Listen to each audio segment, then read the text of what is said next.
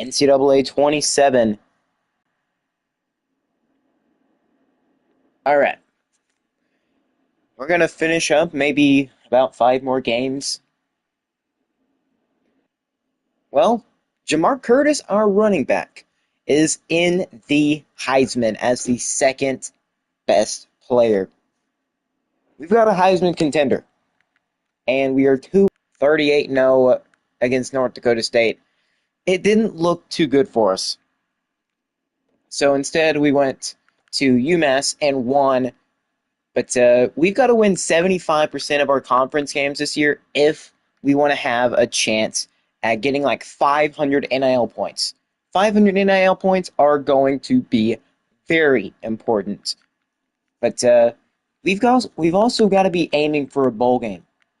I think it's possible with the teams in the conference being as bad as they are.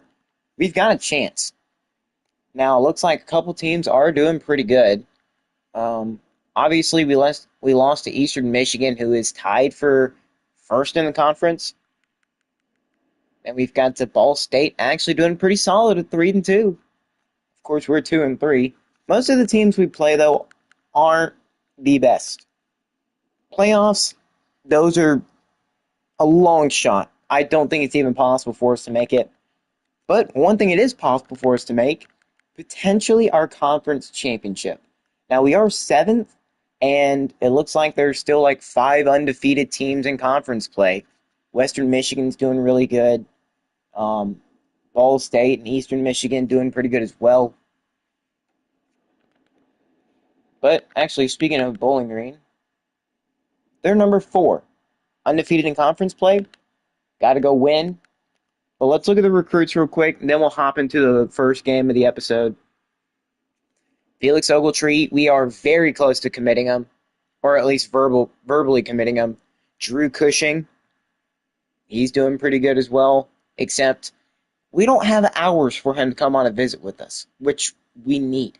We need him to come on a visit, but the problem is we don't have that. And he's in a recruiting battle between us, Arizona, and Colorado, so we've got to fight as hard as we can to try to get him, but I don't know if it's possible. And then you've got our first 2 verbal commits, our first 2 and only verbal commits, by the way, Reggie Blade and Lester Travis, both will linebackers, both lurkers. We want to get at least one of these guys. It'd be very important to get them. They're both pretty decent linebackers. I believe one of them, 86 speed and 83. 77 zone coverage from Lester, and not too bad from Reggie. But Reggie, what he lacks in zone coverage, he makes it for in speed. And Lester, he's kind of the same way, except he's still got some speed, and he's also got zone coverage. So Reggie's the fast guy, and Lester is kind of a combination of both. A little bit slower, but he's a little bit better at coverage as well. We don't really have anything into Jimmy Bootsy. I don't know if we're going to be able to get him or not. But right now, nobody's even offering him.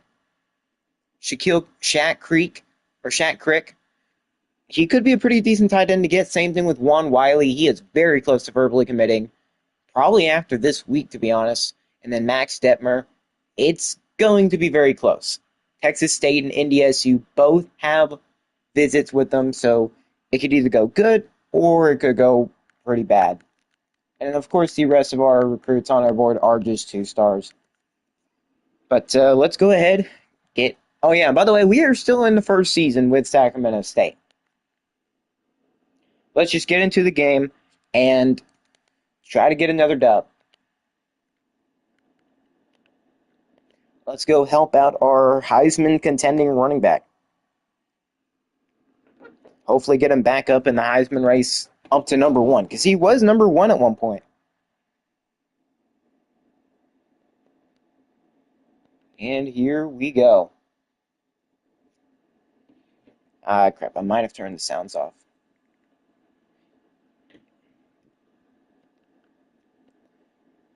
All right, let's get it. Bowling Green, Sacramento State. Let's get it on. I do need to turn the audio back up, if it'll let me.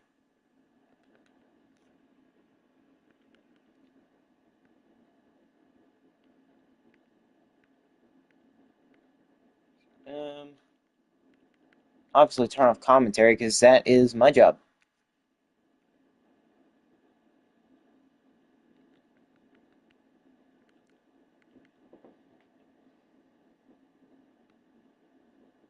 I don't know what cinematic volume is. Just turn that off too.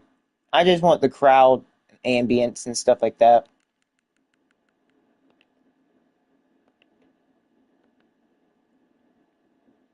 Here we go.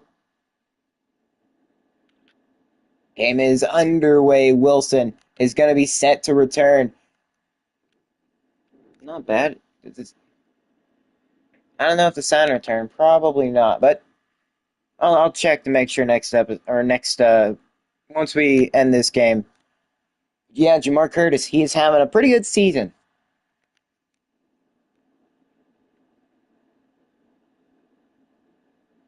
Here we go. Curtis on the run. He's done pretty good this year, and he's already got himself 11 yards. Nice job on the run by Jamar. Of course, I did go and swag out some guys.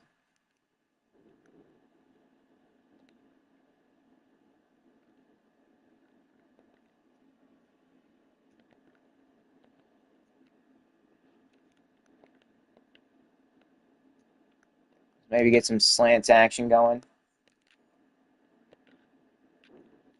Why did you stop, Moses? I don't know, but it looks like it's going to be maybe a pass interference.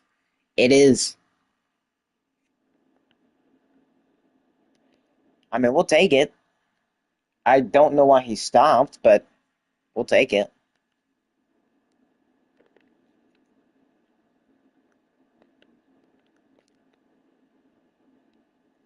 And it looks like Moses might have been incredibly open there.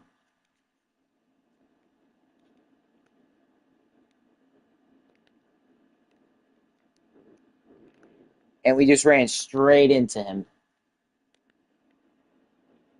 But yeah, sound will be back in the next game.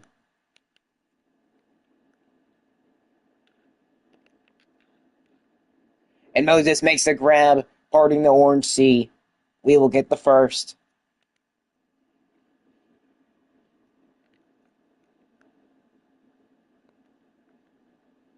Here we go. Curtis trying to run, but Jamar can't go anywhere.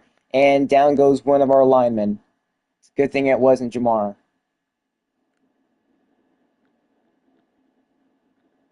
Come on, let me... You know what, screw it. I'm just going to go run some of my own plays. You know what, slant isn't a bad idea. Maybe get Jordan or Coleman underneath. And speaking of Coleman, we're going to have him for 7 yards. It's a decent gain. Vase, Swifua, he'll be back. I mean, we did just run slant. Probably don't want to run it again, but it's worth a shot.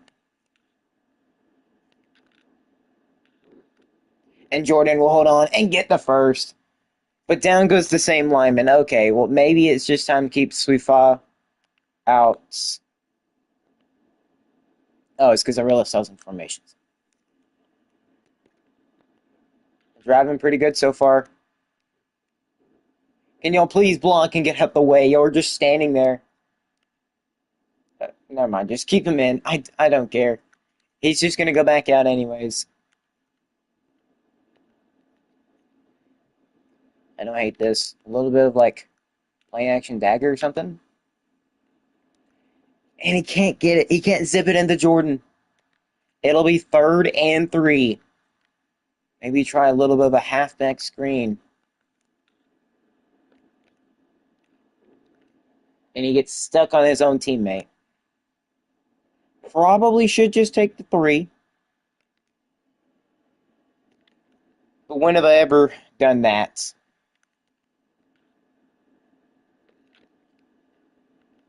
And Coleman's going to hold on. It'll be a first down. Matthew Coleman getting the grab.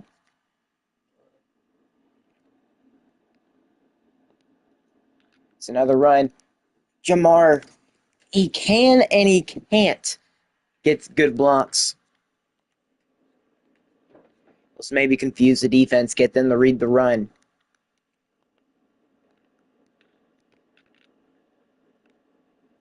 And Coleman, Matthew is going to fight. Or Matthew, I guess. Matthew Coleman. It'll be 3rd and 2. Can Jamar pick it up for us? And is that a question? Yes. Or no? He does pick it up for us. Let's switch this up. I do not believe in a run. From our QB at least. Knocked away. No chance for Isaiah to get that one off. It'll be 2nd and goal. But you know what? Let's try a little bit of the Manu special.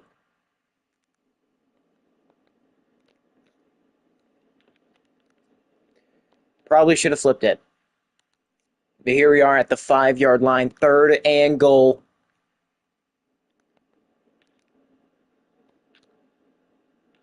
And Jordan holds on. We're going to be in the end zone. Touchdown. Sacramento State.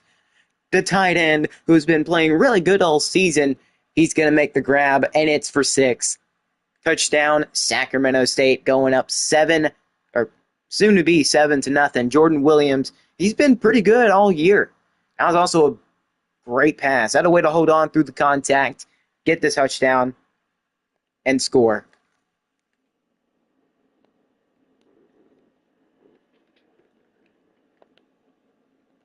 Sounds so weird without the freaking, the sounds.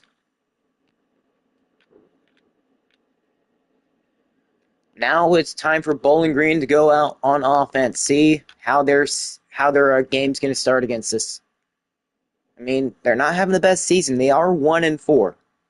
But they've got some playmakers on the team, like their quarterback, Austin Novosad, and Brennan Ridley.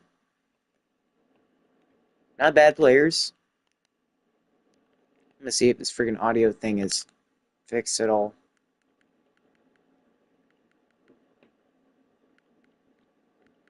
I don't want that up.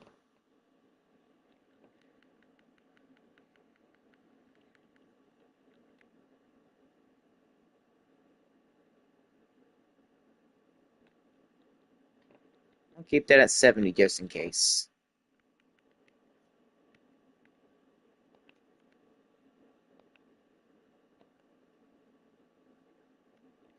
Alright, well, I don't know what's wrong with the sound.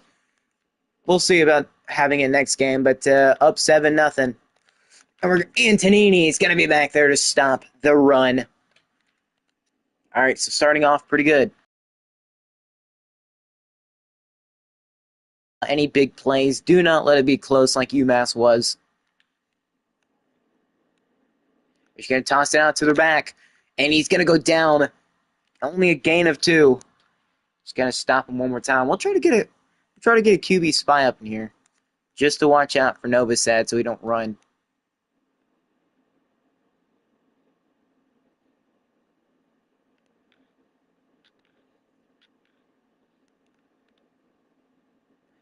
Well, the QB spy is completely irrelevant as he just tries to run up the middle and stop him, but he doesn't. So the QB will get a couple yards. Let's put on all of our adjustments.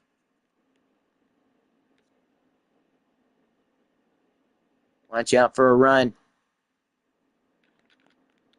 I know it's an RPO. He's going to get around the edge, but he's not getting the first. Okay, we stop him just short, but let's try some man. We don't typically like to run this. Speaking of run, we can't get him. We dove, and he is just breaking every ankle. Looking like some ramen noodles out there. Pre-cooked. He's going deep. No, it's incomplete. Pressure right there in his face.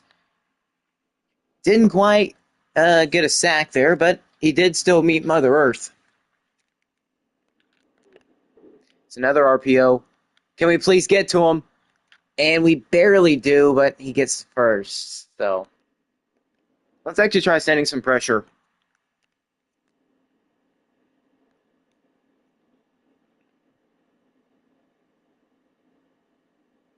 Trying to make us jump. We're not falling for it. But speaking of falling for it, they get the first. Or not the first. No, I don't know what I'm talking about. Absolutely. Insane in the brain, I guess. Trips right. Is that a smoke screen, though? Oh, speaking of smoke screen, we're going to get them down. That'll be the end of the first with Bowling Green down 7-0. Our goal this year is to make a bowl game, so every win counts. Also, since it is our first year, we want to start off with a good impression. And Bowling Green is another conference opponent that we should win against. We should. Now, we might struggle, but we should definitely win this game.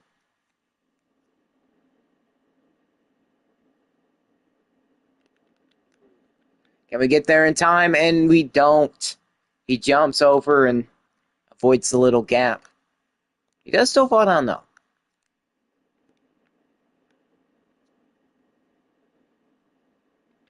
It's another... Oh, it's a QB run this time. I don't know why we weren't reading that. Supposed to have been... Why was the QB not our first read? What? I literally have the adjustment on. The QB should have been our first read.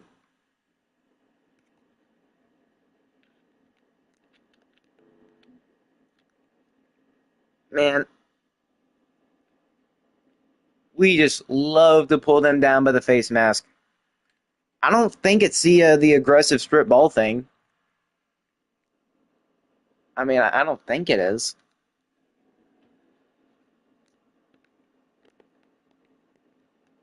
All right, let's get back there in the backfield. Don't let him get a first. Or don't let him get the score. And the guy who was manned up on him was supposed to be there, but that's going to be a Bowling Green touchdown. They will get the score, and it'll be tied at 7 apiece.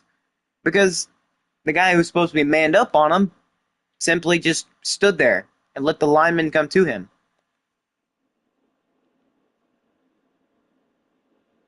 If you're at the 1 or at the goal line like that, there is no waiting for him to come there. You've got to go strike at the moment, not wait for it to happen. But let's get back out on the offense and go drive and get a score. Gotta get the lead right back. Okay. Let's get back to it. Let's get Jamar Curtis some more yards. That corner is definitely blitzing. He's playing inside leverage or Burrell. I was wrong about that. I mean, it looked like he was more focused in the backfield than the actual receiver himself.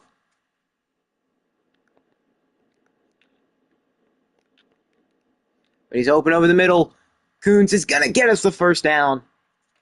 Fights hard for it. I feel like this run could be great. Well, if we would block for longer than a second, instead of just bumping and blocking. I mean, he had an open lane. Let's see this matchup. Dang it, what the frick? I'm just trying to check the freaking matchup on Burrell. Well, we don't have the best arm. Just get it to Coleman, and we'll get the first, but it's holding. You've got to be kidding me.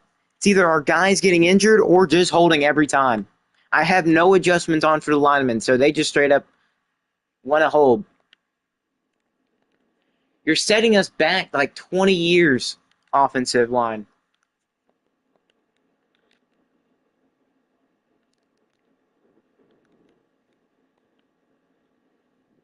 Well, maybe the run is setting us back. Okay, it's 3rd and 20. Let's put him on a wheel. Maybe we can get him open.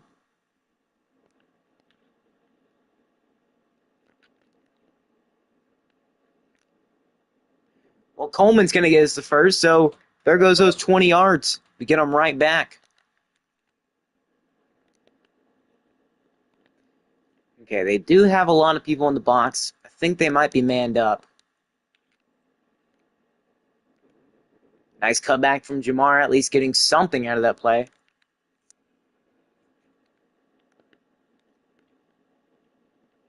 Let's go play action read here. Maybe we can hit something.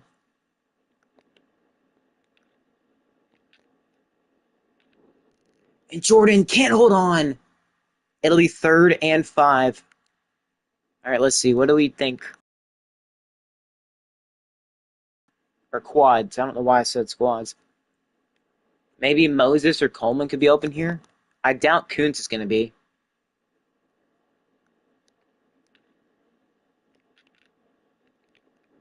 He holds on. It'll be 4th and 2, but looks like a Bowling Green lineman is going to be down.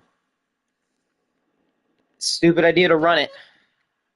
Learned my lesson. I am not running it on 4th down.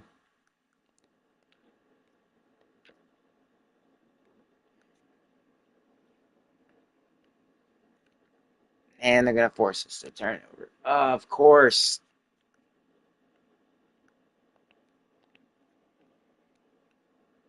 First and 10. Watch out for a run. Speaking of a run, they're going to get onto it back. He breaks a tackle.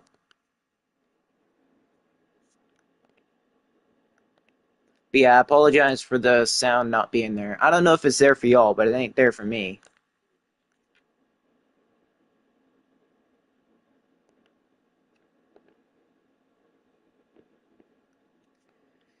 Hopefully it'll be fixed next game, because I do not want to be playing without sound.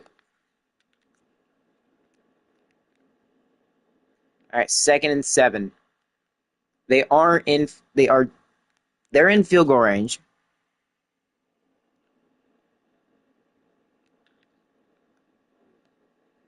He's going to cut back, and he's going to be in the end zone. Nobody even trying to tackle him. What are we doing? Everybody just watching him run. Like, put your hands up. Try to pull him down by his jersey or something. Don't just let him run. Nakai Amatri, look at this. I mean, he jumps over a guy.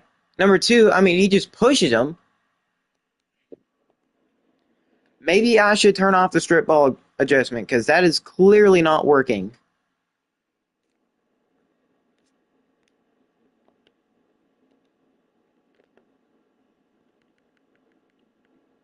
I mean, I didn't think it was going to be that bad. Clearly just cannot even tackle. Well, let's get back out on offense. Ooh, that's actually not a bad return.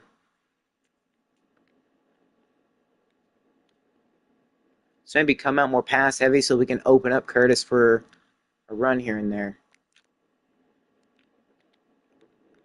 Okay, something's better than nothing, but we've got 2.5 minutes left until halftime. So we've got to get down there. We've got all 3 timeouts.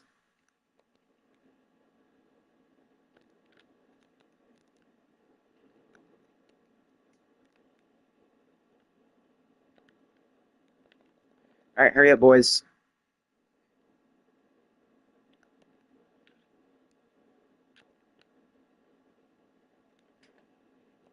How the corners get such a better boost than we do is so unknown to me.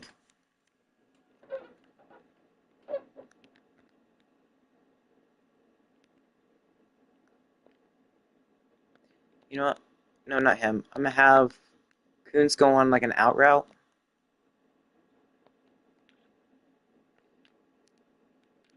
He's going to make the grab, and he's going to get out of bounds. It'll be a 1st down, but we've got to start driving it down the field a little bit quicker. We want to get a field goal at least.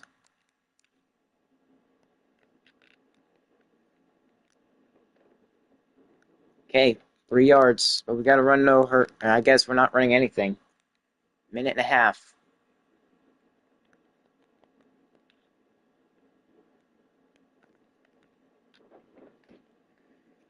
We're going to get sacked.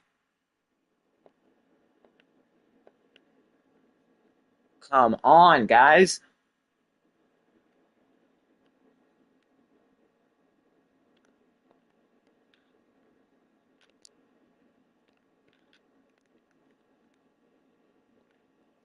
They have everything covered up.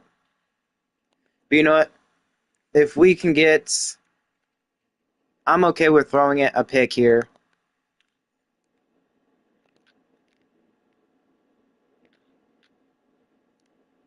Well, I guess we just won't throw anything. Man, first of all, our quarterback does not have the throw power. None of them do. And they're all actually pretty slow.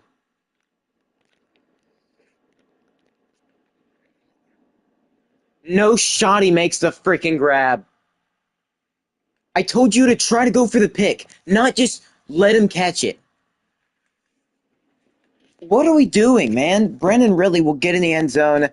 They'll go up 21-7. Are we actually serious? First, the sound sucks. And now we can't even freaking get it deep.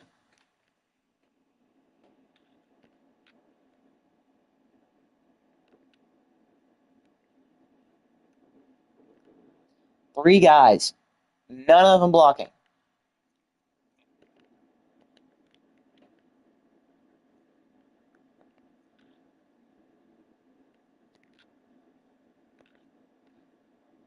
Jordan's going to hold on. Let's keep it going.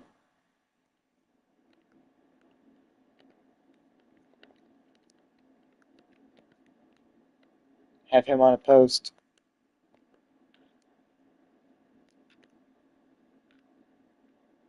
And he's going to get out of bounds, so that will stop the clock, but we need something to help us go deep. What do we like here? I mean, I don't want to put Moses on a post.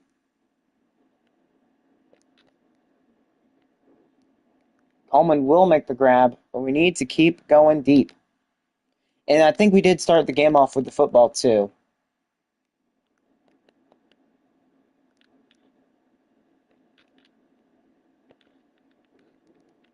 He's not going to make the grab. Knocked out as soon as he touched it.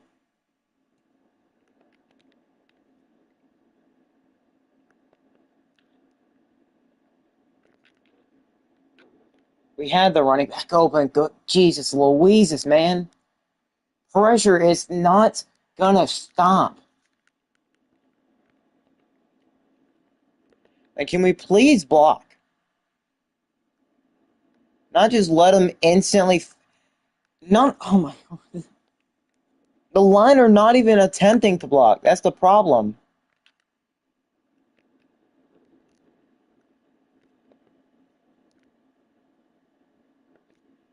It's my freaking problem, man.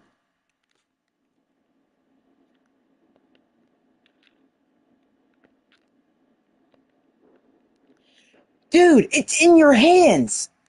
Just catch it. It's all you've got to do. Any bit of contact that comes out.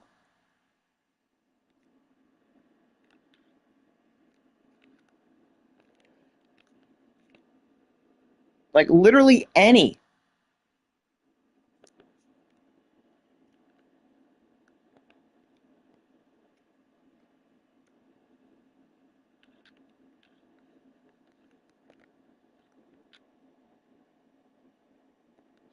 Bowling Green will call their second timeout.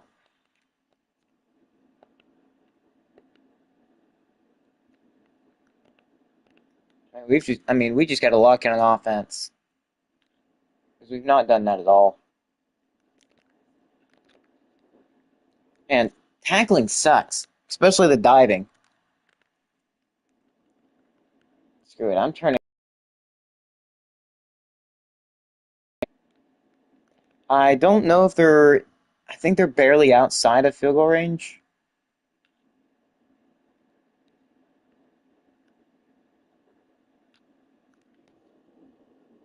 Of course, nobody's covering that area.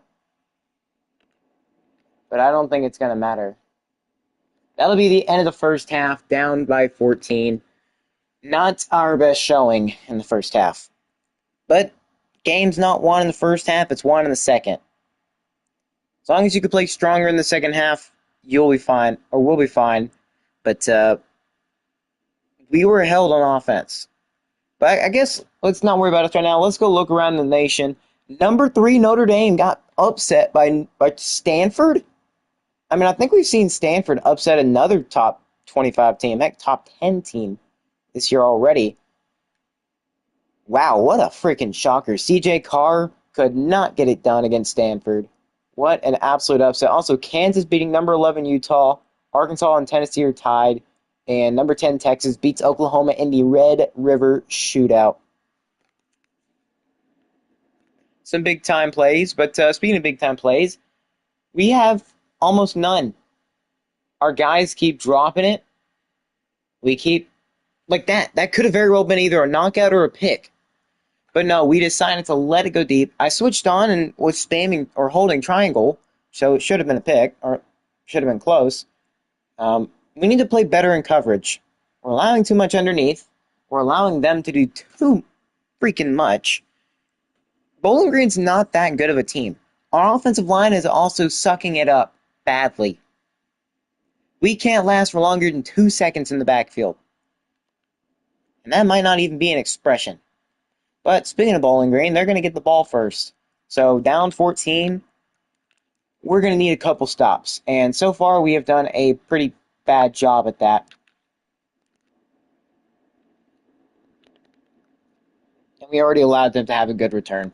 He just split the defense, or he split the kick return team, and made us look embarrassed. Like, he made us look really, really freaking bad. It's an RPO. We have nobody out there. Finally bring him down, but we are already allowing way too much. This has to be one of the teams that we beat. We just can't lose.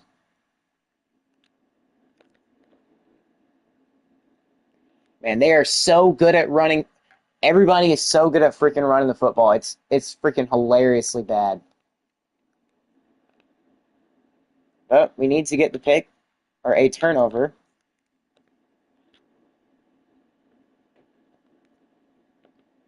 All right, 2nd and 5. Need to play underneath. Don't allow anything in the end zone, or heck, don't even allow a first down. 3rd and inches. All right, what are we looking at? I'm actually kind of happy they're not even trying to go for the field goal here.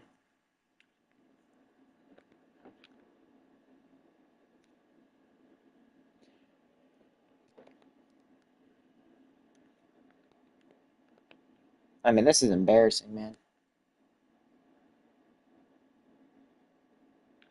Watch out for a run here. Please, take him down. Why is nobody trying to go after the ball carrier? They're all just worried about getting blocked. Touchdown, Bowling Green. They're going up 21. Because we can't identify who the ball carrier is.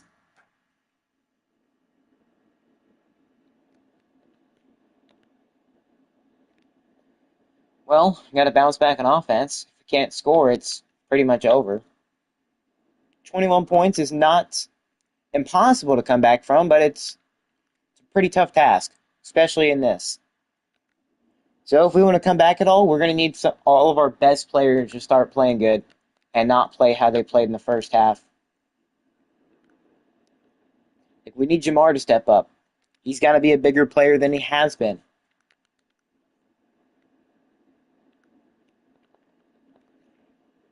Gonna find something that will work against Bowling Green, because right now nothing is. The run, non-existent.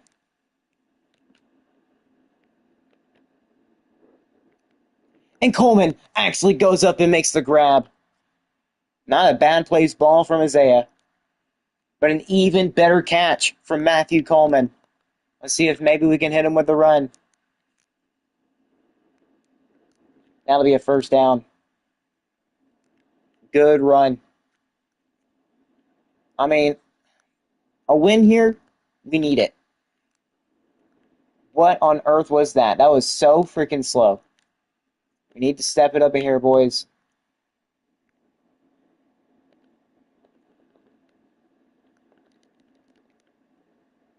I mean, some play actions would work. We do run it a lot, so. Jordan Williams, he's going to get it, and we're down to the 2-yard line. Okay, now it is time to see what we can get. Can we get a read option? Read option should work very well. And it does. We're in the end zone. Jamar Curtis will score 14-28, putting up that Heisman pose.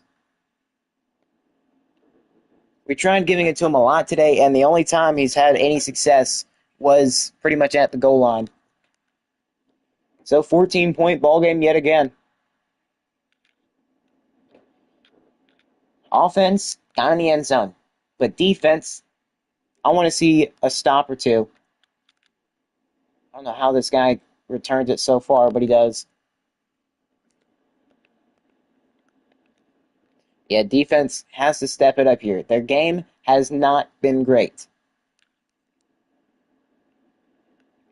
Knocked out. That's a great first play from Rashaw. Knocks it out, gives him no chance to catch it, thrown behind him, so it's got to be a pretty bad catch, or pretty hard to catch. It's an RPO. Please get there. And we do. 3rd and inches. We could be looking at a stop here.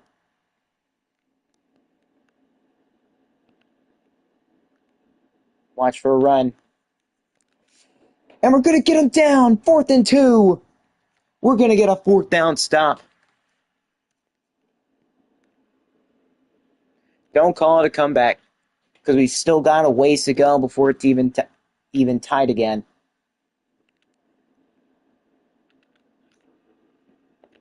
All right, offense coming back out. Let's see what answer we've got.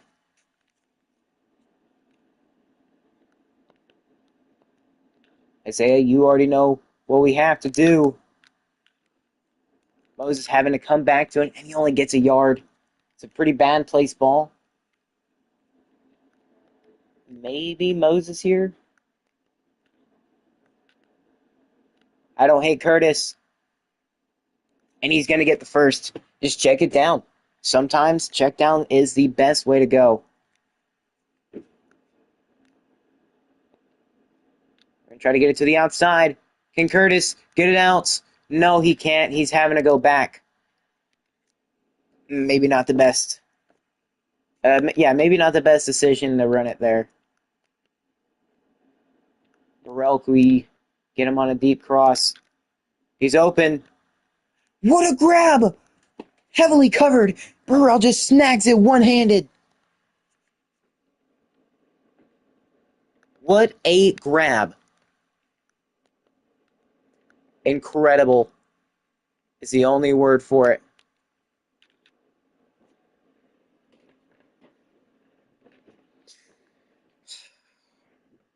After making an incredible play, we make a freaking brain-dead one. This is what I mean. The O-line is trash.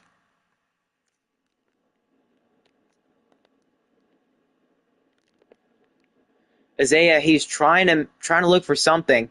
I mean, he could have just tossed it down to the flats there. His guy got bumped, but then he was trying to throw it, but he couldn't get it out quick enough. And they always call this a fumble. The lineman couldn't get it. Instead, the D lineman makes an incredible play. So even if it wasn't a fumble, it's still a pick. Freaking long. It's like defying gravity. Oof, I got to calm down, though. We got to lock in. Get another stop on defense. And that just doesn't seem like it's happening. We can't get him before the first down marker.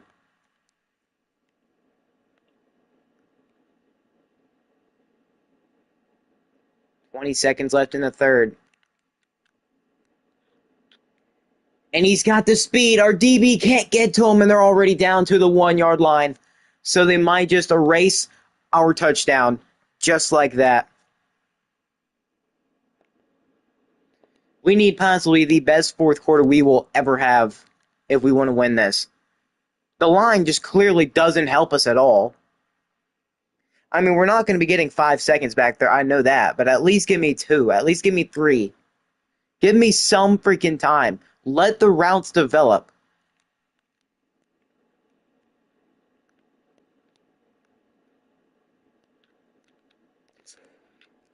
And we can't bring him down. He just shrugged us off. Touchdown, Bowling Green. It's a 21-point lead again. Every single score we get, they respond back.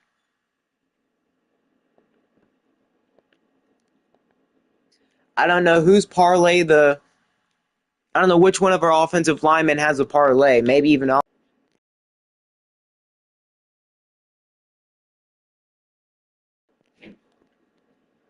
Yeah, one of our freaking linemen have parlays.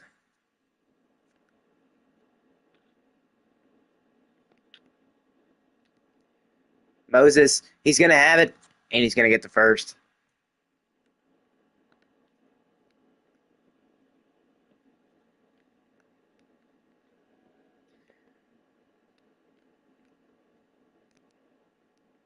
Well, clearly Jamar Curtis isn't going to be.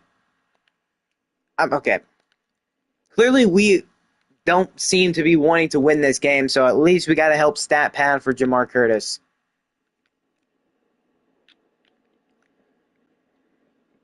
We need to lead the football better, but we aren't. We just aren't.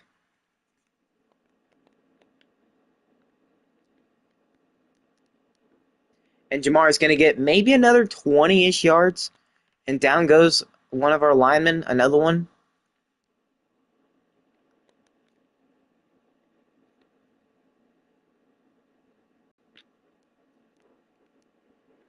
I meant to press circle.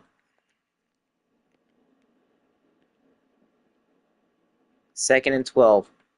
Could we please get something going our way?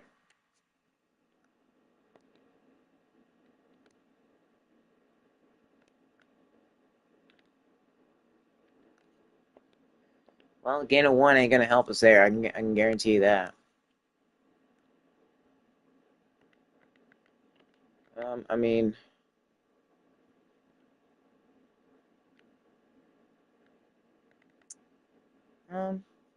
I don't think our running back's got that kind of speed. 3rd and 11. We need a deep pass. Now, whatever the heck they're trying to make us run here.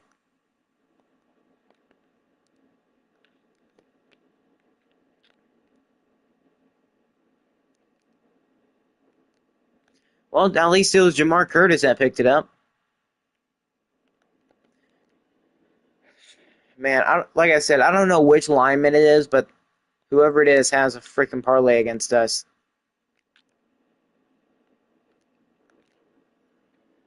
Can't catch it in stride.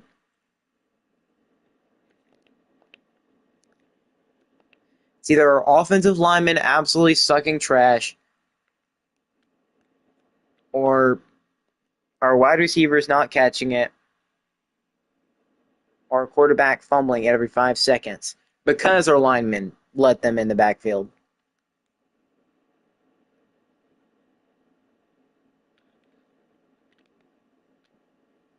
Gonna get out there. Rashawn takes him down 3rd and 16.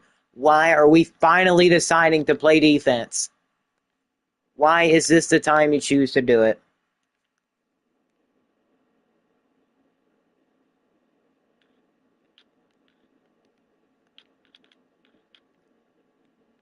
Fourth and 7.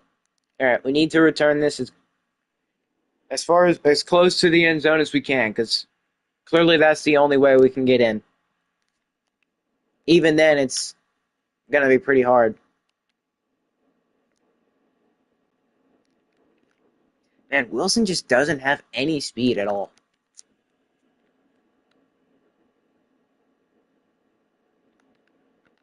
I see maybe an opportunity for Burrell to get open if he can get behind those safeties or those linebackers. Or better yet, we'll just hit Coleman for a first down. We'll keep it hurrying up because we're down 21. We kind of need everything.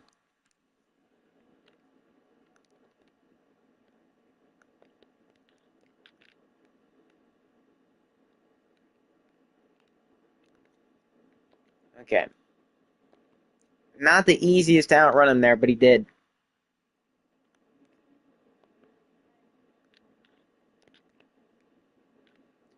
Moses going to get the catch, and he's going to try to get upfield.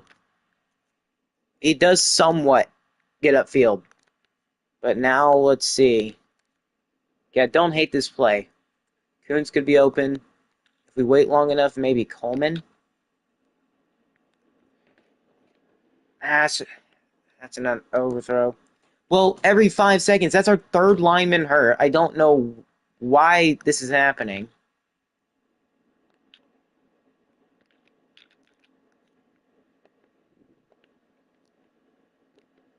I mean, keep him in. I mean, I know they're probably continuing to get hurt because I keep him in, but it's not even the same guys.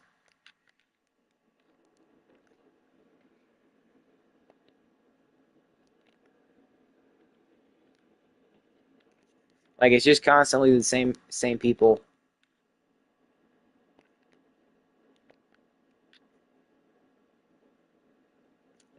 And watch what the Lion does on this. Watch what they freaking do. Now, I'm gonna add this in here. Bowling Green's a 64 overall team. And I'm not saying our line's any better, but surely, freaking surely, the center will, hey, try to double team somebody instead of just standing there doing absolutely nothing on a fourth down.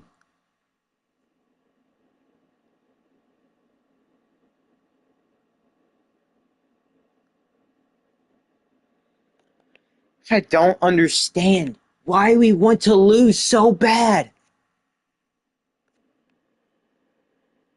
The line is not even trying to block.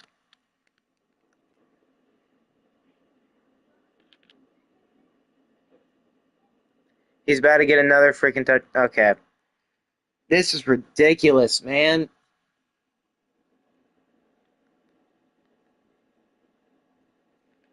It's freaking ridiculous. Can we please wrap up the first time instead of doing all this crap? Oh, are you serious? Brother, how is that a touchdown? He was literally like reversed 90 degrees.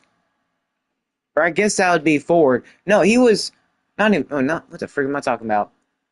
No, he was like 120 degrees backwards. Look at this. I guess that's not a good one. He should have fallen down. Or at least slowed down by like so much.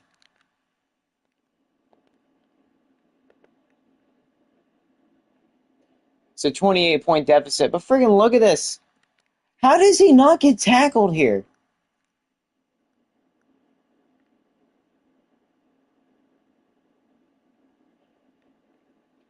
How does one stand up? He's being tackled by his own teammate. How does he stand up in this? And how can we not tackle him? He has both his own teammate and Cartheon tackling him. How does this running back stay up? And keep his speed. How the frick does this happen? Breaks one tackle, gets bumped into another, and even gets tackled by his own teammate.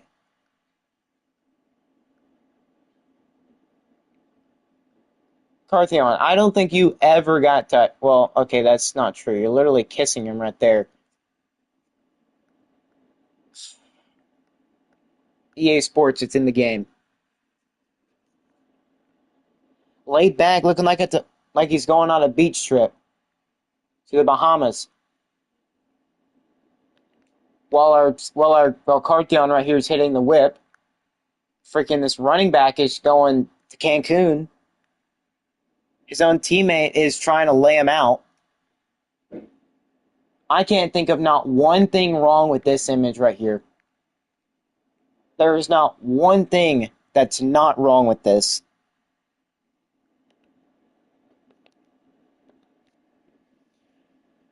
28-point deficit.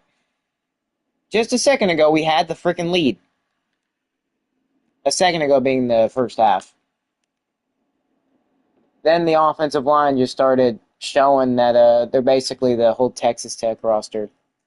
Not in a good way, by the way.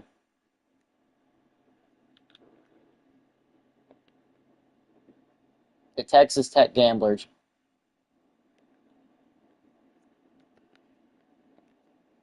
let's at least try to make this look decent, look a lot closer than it was.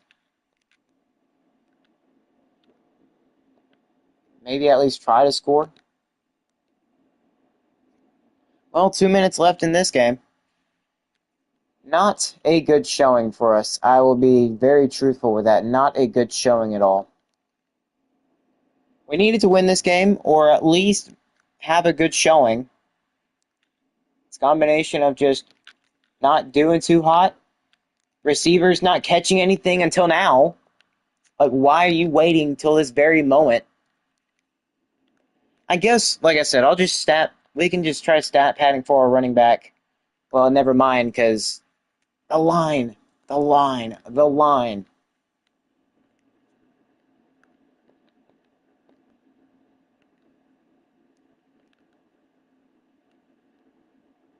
Okay, does he have 100 yet? No, but he's very close. I I think this. Well, if he ran straight into him. All we need is like 4 yards to get him 100 yards on the day. Well, he breaks off that. He's actually got over 100 now.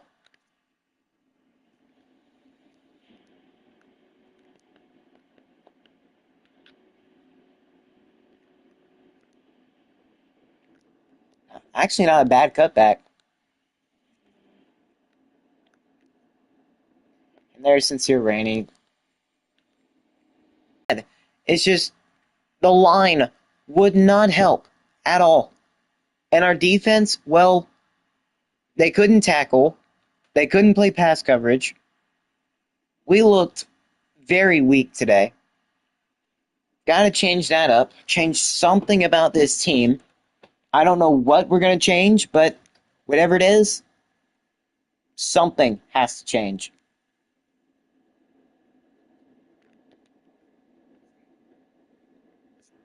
I mean, look at that. We got cooked in the second quarter. We held Bowling Green to scoreless pretty much in the first quarter, and then it went downhill from there. This went exactly the opposite of how I thought it would.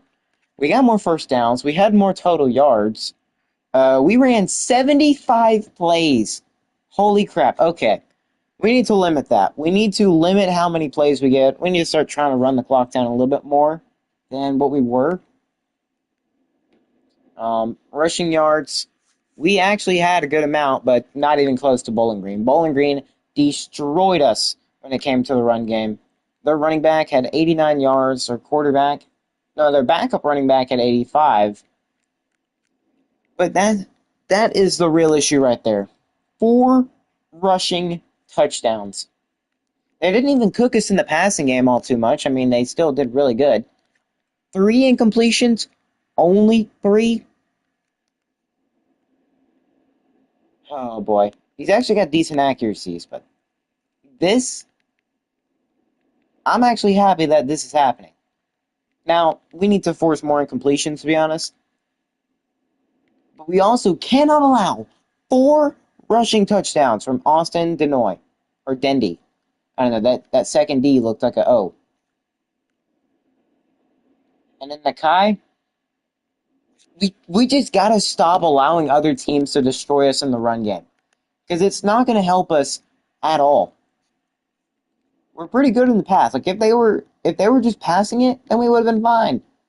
But Isaiah Scruggs, we kept getting held to third and fourth down, and we kept trying to go for it because, well, we were already down by that point.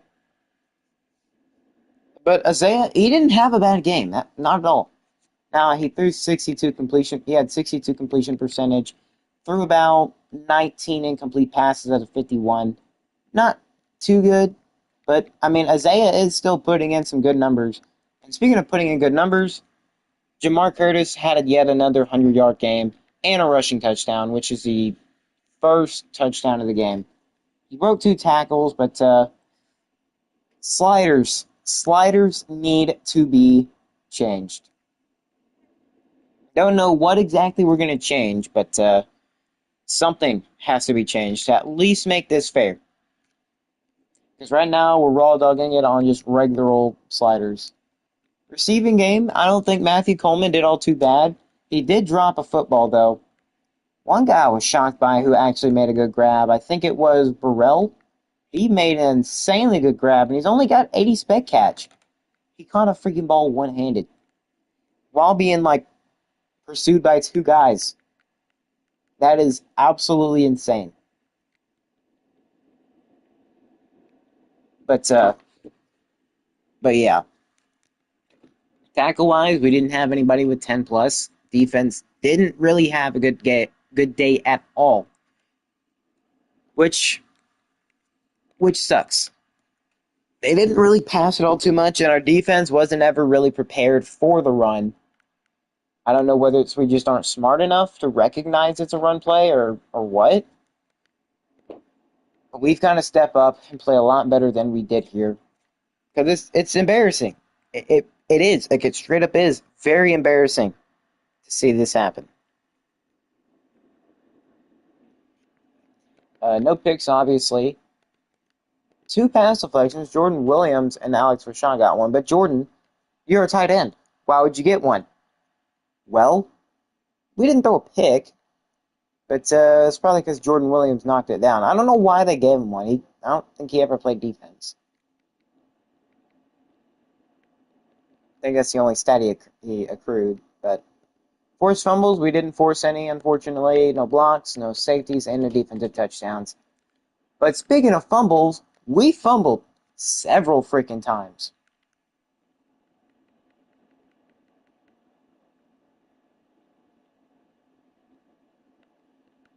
Maybe it was in the third? It was. Okay. Well, this is his lone touchdown of the game. And look, decent blocking up the middle.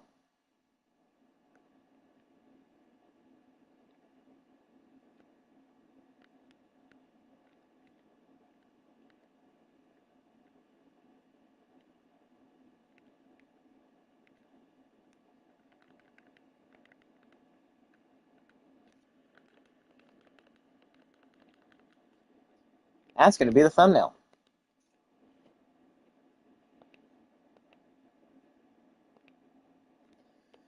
I mean, not a bad running day, for the most part, at least. We still were able to run. We couldn't stop it, but we really need to step up on defense. 42 points, and there wasn't a pick six. Well, I mean, you could technically say he threw a pick, but I guess they just wanted to count it as a fumble instead. The one thing that needs to step up is the line. Offensive line is so horrendous. But let's get into next week and hopefully see some recruits commit, or at least verbal commit. And Reggie Blade is hard committed. We have our first commit of the series. It's going to be none other than Reggie Blade. Cushing takes us off, but then again, to be expected. We at least get, I think Blade was the fast 86 speed linebacker, so we've got somebody who can be pretty fast. And we've got our first commit of the series, so that's also really good. Mark Curtis, he's still on the Heisman, so he's just got to keep playing good. Ohio, let's see how they are. There is no chance of rain. I don't think there's going to be in California for a while at least. He's got 9 rushing touchdowns, almost, 827 rushing yards and 109 carries. So he's playing pretty good. He might even be able to win the Best Running Back in the Country award, which should technically set us up for maybe some more NIL since we'd have an award winner, which would be absolutely awesome. But Bryson Summers is out. An embarrassment to the name. The first name, that is.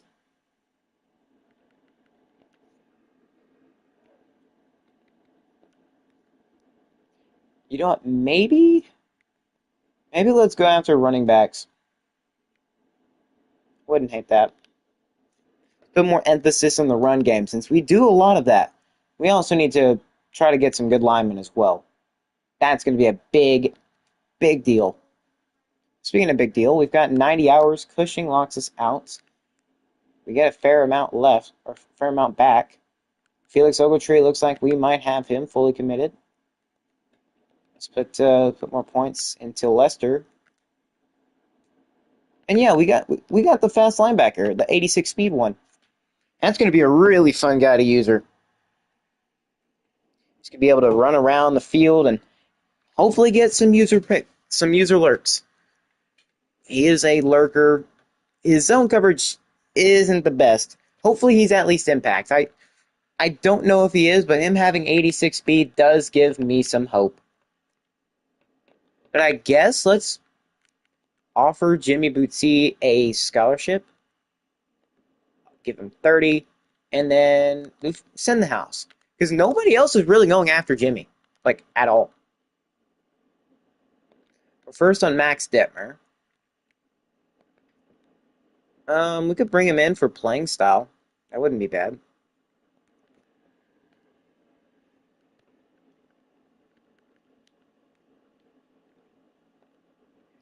I mean, I don't want to give him NIL, but it could be the thing that gets him to commit. But we've got no hours left. I mean, nobody's even close to getting Felix Ogletree, so I want to take some hours off, but then maybe other schools will start to get interested. I don't think they would.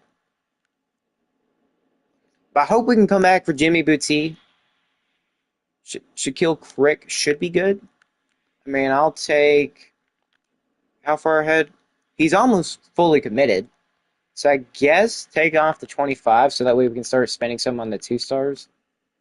I mean, if things go well with Jimmy Bootsy and we can get on his board quickly, things might go well. We're giving him 30. Which of these do we really want to give? I mean, Hawaii's got a massive lead. James Myers might not be bad. India's got a big lead on Sean. Okay, we'll do Malachi Bibbs. Offer him the scholarship.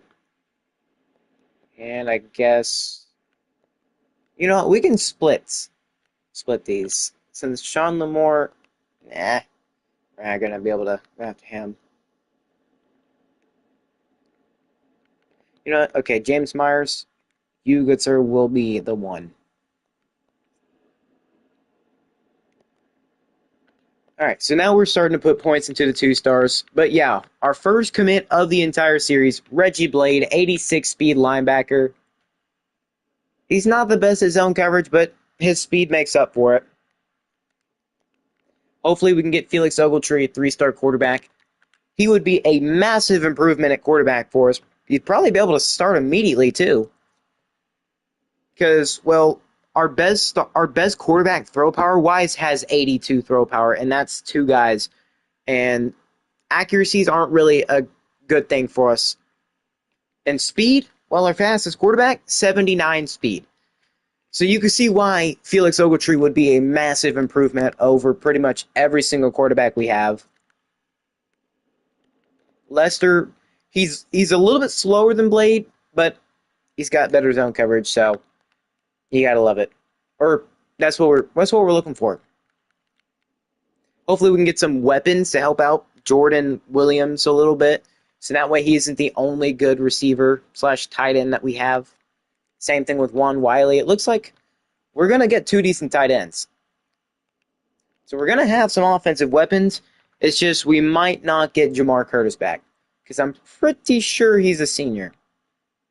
But I guess without further ado, let's get back into it. Let's get into another game. Ohio is a little bit better than Bowling Green was, so I'm a little worried. But we are going to be at home, and it shouldn't affect us. Got to get a bounce back win. We now can only lose 2 more games if we want to even try to make a bowl game in our first season. And I freaking forgot the sounds again. You know what? I'm going to hurry through this. I'm going to back out real quick just so I can fix the sounds because I am not going to go another game without having the sounds. I turned them off like earlier today. I forgot to turn them back on.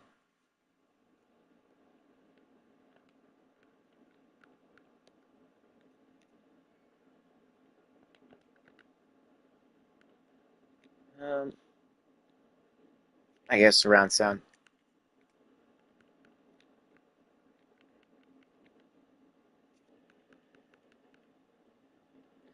I do not want in-game commentary.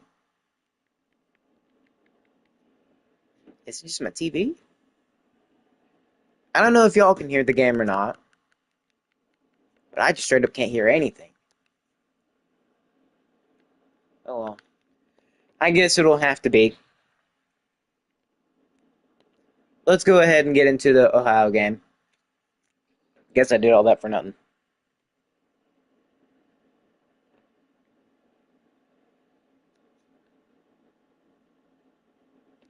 Here we go. Coming off of yet another loss. Got to get a bounce back win. Our running back still in the Heisman. Jamar Curtis. Hopefully he can have another good game this week. I'm expecting us to definitely have a good bounce back game. I don't think Ohio's going to be able to stop him. I honestly don't. Now, we're not going to force it to him, but Ohio is 1-5. So hopefully that's going to be in our favor. We just need another good offensive day and at least a decent day from the defense. We've seen how bad it can be when one is struggling but still doing something and the other just completely giving up on themselves. AKA last game where the defense gave up on themselves and offense. They were able to do something, but they were struggling. But we're going to start out on defense. It looks like their running back is not done the best, but then again, it's not easy to do the same thing Jamar Curtis is doing. All right, let's get into this game. Definitely turn on adjustments. I will turn off the strip ball if it gets to become a problem again. Here we go. They're going to run it. Antonini can't get there, so they're going to get a first down run. Wide open gap, by the way.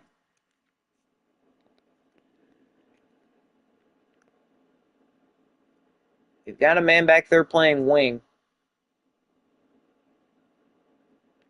It's another run. Can we get there this time? And we do. Antonini somehow Supermaning through the crowd. And it will bring him down. It'll be 2nd and 7. Let's try to get him to 4th down on our first drive. He's going to chuck it down, and he steps out 3rd and short. All right, now could be our chance. Start off the game with a big stop and get it going in offense.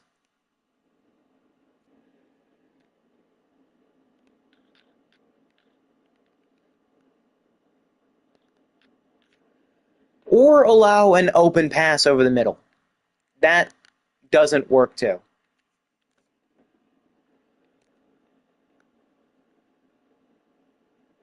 I mean, our coverages weren't going to take us that deep.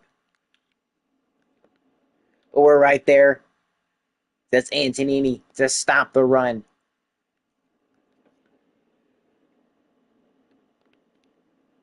Watch for it again. No, it's an RPO this time. Are we going to be able to get there? And we do. 3rd and 6. I don't think they're going to be making a field goal from here. So if we can get a stop here, they are probably going to punt it. I don't think their kicker's got the leg. Well, that stop's not going to happen. They run some curls, and it works. Need to play a little bit more underneath than we currently are. It's not working what we're doing right now. But we do tackle them. There's an injury. Okay, it's one of their linemen. At least it's, well, we haven't gone out on offense yet. Hopefully it's not our offensive line getting hurt the entire time again. I cannot handle that. It's another run. They're going to take it and get down 3rd and inches. Okay. Press up. Play underneath.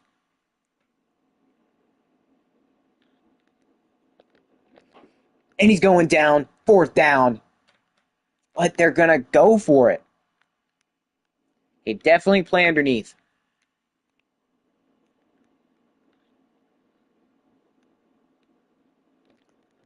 It's lurked. Rashad's going to get the pick. And we're going to get it going back the other way. Rashad reading it all the way. Quarterback had another guy open, but he chose the wrong one. And now he's going to hopefully pay for that mistake. Rashad read it all the way. I mean, that tight end, he's not the fastest, but he's got to zip it in there a lot quicker than he did. Quarterback thought he had him open, but Rashad right there to take it away. Now, it's Jamar Curtis time. Isaiah Scruggs also, not to mention, he's coming off of his first no-pick game. He even threw a pick against FCS West.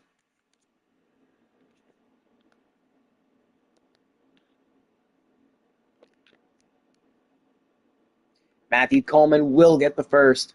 Got to push ourselves out of our own end zone. Hopefully Jamar can break off a big one today. I mean, he's getting decent gains. And heck, even if he's a threat in the receiving game as well, that would be sick.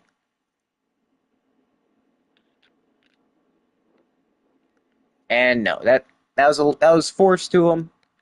We don't need to be forcing it.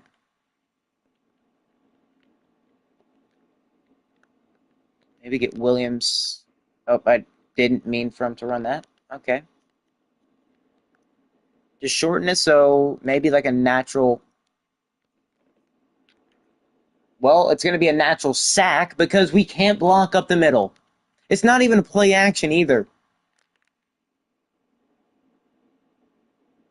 Well, no, it's not up the middle. They sent an extra guy. I guess we should have seen that. I also pressed the wrong button. But there wouldn't have been there wasn't anybody we could have gone to there quick enough that would have prevented this sack. Probably would have been a fumble or incomplete pass.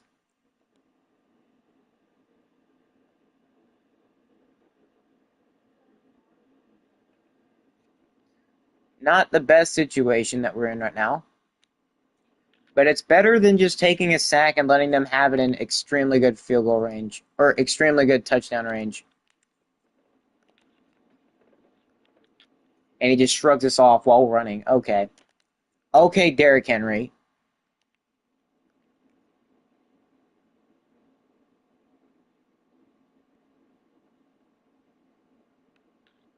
They're going to run an RPO. It's out to the flats.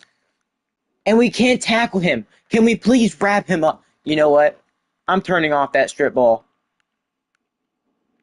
I mean, I want us to be able to force fumbles, but they don't even try to tackle. They're literally just running at them and just getting shoved out of the way every single time. It's a fumble. And of course we fumble as soon as we turn off strip. Now they're going to review it, but he picked it up anyway, so I don't know if it matters. I mean, yeah, he was down already.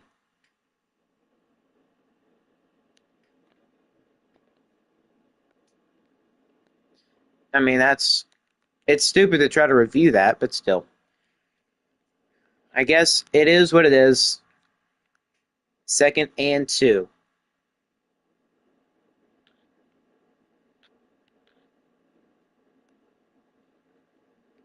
He took so long to cut on that, and yet they still had several people they could have went to.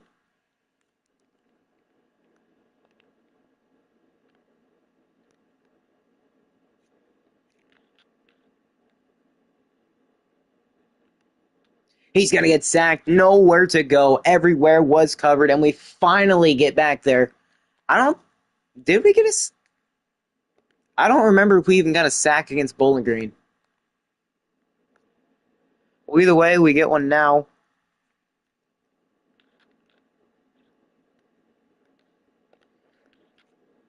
Just do not let him get that first.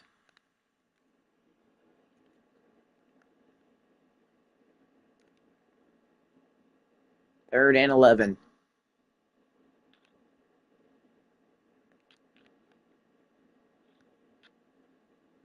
And it's knocked down. It's going to be 4th down.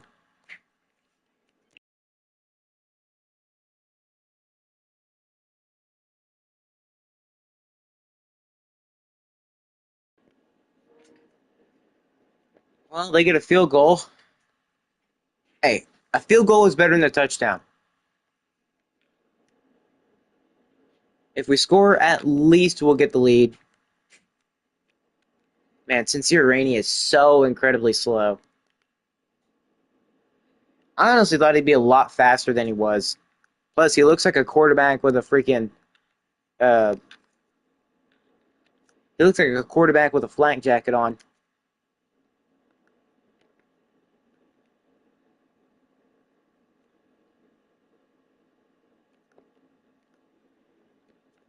See if Jamar can get open here in the flats.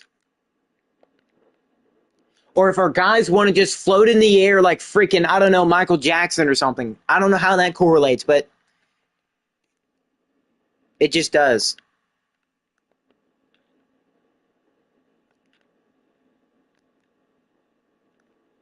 No, because don't expect anybody to catch anything. Well, that's a running back. Okay. Well, at the end of one, we're only down 3-0. Nobody can catch a football. Then again, it's probably also placed pretty badly. Look, you can see our offense, they're not doing much right now. We haven't really moved the ball all too much. 4th and 10, we just need to step up. I say we go for it. I mean, it's not good range for us here.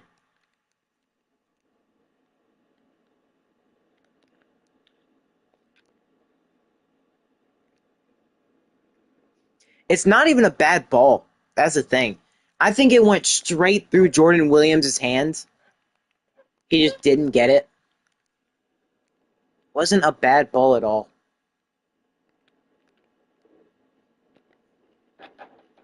And it seems the only way we can bring him down in the run is if I go do it myself.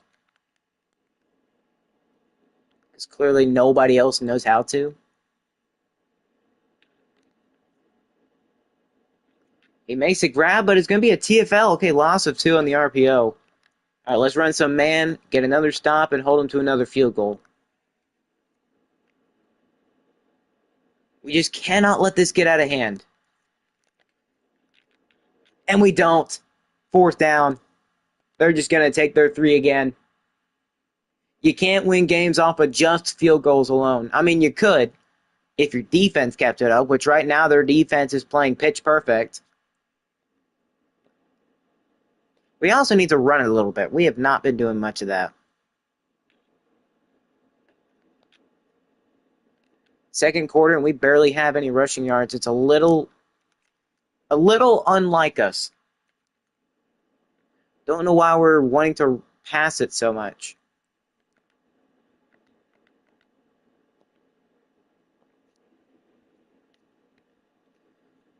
Now, I don't know if Ohio's expecting the run or not. Can you hurry up and make your cut? Like, you're literally sitting down, sitting back up, standing up, and then finally making your cut. Like, they make their cut so incredibly slow. But we do pick up the first on that. I wish we could. Let's just run it again. I'm imagining Jamar's going to get one big break off. Could have been there, but we didn't take the correct hole. I don't know. Something in us has just turned out to be much worse than previously imagined.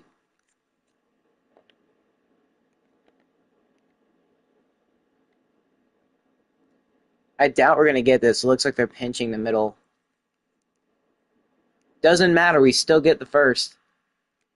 We just got to keep kicking it on offense. I don't mean actually kicking. I mean like keep the ball rolling.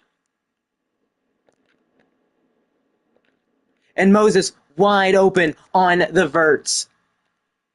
I don't think they were expecting that at all.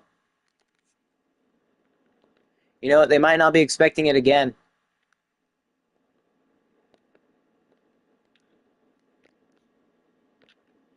What are you doing? Are you serious? Matthew, just run the freaking streak. We're going to give it. We're going to give it right back to them. Ooh. This is not going as well as we thought. I mean, defense is actually performing. It's like a reverse of last week. Defense is playing good, but the offense is doing nothing. We have yet to even get in field goal range. Well, I guess no, we just haven't gotten field goal range yet.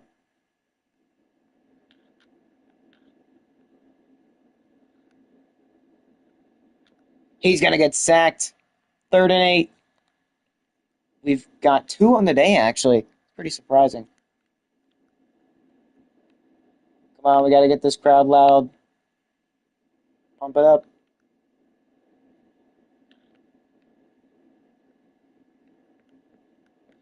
You're going to toss it out. Can we bring him down? And we do. He nearly got the first, but we are not going to let him. We will be getting the ball back, holding the 4th down, and we're going to have a little over 2.5 minutes left to score.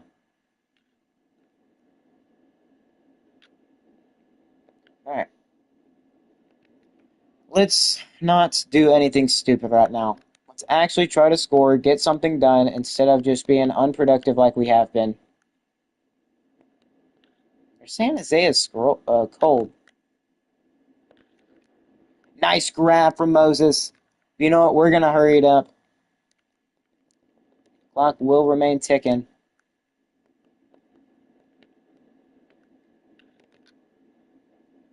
That's picked. Oh, no. Burrell actually gets to it, and he knocks it down. Okay. I don't hate it. At least we knocked it down.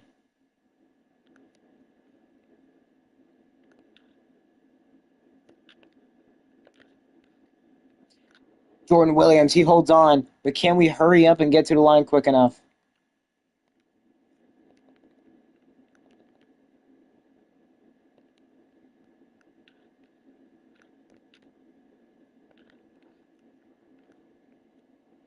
And we're going to make the grab. It'll be 1st down. And that'll be the 2-minute warning. But we make the grab. We could still take the lead before the end of the half.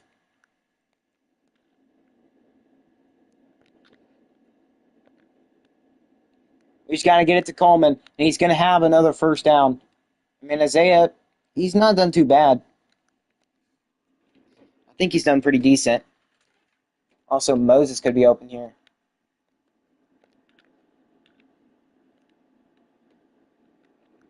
Nice. He's going to get 5 yards on the bubble. Minute and a half left to try to get in the end zone. I mean, we are in no rush right now to do it.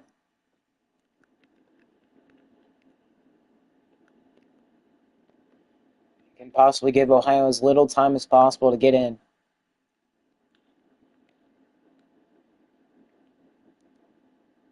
You scramble it in. Come on, you've got a block. A block there would have been big, but I think Ohio's going to call yet another timeout. 3rd and 1.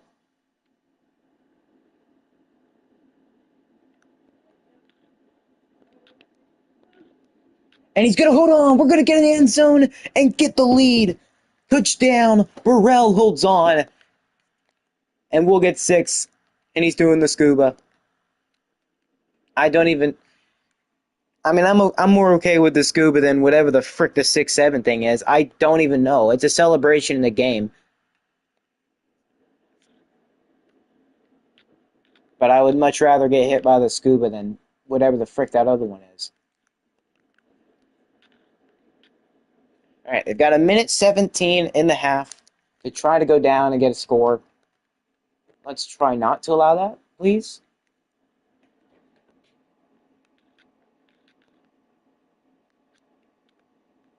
We're just going to check it down. Oh, we can't get to him. Okay, we do. How did they waste? They wasted so little time on that play.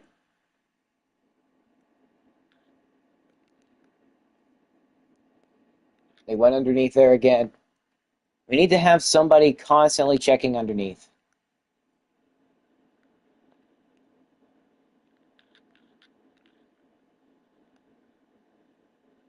We're going to check it down again. And he will get out of bounds, so it will be 2nd and 5. I hope this pass play actually pretty much, I hope it works, at least for this kind of situation. We're going to take them down in bounds. Will Ohio call their last timeout? Not got much time left. 37 or 36 and counting.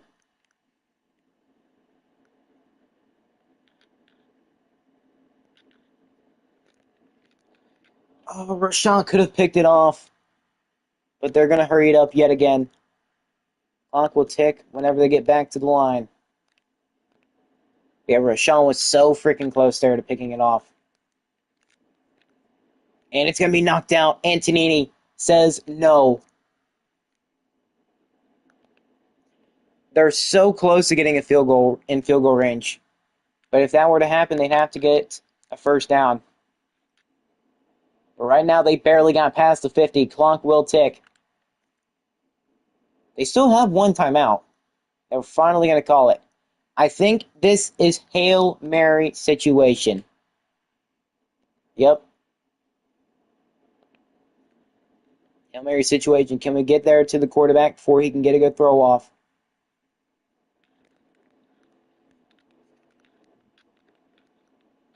It's up. It's not to the end zone. And it's knocked away. We're going to get the lead going into halftime, up 7-6. Yes, I am not saying it that other way around. I mean, offense really slow right now. We haven't really been able to run it much, or we haven't tried to run it much. But more on that later. Let's get into Around the Nation. What is with every week having a major upset? Number 4, Texas goes down 31-34 against Florida. Yet another top 5 team getting beaten by a conference opponent. Shocking. Arch Manning and the Longhorns.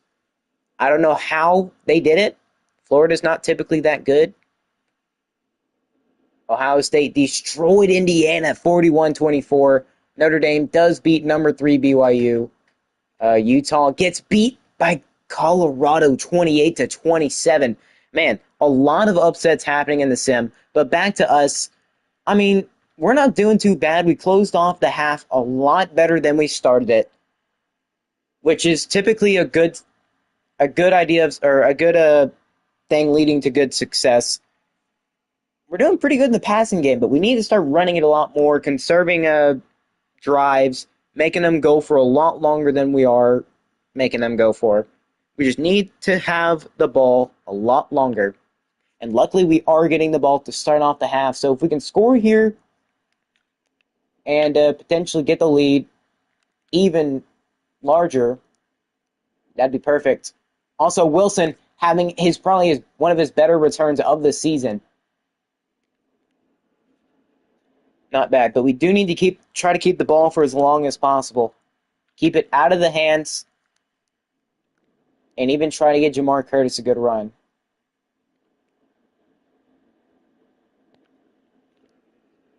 Let's see if they'll fall for the play action here.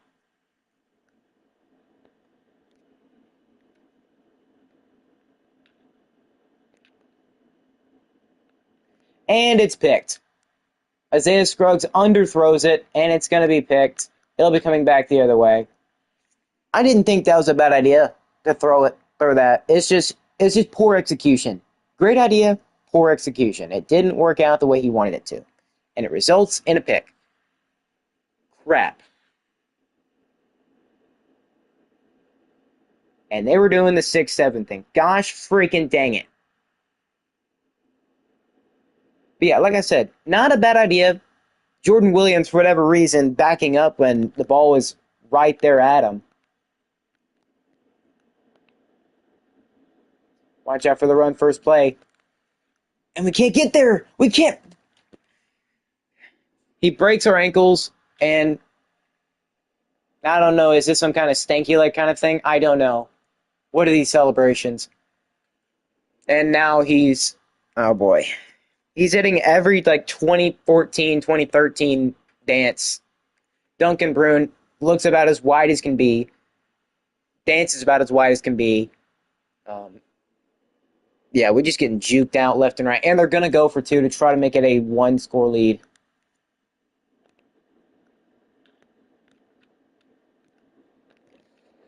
Antonini knocks it away. It's still a 5-point game. All right. Do not give it back to the other team. Do not give it back to Ohio.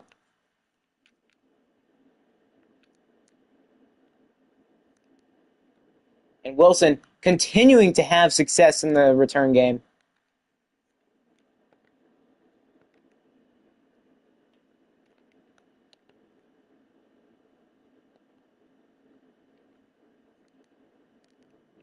I don't know if Jamar's even going to be able to get that many rushing yards today. He's only got 26.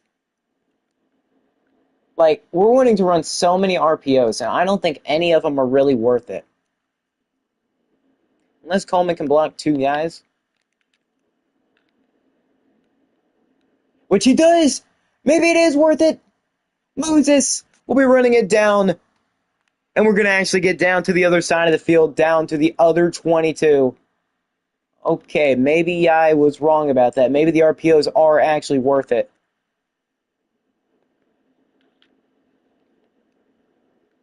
Jamar just running into a brick wall. He cannot do anything. That's what I mean. The O-line not generating any gaps.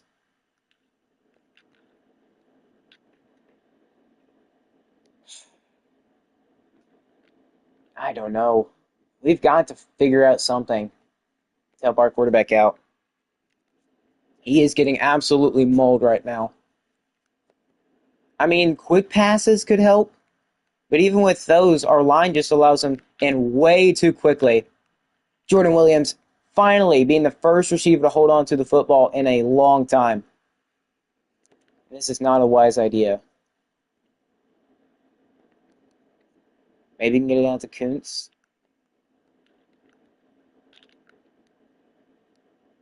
Nope, because our quarterback does not know how to throw it ahead of him.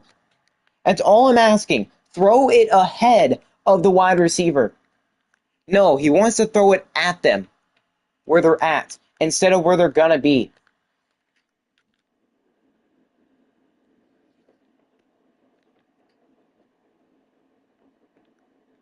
And this could be where it all goes downhill if we cannot figure something out. Offense had a chance to go take the lead.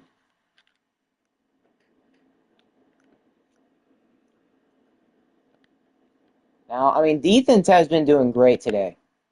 I'm going to eat those words in just a couple seconds. Just watch. They've been doing pretty great today. Exactly what I freaking mean. They hit the open hole. Never works out in our favor. Hopefully we can get another interception. It's going to be a halfback draw. Nobody is there. And we keep getting juked out because we just don't know how to set our feet. Ohio is just going to be one of many teams that just love to run it on us and be very successful.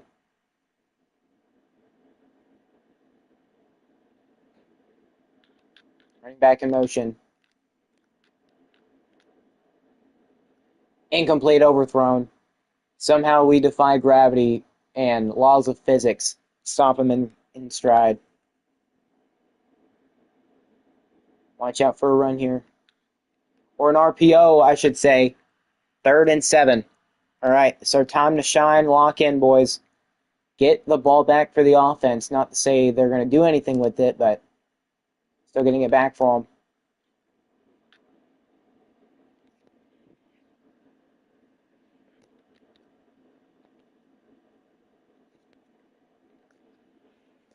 We couldn't. That doesn't mean the opportunity's over, though. And we're being held. Ref, do something. And it sucks that there's only one guy willing to even do anything.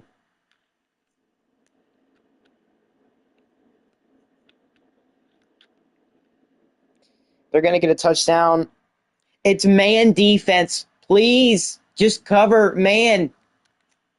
And it's probably because we're slow, to be honest. Yet another deficit because we can't play coverage.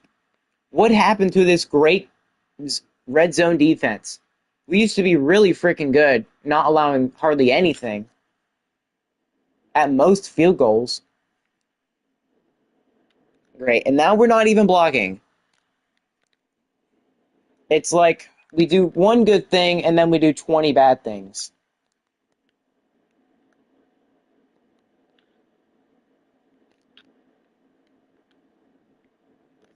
He just doesn't have that zip. I don't know what it is. I mean, obviously, Isaiah is just not the best quarterback. He doesn't have that strong of an arm.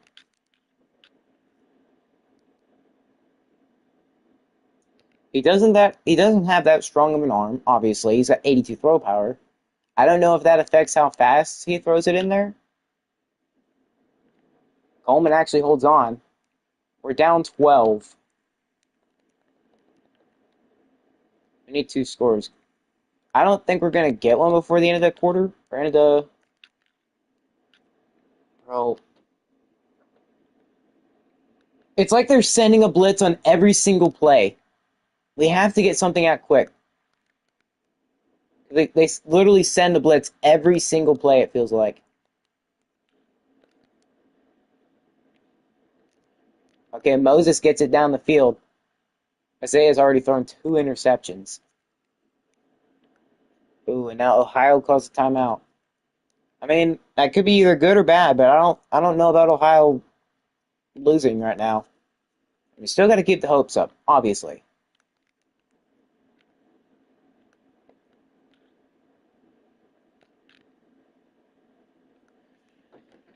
Of course, that is intercepted, and it's going to be taken back all the way. Might as well say any interception is a pick six in this game. What on earth is going on? Maybe it is time to bench the freshman QB. Oh, geez Louise, man. I mean, he's covering the deep pass, and then we try to throw it underneath, and the wide open guy, they all decide to fade backwards.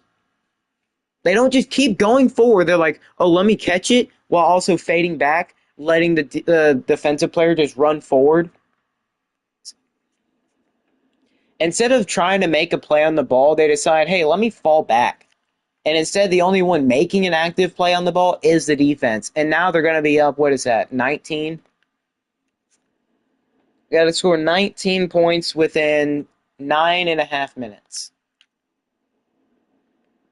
And we haven't even done that in, what is that, 20, maybe not 20.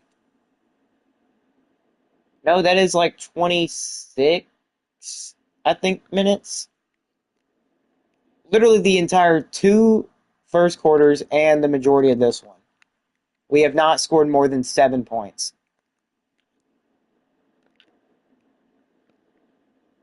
Well, it's because of plays like that. Man, we need to try to get these freaking linebackers and everybody in the transfer portal and put them at receiver, because that's the only way we're going to catch anything. Because at least these DBs and linebackers and everybody on the other defenses are all going up for it and making contested catches every 5 seconds.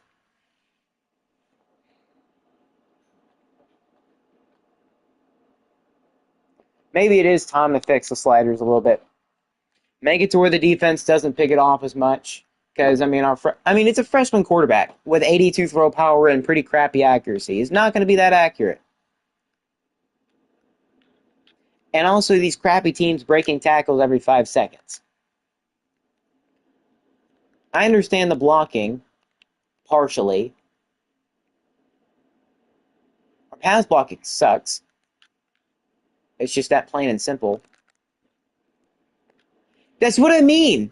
We hit him in the back and he's like, oh, I'm going to break this tackle easily.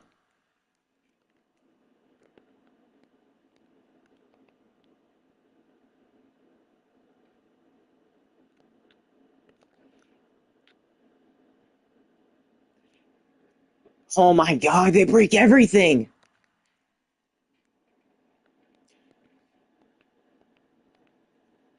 I understand the game is just incredibly difficult, but this is ridiculous, man.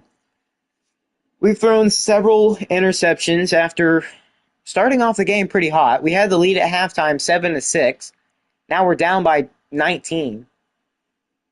Couple picks, couple Ohio touchdowns later. Here we are. Going into the fourth quarter, down 19. Does not look good for us at all. Offense just cannot find a way to get in the end zone, or even get down the field for that matter, without throwing the ball away or our defense refusing to make any kind of big play. And by big play, I mean just a simple little tackle. It's going to be very nice when that 3-star linebacker comes in, because I'm imagining he's going to help us out a lot. And we finally get back to the quarterback after countless hours of, or not hours, but you know what I mean. We don't sack him, but we do get back there. What? Well, I mean, we held Ohio to a field goal. It's going to be a 22-point lead for them. We haven't really been able to get our running back, Jamar Curtis, involved. The run blocking is just impossible because we don't do it. It makes me surprised, like, how he's even in the Heisman in the first place. I mean, yeah, he does average about, like, 100 yards a game. Maybe a little bit more than that.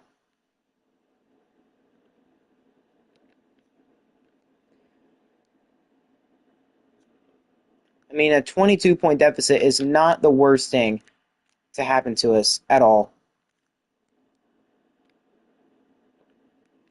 I at least want to make his stats look good.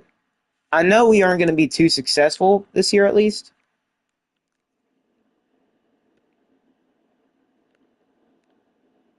Yeah, I know we're not going to be too successful this year, but at least we can try to win some games. I don't even think a bowl game's realistic at this point.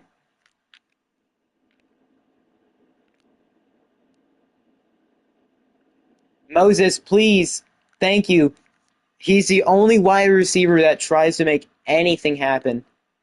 I honestly thought that was a running back, but no, it was Moses.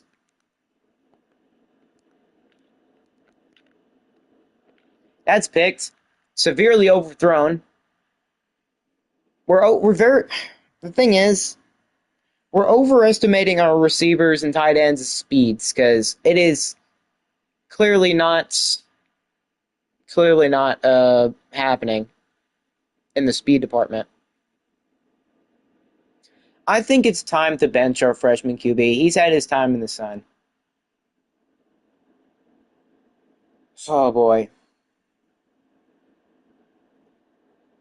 Now you can also blame me for the simple fact that throwing picks and stuff.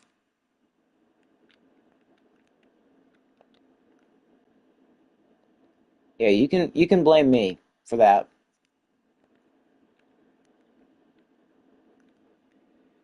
Our receivers just don't really get open, and then whenever they do, it's just a linebacker. Some kind of blitzing linebacker is always there to find them for an interception. Pick six. You can't pass underneath because the same thing. We've got to find some kind of play that can work for us because right now, nothing is working for us. Even defense. Their first step is always backwards instead of actually just trying to read.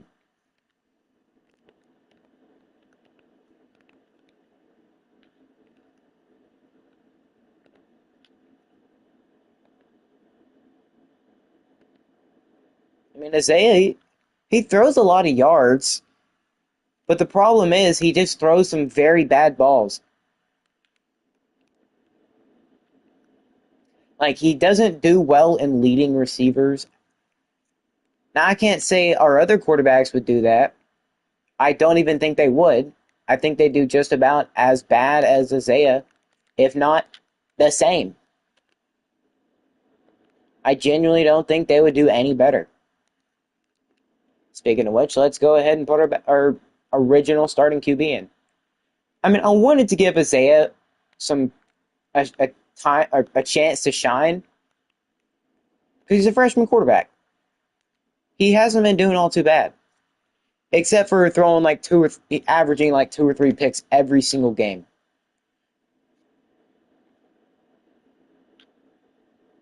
It's a miracle we've even won 2 games.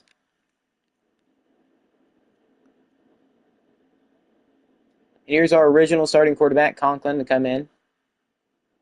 Can't say he's much more of a passing threat. He's only a little bit more accurate. But with less than 3 minutes left in the game, down by quite a lot. Like that. Like, he's got a wide open hole. I don't understand why he can't just hit it with a burst of speed. He's not that shifty, and he's not all too fast.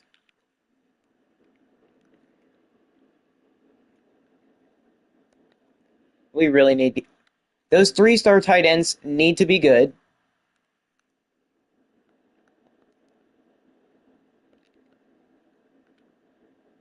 Like, we need them to be good. Because we got 2 of them on our board. I don't know if Jordan Williams is graduating this year or not. Hopefully we can bring him back.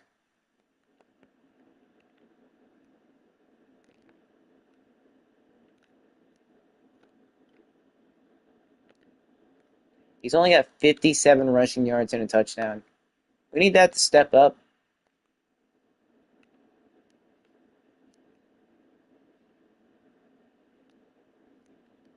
Not a bad run. He's finally starting to click. Actually doing something for once.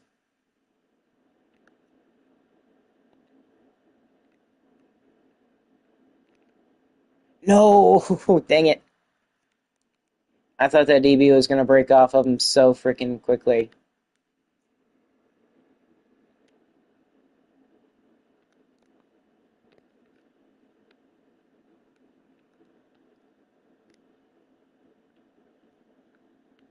Okay.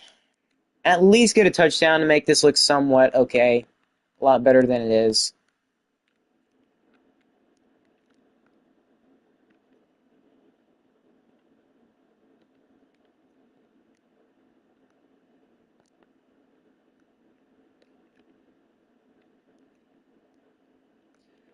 Wow, look how easy that was. You know what? Conklin's going to be the starting QB next week. You see how easy it was for him to go drive down and score? It wasn't that hard.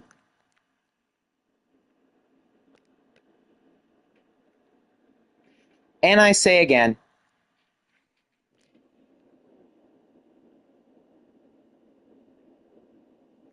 this offensive line is so freaking atrocious. They nearly just got a pick 2. This, gosh, I don't think it's even the quarterbacks at this point. Now, obviously, Conklin is he is a much better quarterback. It's just Conklin doesn't have a high ceiling. Now, not to say Isaiah has a high ceiling. I mean, he can actually improve his accuracies a ton more than Conklin. That's the reason why I put him there. I want him to get experience, be able to develop, and just be able to do stuff and be an accurate quarterback. But he doesn't throw a good ball at times. There's some times where he can throw a pretty accurate one, but other times he is just really terrible when it comes to being accurate. But it looks like that's going to be the end of the game.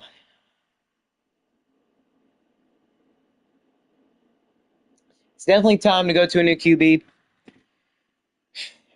He's already thrown probably about 20 picks already, if I had to guess. Every single game, he has averaged about 2 to 3 picks. We are having a disappointing stretch of the season. I don't think we're going to even come close to winning 75% because we've already lost like 3 conference games out of 8. Yeah, that's not going to be. I'm not the best math guy, but I don't think that's going to help us. They scored 20 in the third. We needed to come out in the second half and play good, and we could not do that.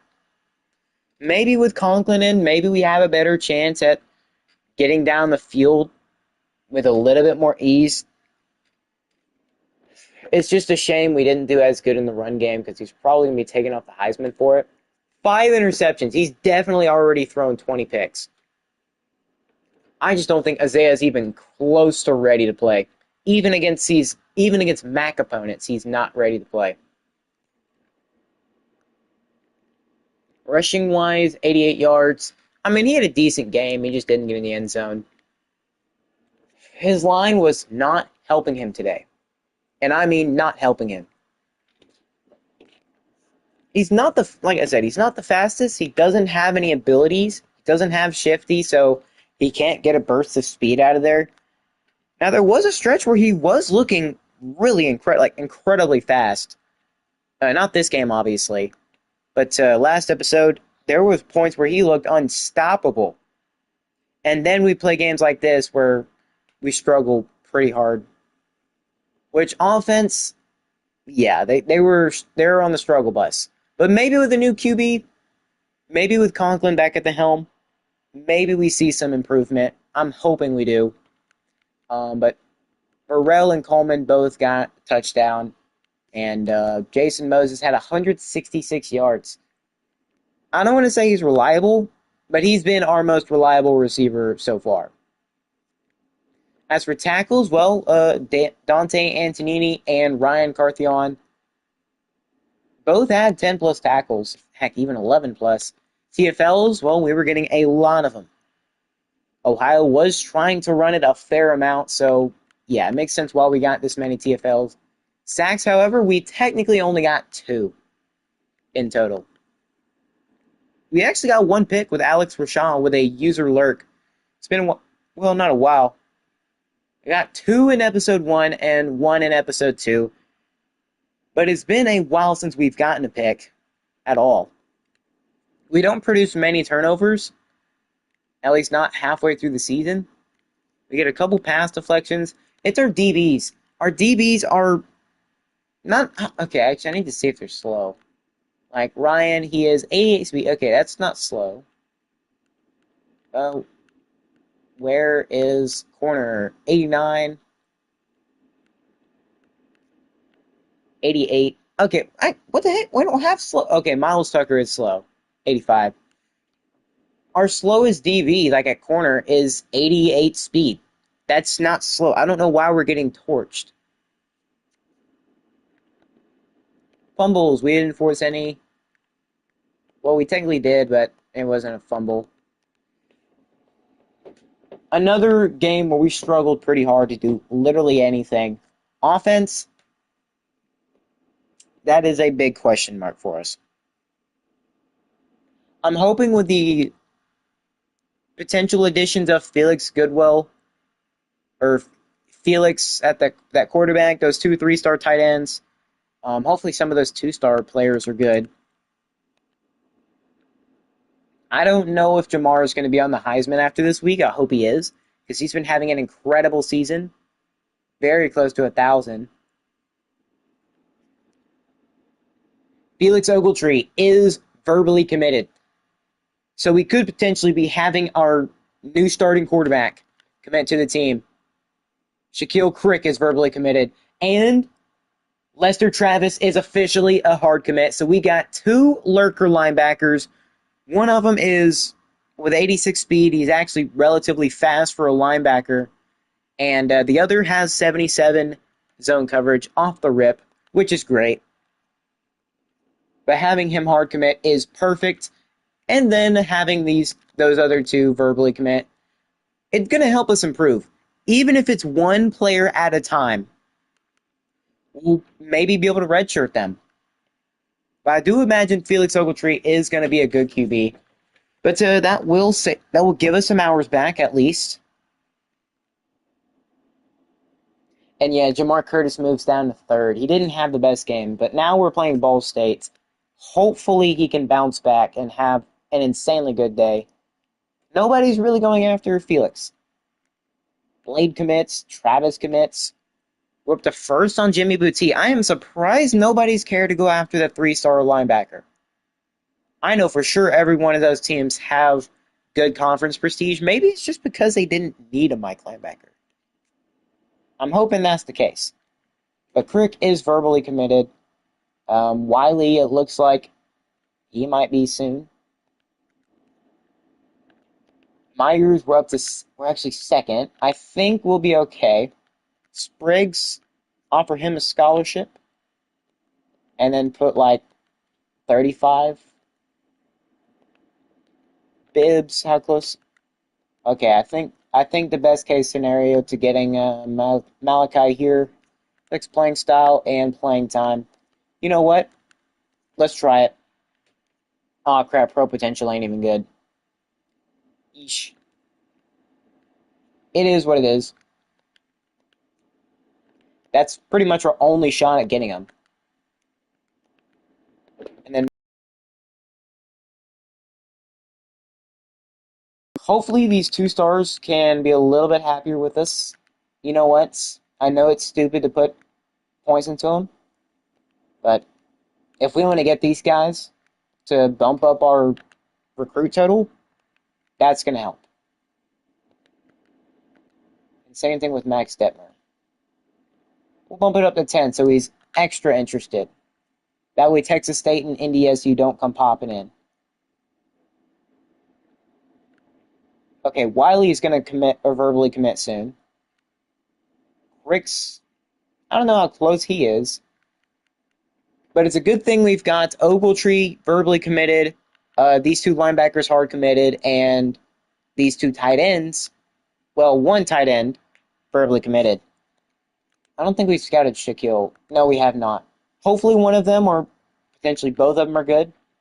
But I do know Felix Ogletree is going to be a big-time player for us next year. I don't necessarily know if I want to immediately start him. Probably should. Because the target right now is winning every single thing we can. But yeah, we'll get into the game against Ball State in just a second. Yeah, we don't really care. I don't really care. All right, we'll get into the Ball State game in just a second. Quick hydration break for everybody. For those that have a drink. Drink of the night is Gatorade for me. I shall be back in a second.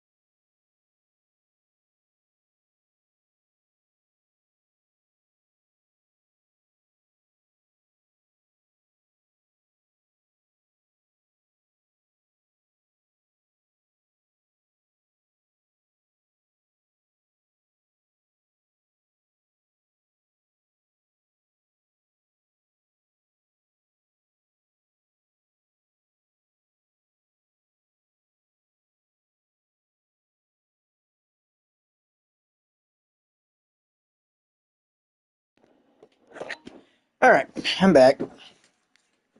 Looks like we did get somebody back from injury. I wonder who it was. Because we fell down to 69 overall. Let's see. Is anybody injured right now? No, okay. We don't currently have any injuries. Somebody just came back.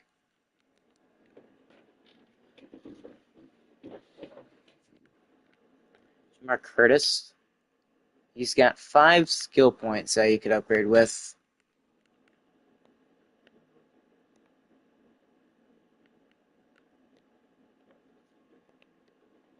Man, I cannot wait to get to off-season development or whatever. You know, I'm calling it training camp. Off-season training camp. Oh, Coach Shrimp even got some points. Coach Gumbo Shrimp. 400 pounds of pure man meat. Pause. All right. Yes, and O-line we need really freaking bad. Because clearly that's going to be an issue.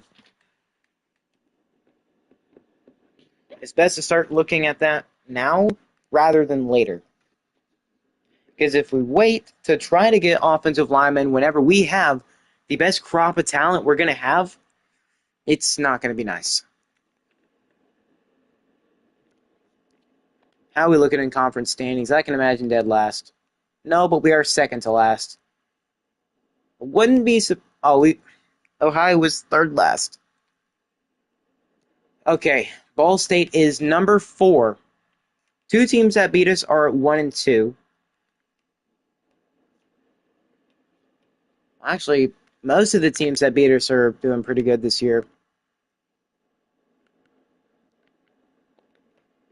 All right, let's get to the Ball State game and hopefully try to get our third win of the season.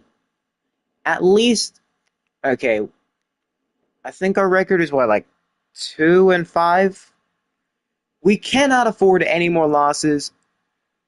Well, I guess we can afford one more, but we don't want to lose that one. So we still have a chance at a bowl game. It's just we've got to win out. Got to play smart. Oh, okay. I forgot to put Court, whatever his name is, back at starting QB. So I guess I'll do that now. Because Scruggs does not, or Conklin, that's who it is, Carson Conklin. Because Isaiah just doesn't deserve to be the starting QB anymore. We will get ball at half, so at least we got that in our favor.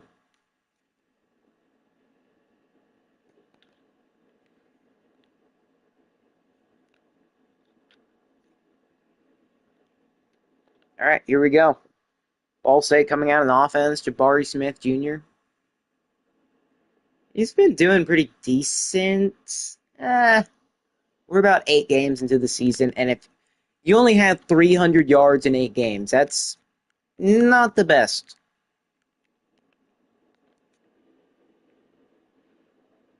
Hopefully, since we are now fully healthy, we can play like we're fully healthy again. We're just going to toss it down, and it's going to be a gain of 6. Always got to make sure we're watching underneath.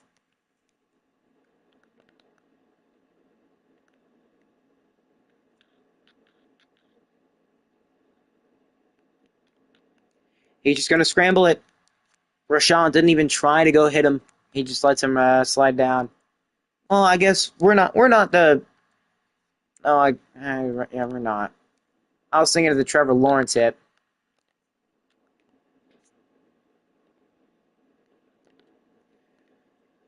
But I know for sure we've got to try to prevent the run. The run is going to be very good against us. And Rashawn's going to bring him down in that RPO. It'll be 3rd and short.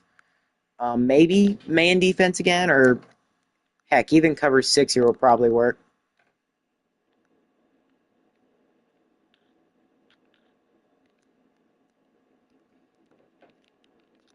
It's knocked out. 4th down. Rashawn there to knock it out. Gets a hand in, and it will be coming back the other way. Not for a pick, but we get the ball back. Wilson to return. Can he get a good one? Not really. Probably not the best decision to turn back left. But hey, we're coming back out. And out comes our Heisman contending running back. Isaiah Scruggs is not going to be playing. He threw 5 picks last week. He's thrown over 20 picks this entire season so far. They're completely ignoring our Heisman contending running back.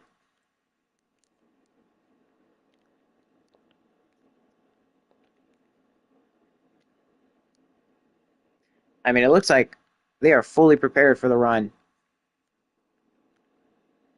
Holy crap. They are instantly shutting down this run.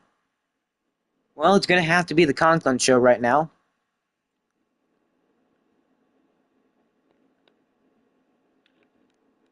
Wow, that's actually not a greatly placed throw. Maybe making Conklin the quarterback wasn't a bad idea. Hopefully we did it just at the right time. No matter who the QB is, the blocking will always remain the same.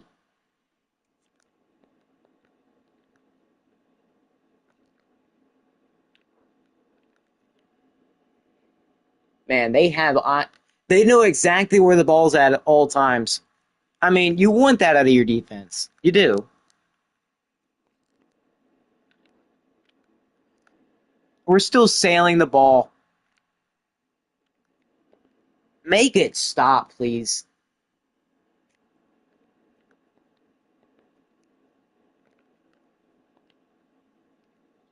Dude, y'all ran into each other. What is the deal? Jordan, the tight end, was supposed to run like a corner a corner route. But technically you could say that's pass interference. Because the DB comes and pushes our tight end into the main guy who's supposed to be catching the ball. Now, you can argue it's a good or bad ball, but the DB pushes Jordan Williams into Matthew Coleman. And also, why is it always the quarterback throwing it off his back foot? I mean, that's still a good throw. Can't even lie. It's a good throw. It's an accurate throw, too. But Matthew Coleman would have had the first down if the freaking DB, like, look at this. I know you'll probably concede easily, but Jordan Williams, he's trying to run it. He's trying to turn the corner, but this DB, he comes down and he's trying to push Jordan out the way, and it ends up resulting in him pushing him into the wide receiver. You can't call that offensive pass interference. I mean, the ball is literally in the air. Who's to say that wasn't going to Jordan Williams? And the fact that he just kept running. I don't know. Something's wrong with this. Well, Ball State will get the ball back. We've really got to learn to calm down in the fourth down attempts. We've also got to learn to... Okay. Back to commentary. This game frustrates me so much, yet I can't stop playing it because it's actually... Oh, my Lord. I don't know whether we have to press up or not. You know what? We're going to try that. See if pressing up can help us. We keep leaving them open. Like, we've got inside leverage.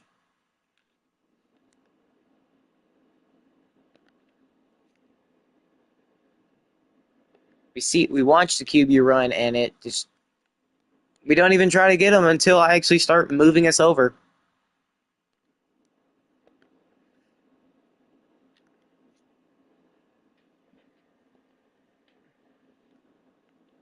Ball State, I don't think they have the best run game.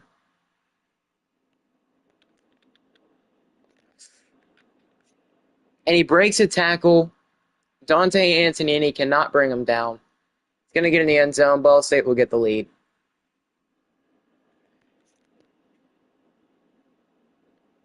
I don't think we're going to be able to win many games until we can bring in those 3-star players and just improve the team as a whole. Because right now, we are killing ourselves, shooting ourselves in the foot so many times every single game. Nobody gets open on offense. Nobody blocks longer than a second.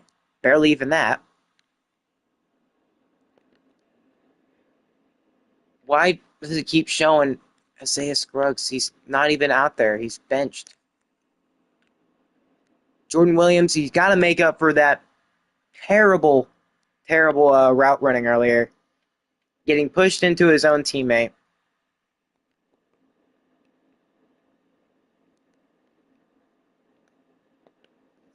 We got to get Jamar Curtis some looks.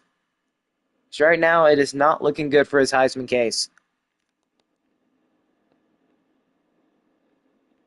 And Coleman drops it.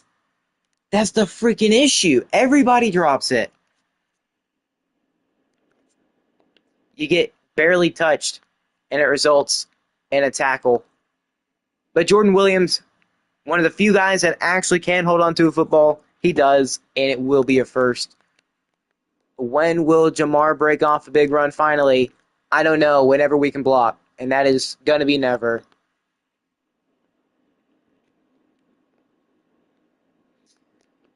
Blocking's got to be one of the things we go after in the portal. I'm sorry, linemen. Because right now it is very evident that is the biggest issue with the team. And it's not like Carson Conklin has much better speed. He's 79 speed.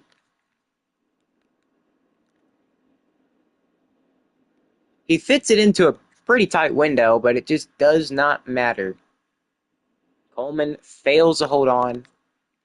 I don't know if they're going to count that as a drop or not. Anton, is that our third string tight end making the big grab?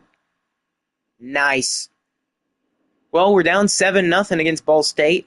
At least we're looking a lot better on offense with Conklin. He's making some great throws, some accurate ones. But everybody else did not get the memo that we are trying to win games. But Conklin, I think we found the better QB that's going to be our starter for the rest of the season. Should have been probably at the beginning. We decided to let... Bro, what are you blocking? Well, since we don't want to block up the middle, let's maybe see if we can block on the outside. Surely Coleman doesn't drop this.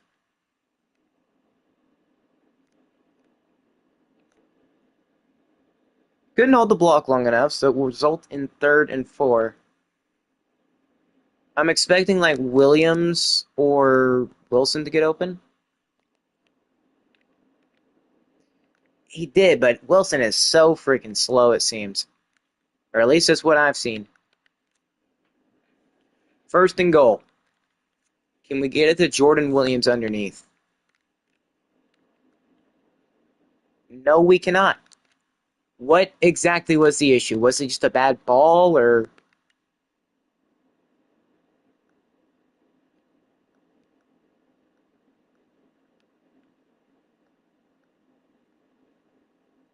What? I don't understand.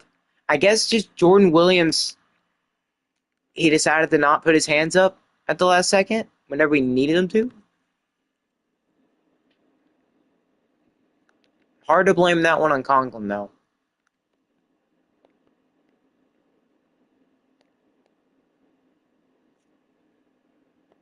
Even when they get bumped, the DBs and linebackers still have a really good shot at getting the pick or deflection.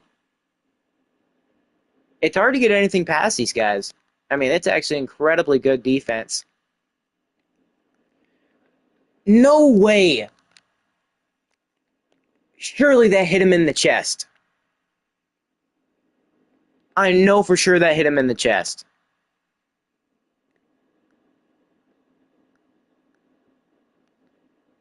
No way. That hit him dead square in his pair.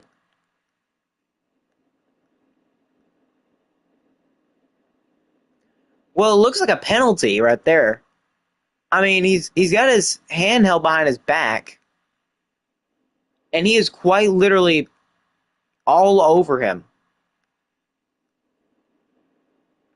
But yeah, that hits him dead square in the nutsack.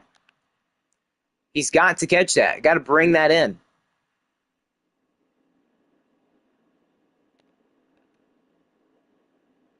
We're at least going to take our 3. Only be down 4. Something is better than nothing. We'll find the end zone eventually.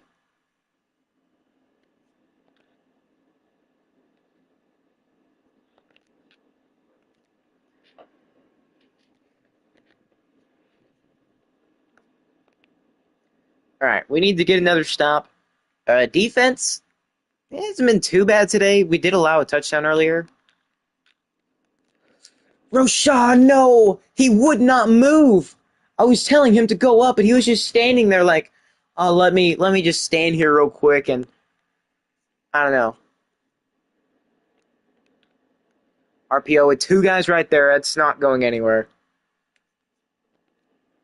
So close to yet another user lurk this episode.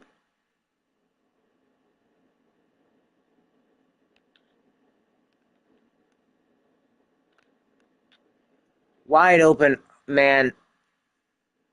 The safety doesn't want to come down and help at all, even though he sees the guy streaking over the middle. They'd much rather make the tackle or wait for him to catch it than actually trying to make a play. It's an RPO. Deflected, caught, and deflected again by himself. 2nd and 10. Absolute shabakari right there. Okay, I do not trust doing anything other than an actual cover 3 sky here. RPO out to the left side. We bring him down. Is that a loss? No, but we stop him at the line. It'll be 3rd and 10. Can we kind of do the same thing? One of their players goes down with leg cramps. Just go out, drink some pickle juice, bud. You'll be fine. Trying to make us jump off sides. Where's the safety help? No. They're going to hit it over top. This is what I mean. Nobody even trying to play coverage. They just let the guys have it.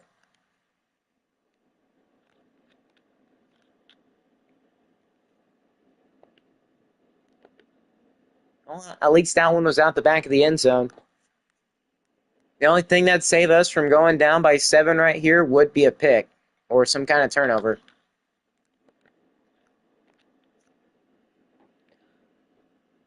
Well, why just 7? Make it 11.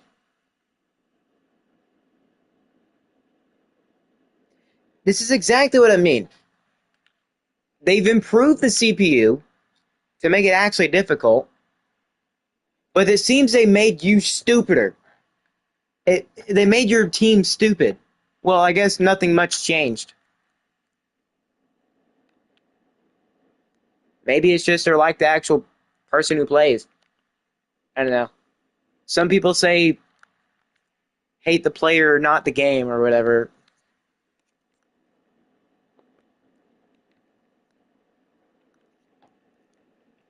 I honestly don't know what's changed with this offensive line. Literally nothing. We got fully healthy right now.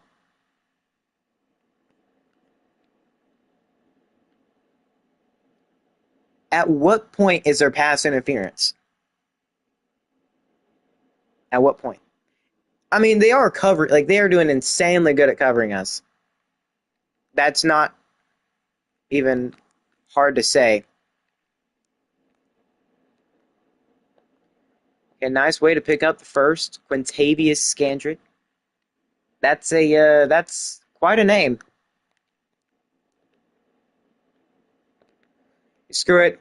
He's down there somewhere. Coleman cannot get it. There's always that slight chance that he could.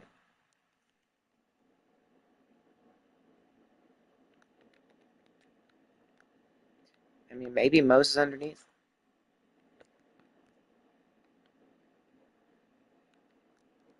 Okay, let's hurry it up. Let's try to get even further. I want a touchdown before the end of half because we do get the ball at halftime.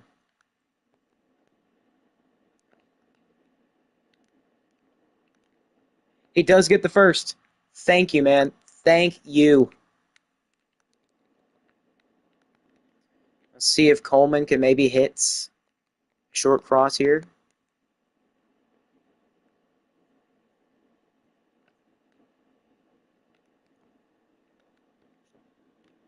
Okay, we keep the ball moving.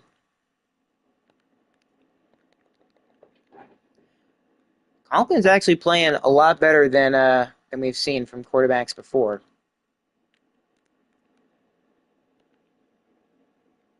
But his teammates still refuse to run routes. This is about as bad as when, like in the longest yard. Like, you know? Yeah, it's basically about as bad as when Paul Crew's whole team gave up on him because, well, Paul Crew gave up because of gambling or whatever. Mid game. Are we the mean machine? I mean, it looks like it. The only person that's mean right now is our whole team to our quarterback. I don't know if we're going on strike just because we took out Isaiah. Maybe the team's just so far up Isaiah's rear end that they want him as their. Why would you stop? Just keep running. It's not that hard to ask. I mean, it's their decision, like what route they run technically.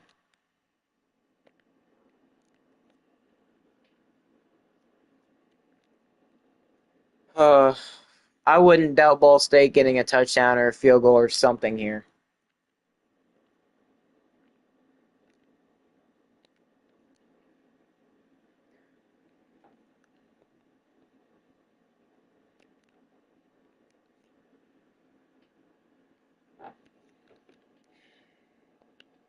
This is such bullcrap right here.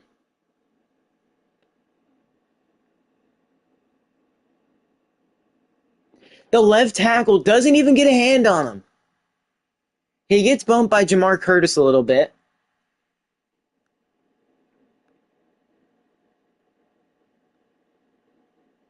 I mean, yeah, we definitely could have scrambled out to the right. That would have been a lot better. But still, look at this blocking from number 71 from the very get-go. I mean, yeah, he's out a little wide, but that's what edge rushers do, right? He gets bumped by Jamar a little bit and then just completely gives up on the play.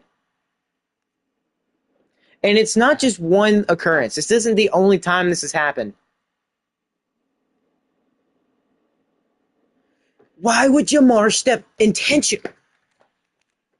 Is he trying to screw us over just because? I don't know. Because we're not giving him touches? Whatever freaking aggression y'all have against each other. Oh my lord. Why?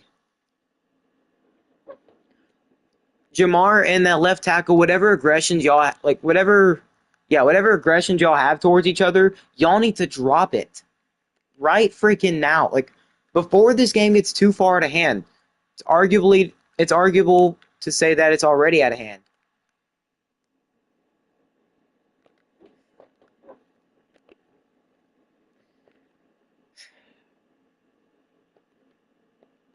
I mean, even a field goal would have been nice.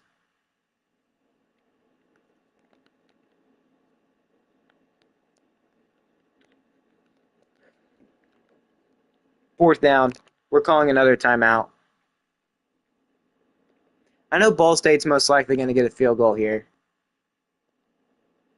They're going to at least try to attempt one. Ball State could potentially get back up to 500. What on earth was that? The wind apparently so far is blowing so far to the right. How much is... Oh, it's not going to say here. The wind is going absolutely ham right now. Well, clearly not.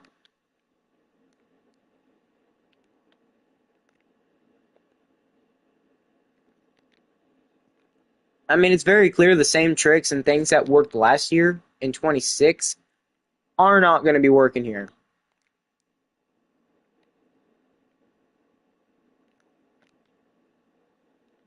That's a pick.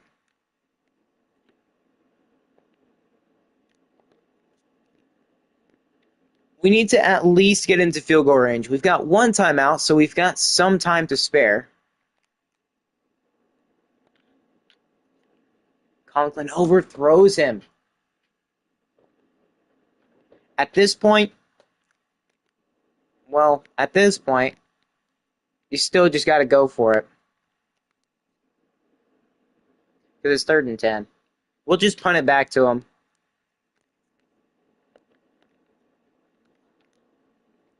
Hurry it up. We got to run that same thing again.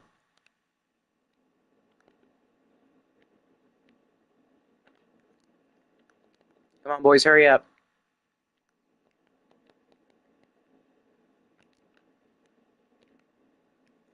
Absolute sailed. Maybe Conklin wasn't nearly as good as we thought he was.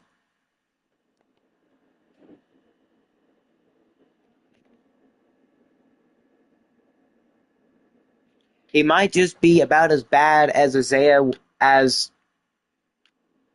well, he might be about as bad as Isaiah.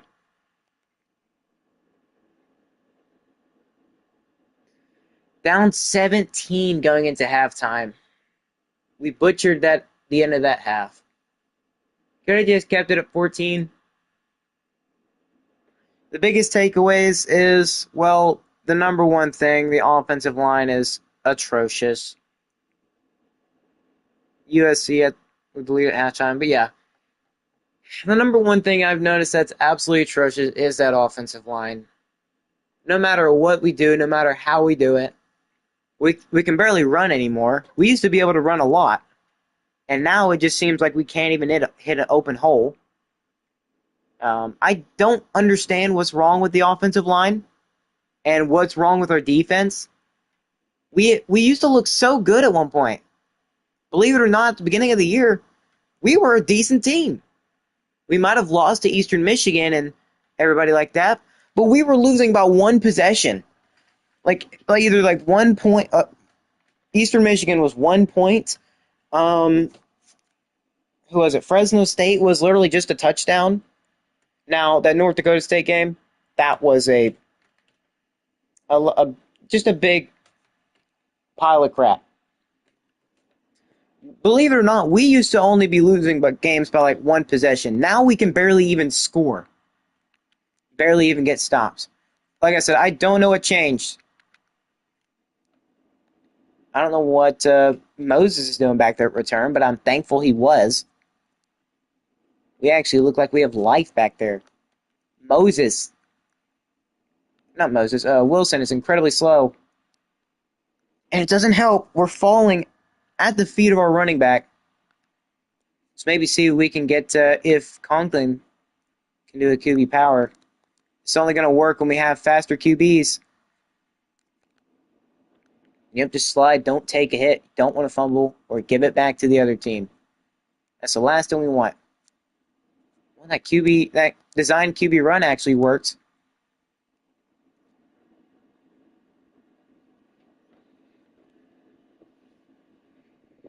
They cut so slow on their routes.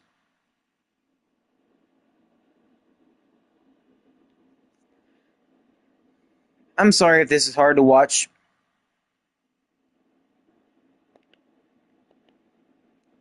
There is genuinely nothing I can do to make them run their routes faster. I know half these guys aren't the fastest players, but at least run your freaking routes not properly. Run your routes with semi-speed. They're literally running it slower than a high schooler would run it. And I'm not even talking about a good high schooler. I'm talking about maybe like a 7-man team high school.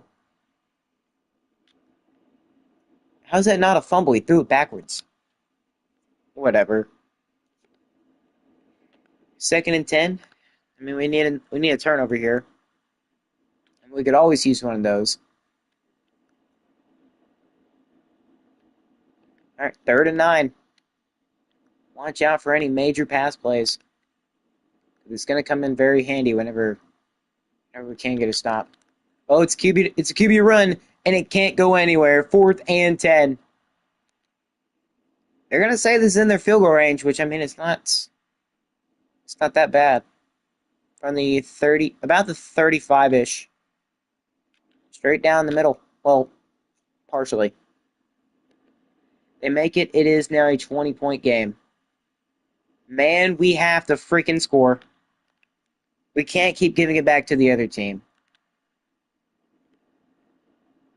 It's also the fact that they keep catching every pick. They read us so well in pass coverage.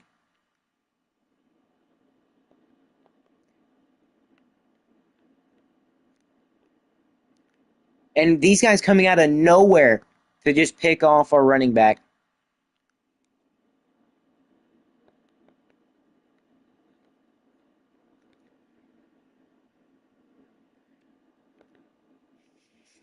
Let's see. Can we run something different that they haven't seen or that we don't run much? This isn't that, but got to get a quick pass out. We just got to drive down the field and at least score. Do something more than we have been, which would be literally anything.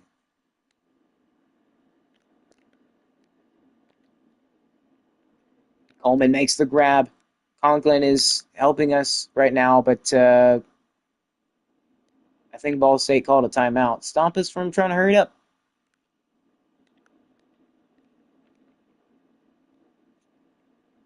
Yeah, I wouldn't be surprised if Jamar Curtis fell out of the Heisman at this point.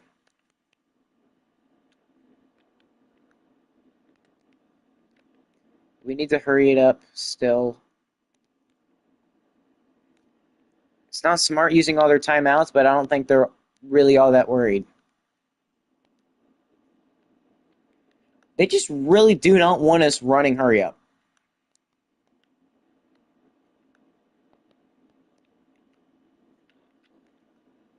You've got to zip it in there. Do not let them have to jump for it. Because when they jump for it, they take absolutely forever, somehow floating in the air.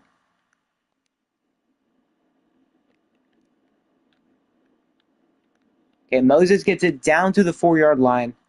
What could we possibly use that'll get us in this end zone? We've yet to score a touchdown today.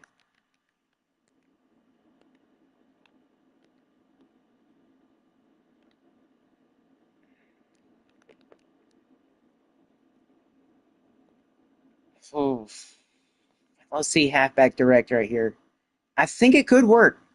But at the same time, I don't think they're... Screw it. Jamar Curtis gets in the end zone. Thankfully. Thank so much. Okay. He scores again. It's now a 13-point game. I will take that much more over a 20-point lead.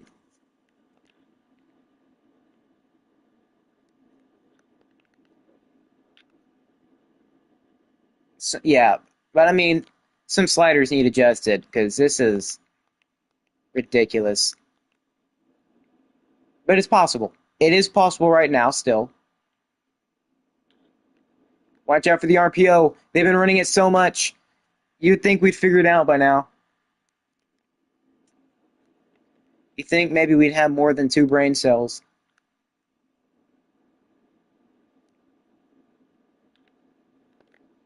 It's a fumble. We're going to get the ball back. Adams. Exactly what we needed. Ball right back. Let's please not give it up. You know what, Curtis? You can get us a first down. We're down to the 14. Okay, yeah, just run a slants. I like that. We can get either Williams. We've got Williams underneath. He's going to get first and goal. So maybe trying a bubble. You know what? No, I don't want to risk it like that. It never works out well for me. Conklin. And Jordan Williams, now is your time to be clutch. It is absolutely your opportunity to shine. We're going to give you another shot here, Jordan. I'm going to give you another shot. And he's going to go up, and he's going to get in the end zone. It's going to be a 6-point lead for Ball State. We're actually doing something. We've suddenly just got a random second wind. Maybe we do want to win this. Maybe we realize we are not the crappy team that we keep putting ourselves out to be.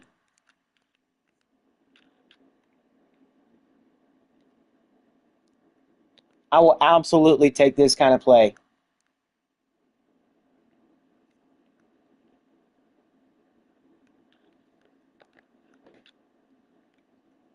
We just got to keep it up. That's the thing. We've got to stay consistent with how we're playing right now.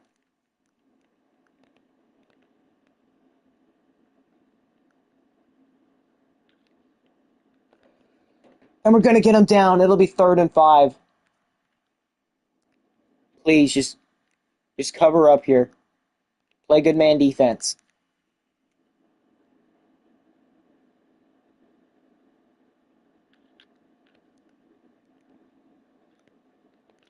No! Frick. I don't know whose man that was, but we needed him to not get it. I mean, he's hurt, but we were so close to stopping them and getting the ball back to try to take the lead. To run up the middle, and we take out our own guy. We just took out our own guy who could have made the tackle to stop earlier.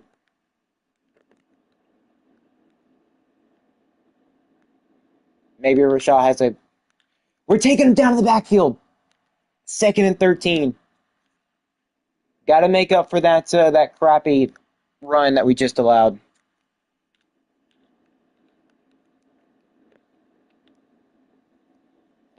And we're going to get a sack. 3rd and 27. 3rd and a country mile.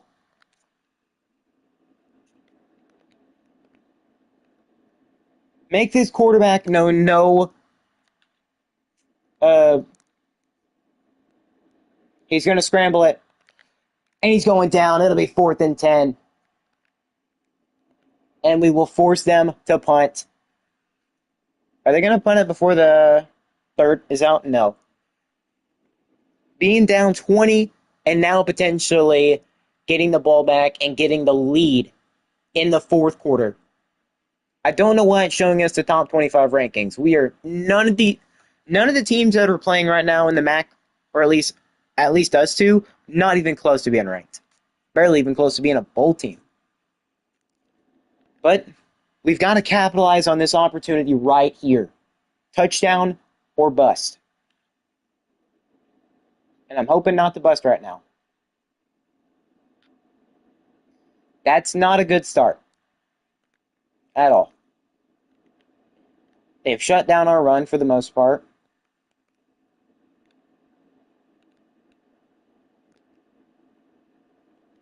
Well, I guess Jamar Curtis finally woke up. That's a big play.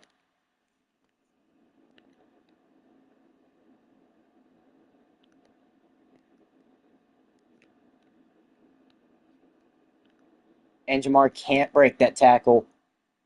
Okay, jet halfback angle ain't bad.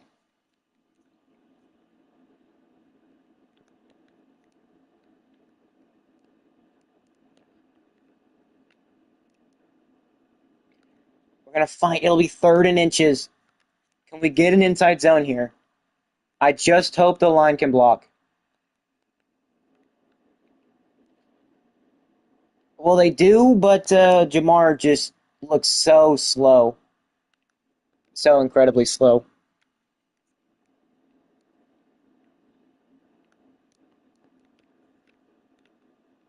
And Sincere Rainey, it's a bad pass. He had him open. At least open enough. And an overthrow. It'll be 3rd and 10. Oh, yikes. This is not looking too hot. Maybe gets Coleman on a short cross. I don't hate maybe a Wilson comeback. Or you know what? Who needs a Wilson comeback? You've got a Coleman cross.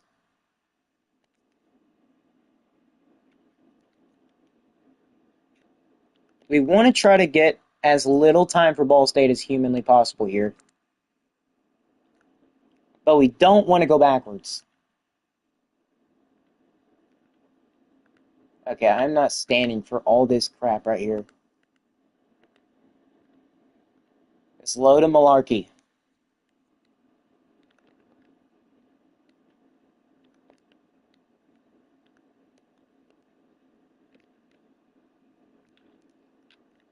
I mean, Moses was close to catching it. Surprisingly.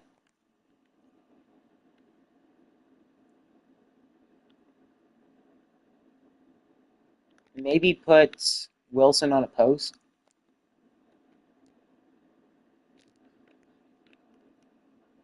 He's got to cut back, but it'll be 4th and 5. And of course, one of our linemen are hurt. But if you know us right now, we cannot afford to lose.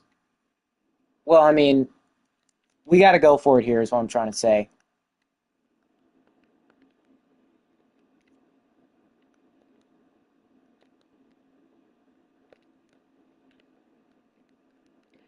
Good. We drive down the field and get a first.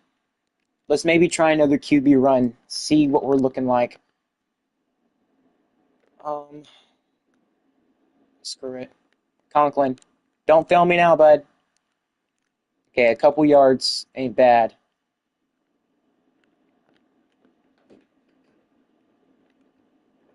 We need our Heisman contender, who is now down to 3rd on the Heisman, to step up. But anytime he comes close to any other team, or any player from the other team, he just gets brought down quickly. Please don't be man. It's not. Jordan Williams. He'll continue the drive, and we go down inbounds. Okay. It's not bad. They've got 3 down linemen. Can we get a runoff? Jamar Curtis, that's exactly what we needed you to do. You might not be doing much right now, but you are doing absolutely everything for us.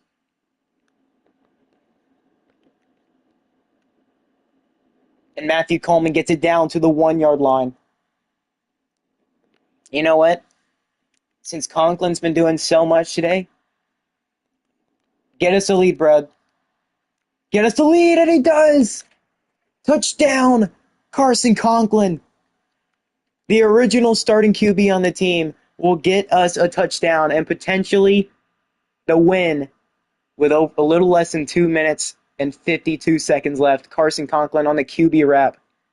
He's not your most athletic QB, but he is definitely a good player. He brings more to the team than Isaiah Scruggs does. But it's funny because neither one of them are going to be starting next year.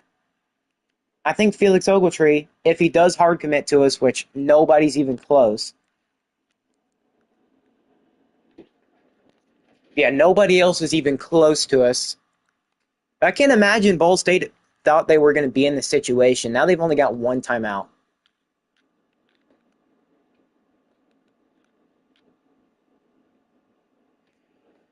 All we need is an interception, and it's game. All we need is a pick.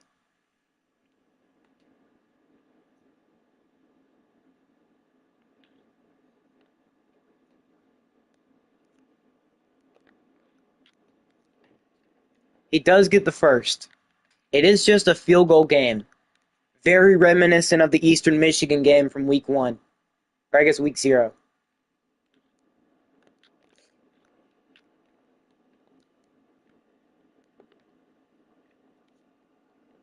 Okay, that's a 2-minute warning. Ball State's down by 1.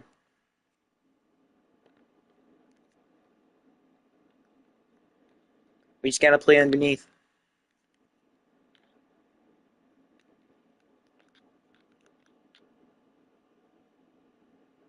Or just let him in the end zone while we're at it. Because what's the point of a deep zone if we're just going to allow them to throw it deep? What's the point of a deep zone?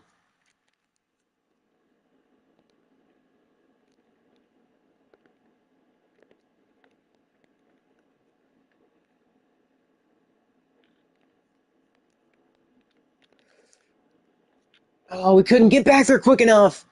Why were you so far behind on the man? Wait, they didn't get it. He dropped it. A touchdown wins us the game here. Carson Conklin, now is your time to shine, buddy. A touchdown wins us this ball game.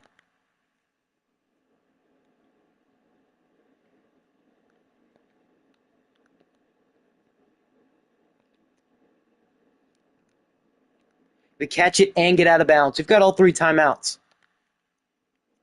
So we are okay for the time being. maybe have a post.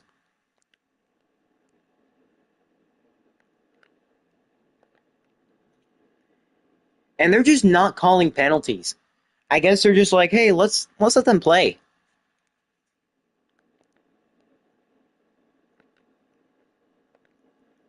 Jamar Curtis, he's got it. He's gonna get us the lead right back. They left the halfback wheel wide open. Now, was that a score way too early? Most likely, yes. But if we can get this 2-point conversion right here, it is game. That is these. Oh my lord.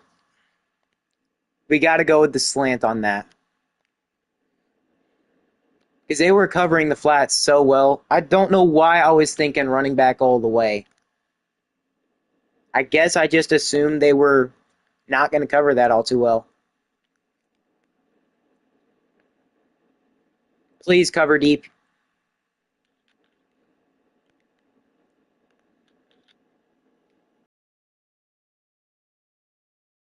Keep them in bounds. I don't want to do this play. They're going to go deep.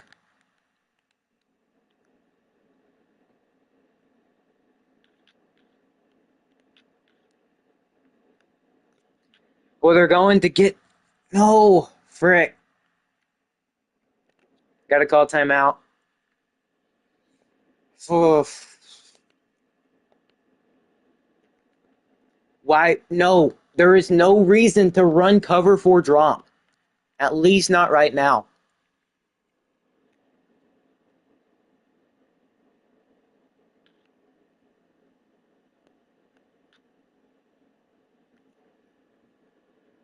We're jogging. We are freaking jogging right now.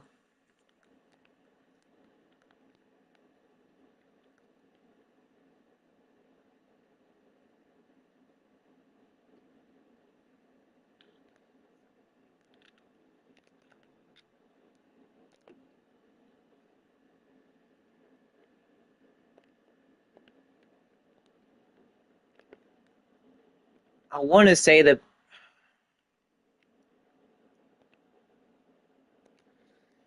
Oh, frick. They're just going to run it. Or no, what are they doing? They're passing it.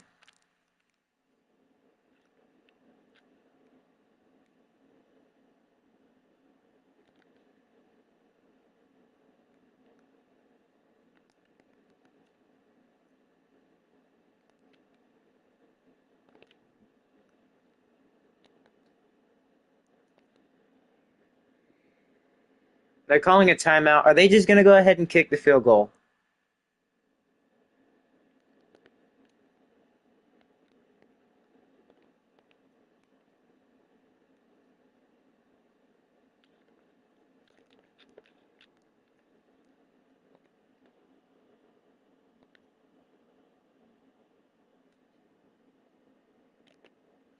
All right, let's see if we can ice them. 5 seconds left. We got to hope the glitch from last year where the kickers miss from this distance is still a thing.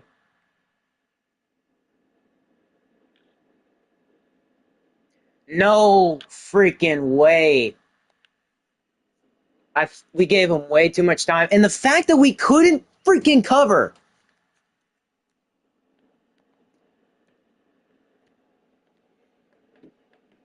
It's going to be Wilson, ain't it? It's all going to come down to freaking Wilson.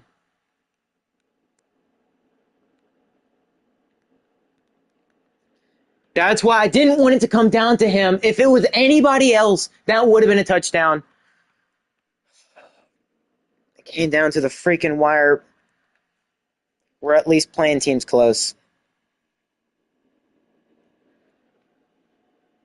We figured out how to score, and defense figured out how to just keep letting up deep balls like that. Deep coverage is not a thing. Definitely should have just went down and took off a lot more of the time. and shouldn't have tried to hit the running back on the slant, on the 2 point conversion. The season ain't going quite how I thought it would. We did pick it up a lot in the second half. Now I will take that as a win, despite us losing.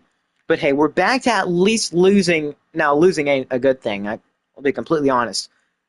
The way we've been losing recently, it's because offense has struggled, and the defense clearly still sucks.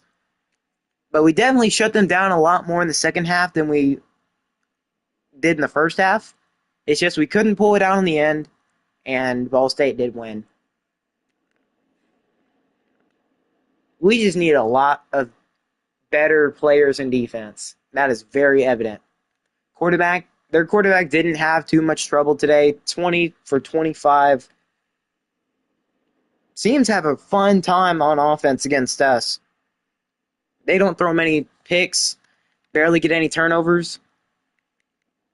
Surprisingly, they didn't do too much on the ground.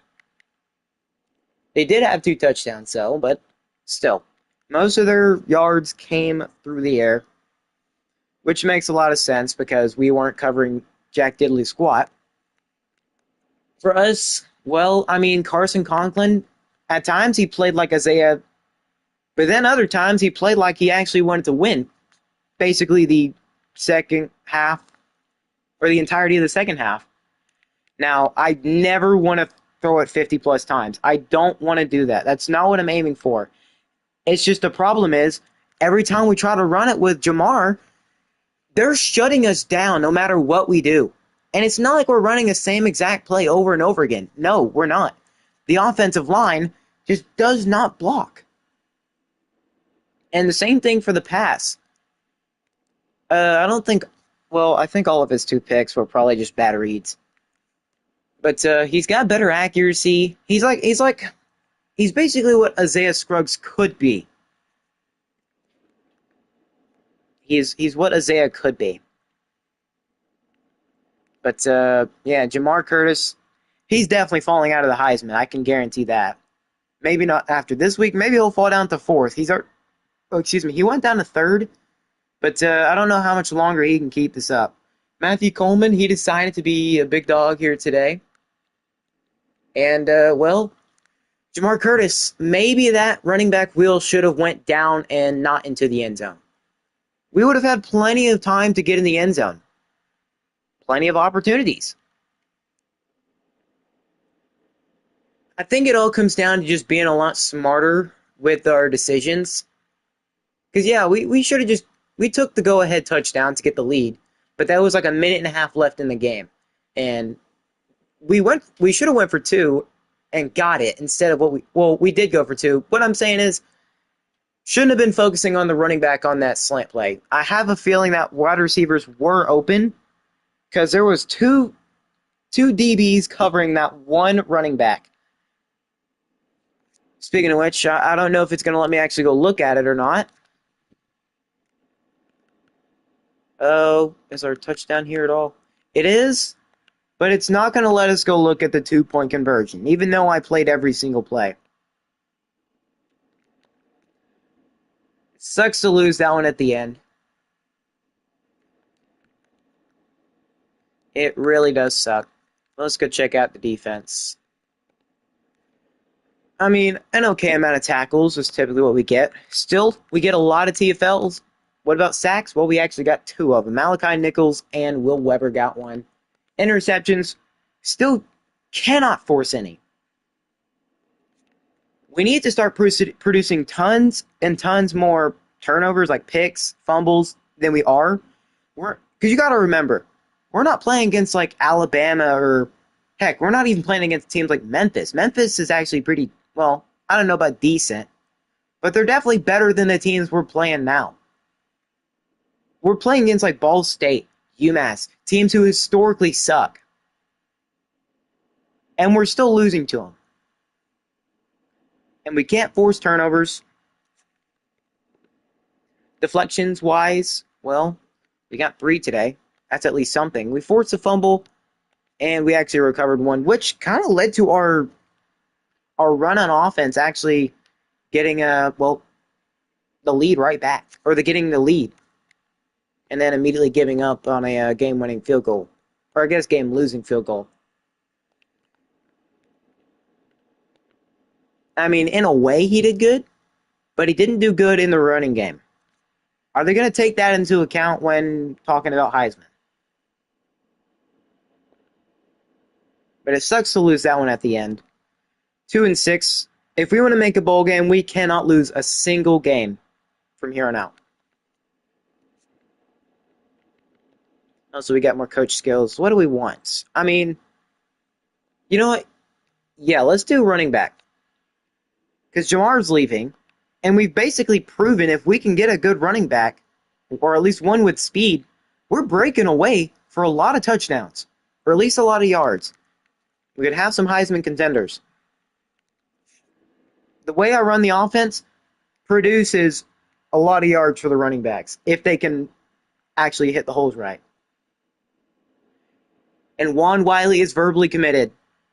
Okay, no hard commits, but we do verbally commit them. Still, nobody cares for Jimmy. We don't really know what he is. Texas State is pretty close.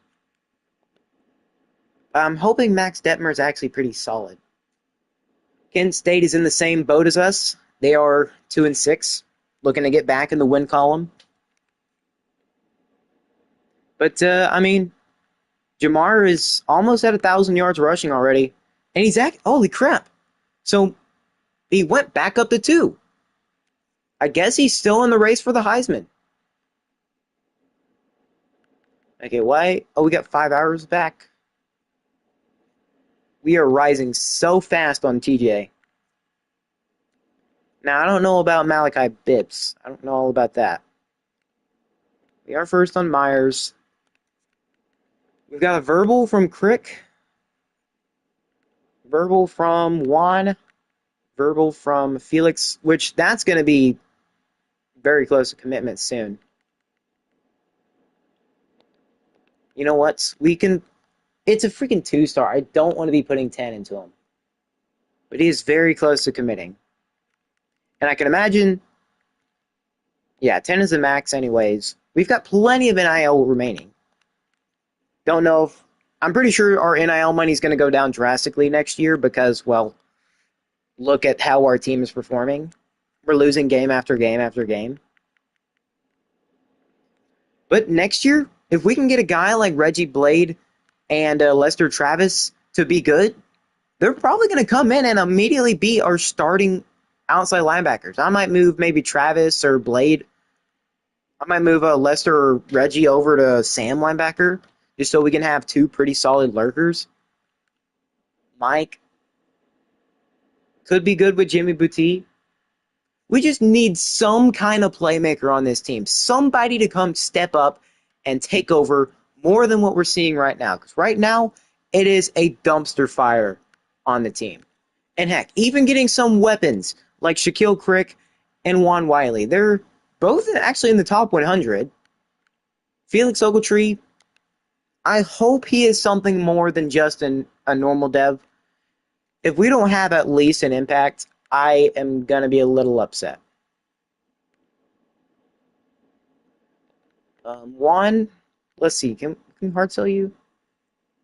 I probably wouldn't recommend it. Okay, Max Detmer, let's put 5 more hours. His hard sell would not work all too well. Actually, what is his visit? Oh, he's visiting this week. Okay, here's the thing. I don't think visits are at... Like, if you don't have much money or much NIL, visits are big. But we actually have a fair amount. Like, we're not even using all of our NIL.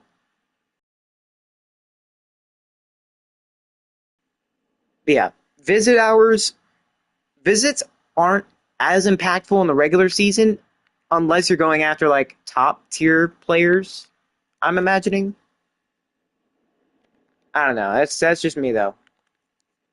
I could be completely wrong with that statement. And the thing is, what is that, 200 recruiting NIL, got 250 remaining. Or is that in total? I think that's in total. We've got like 260 NIL remaining. We've got plenty of it, at least recruiting NIL. Well, we need to get back in the win column. We have been struggling the last couple weeks to even come close. Like, look at this, 29-13, 42-14 against Bowling Green whenever they were just as bad overall-wise as UMass. But hopefully we can actually start winning games because we cannot afford another loss at all if we want to have any shot of making a bowl game.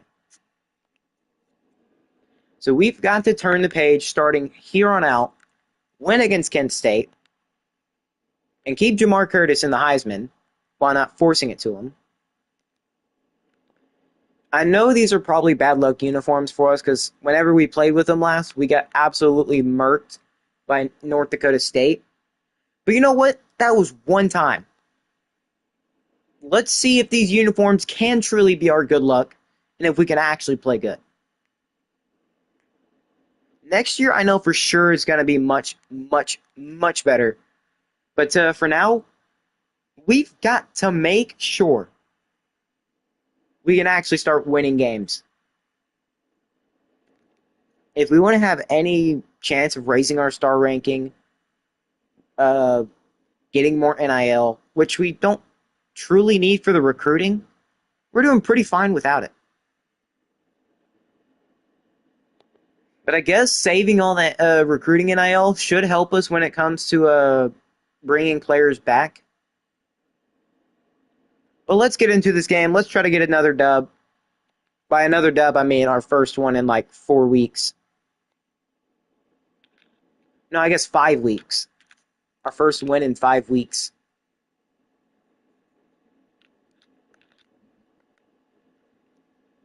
And again, I do apologize for there being no sound. I guess I turned off the sound earlier and forgot to turn it back up, or it's just not working right now. And I'm not trying to log all the way back. I'm not trying to go all the way out and then come back all the way in just to fix the sound. It's a run up the gut. Why do we not expect the run all the time? I don't understand.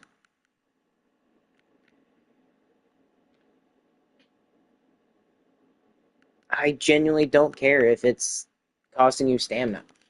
We need to stop teams.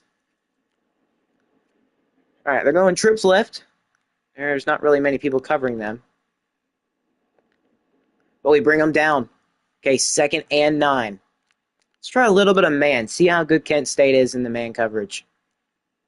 Surely Kent State, a team that's historically been just as bad as UMass, doesn't destroy us.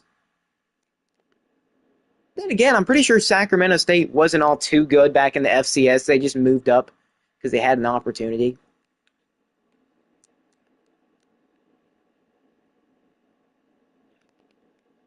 Are y'all just going to stand there? They do.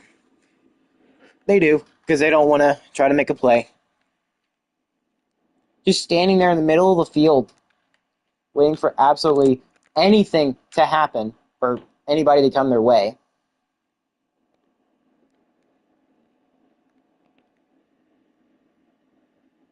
Okay, 2nd and 3. Watch out for a potential run here. It is a run, and it's a jet sweep, which we're not going to catch. And we pull him down by the... Bro. Silvera, you might as well be cut. The only thing you ever do is pull him down by the face mask. You don't even try to bring him down. Like, obviously, you're not supposed to hip drop tackle. I'm pretty sure that's illegal also in college football. Okay, I don't know about college football, but I do know in the pros it's illegal to hip drop tackle. Players typically get hurt from it.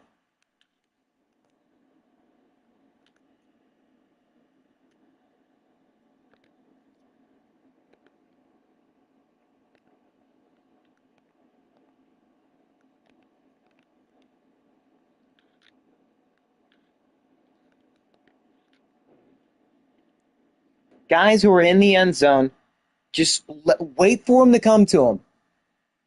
We can't step up and try to make a tackle. Instead, we're deciding, hey, let's just wait for him to come to me. Oh no, I'm getting blocked from the side. I can't get to him. Oh well, he scores a touchdown. Like, we need some guys that will go initiate tackles, some guys that will actually go try to make a play on them. I need to see more initiative. But let's hopefully see Jamar Curtis have a good game.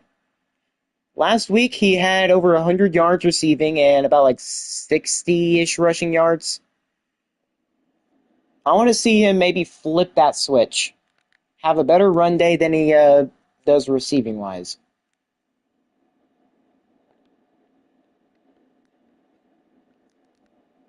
That's a good first run from him. Oh, frick. Again, I forget to take out Antonio Scruggs and put Conklin in.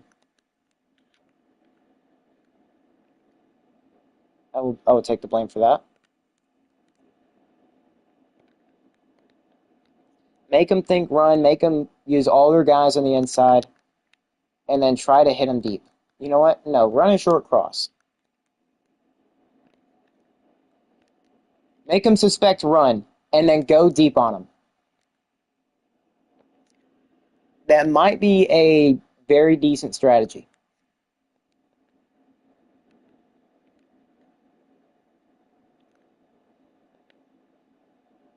I wonder if I have the minimum player speed threshold thing still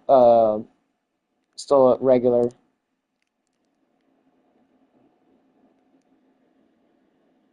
That was such a stupid throw. I mean, he was running full speed in, like as if he knew exactly what it was going to be. That was such a stupid throw. What on earth am I reading? See, the thing is, the CPU they actually have initiative. They go and make a play. My guys, they just sit and watch it happen.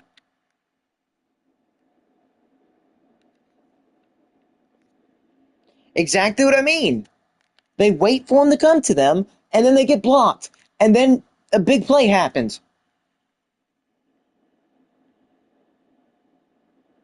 And the only person that can actually do anything is the person controlling the players.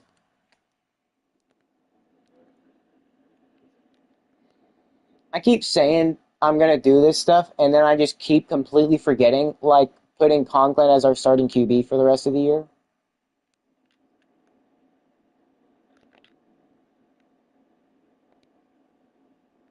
And of course, one of our players gets hurt. Let's maybe run some man defense here. Press up.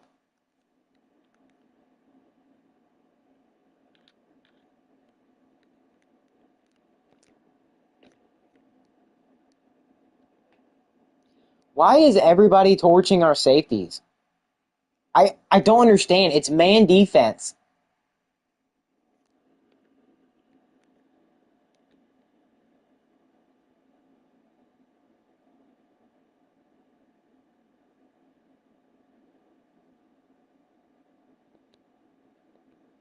When will we become a good team? Because right now, we are bottom of the freaking barrel.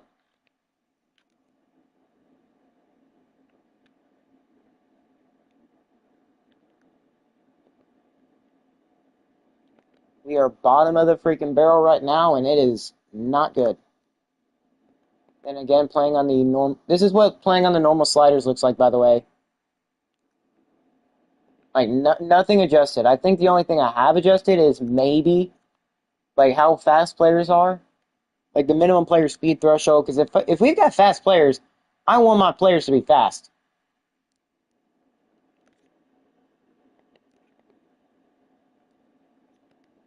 Like, I'm not just gonna have. I don't want to have like a 70-something speed quarterback or whoever. Can you run forward? I get it's a QB wrap, and of course he's already at severe risk of injury.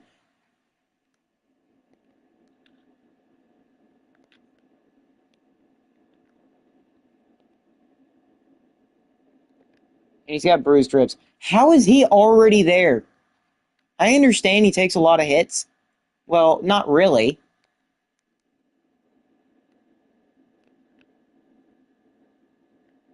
No penalty? Bro, where is the referees? I mean, I understand they're blind and deaf.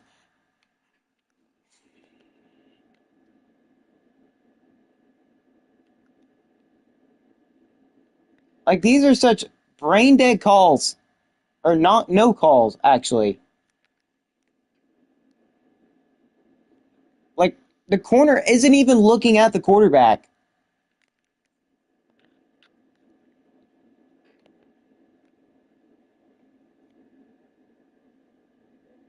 Maybe it is time to put Isaiah back in because he doesn't get hurt. And I don't want my freaking starting quarterback to be severely injured. Well, yeah, Isaiah has no injuries right now.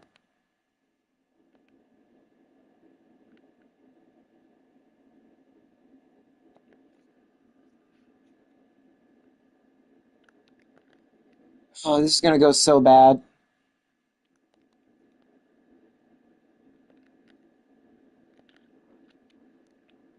Maybe not. Maybe not. Maybe try flipping the play a little bit.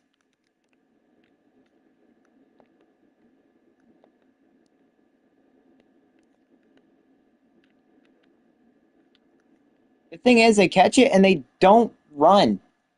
They just touch it and then they immediately get hard. I understand most of y'all probably don't have freaking, or most of them don't have like good change of direction.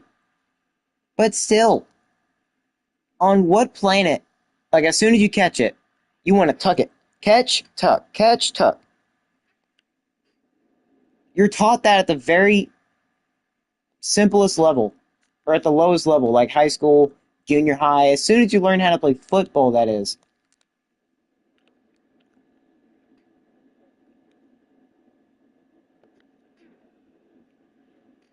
All right, let's 3rd and 5. Can we hit Coons or Jordan here? I doubt I'm going to be able to hit.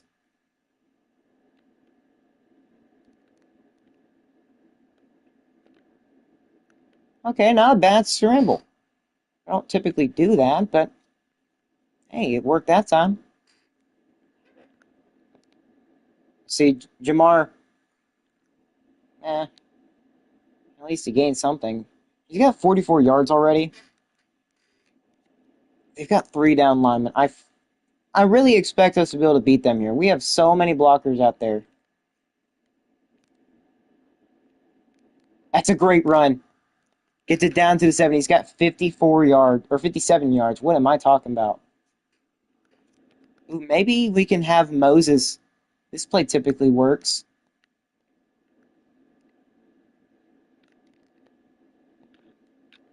Touchdown. It's going to be a 7-point ball game. I think that's Coons with the touchdown. Conklin's, even with a severe risk of injury, they're challenging that. Coons had a foot in. He has right foot in. Right there. That's a touchdown, buddy. We're about to lose a timeout. But not a bad scramble out and touchdown. Wait, Kent State doesn't lose a timeout? Are you serious? Oh, well. Josh Hector, our center. Man, why is it always our linemen? Our offensive linemen getting hurt? I don't know why it's always the offensive linemen. Practically every game, it feels like we have at least one go down with like bruised ribs or something. Like, y'all are halfway through the season.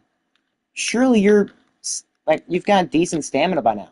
Or not stamina, but like, surely you're fit. You're in, not peak position, or not peak fitness. Surely you have some level of fitness that's actually decent right now. Your body's been taking hits all season. Why are you just now struggling to stand up?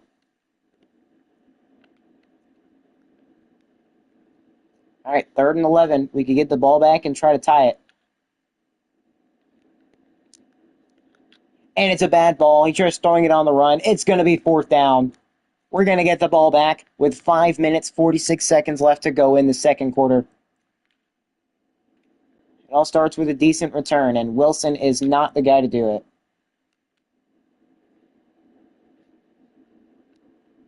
Face mask will get us at least 10 more yards. Okay, so the refs are alive. Well, let's go try to drive down, get a touchdown, see if our quarterback and I guess running back too can get it done. Conklin has taken a serious beating out of nowhere. Okay, nice 5 yards. Okay, let's maybe not run it here because they have like 5 down linemen.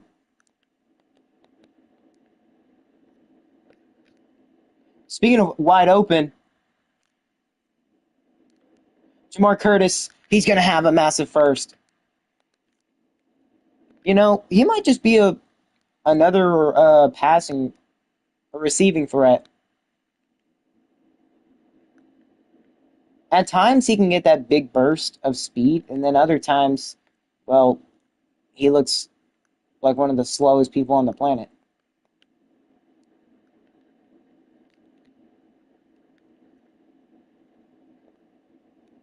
I don't know. Him taking all these hits is so unnecessary.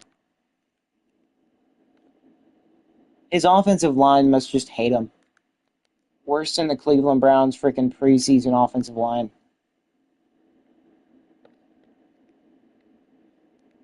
Coleman holds on, and we are in field goal range. We'll take it.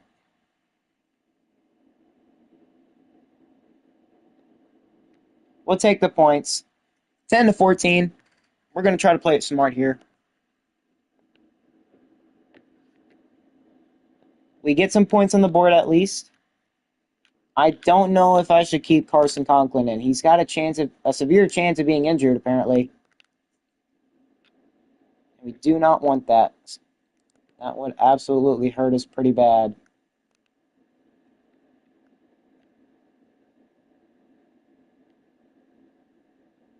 Man in motion. Are they going to run it here? No, it's a pass. It's going underneath. Can we get him down? And we do. Okay.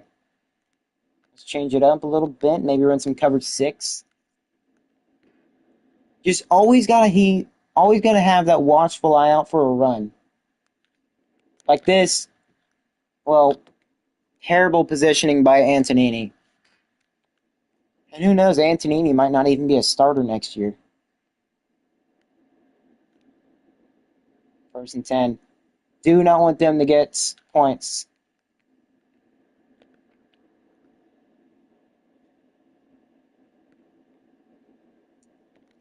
You know, let's blitz them.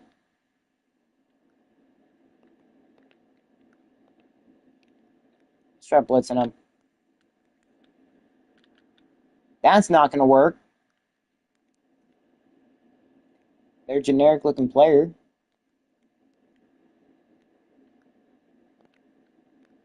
Okay, well, we've actually got to play... Well, we've always needed to play good coverage. Big hit. Just we could not force it out.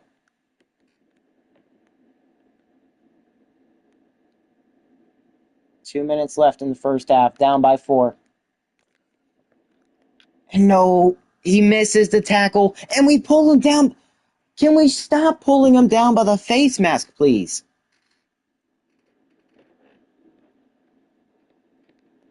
And it's not just me putting the aggressive strip ball thing on. It could be, but they still do this regardless of whether that's on or not.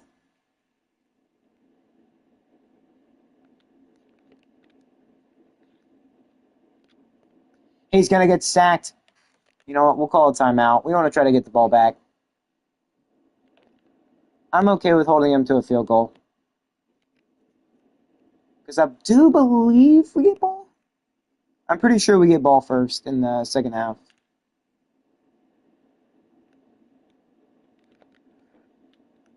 Okay, we stop them. 3rd and 9.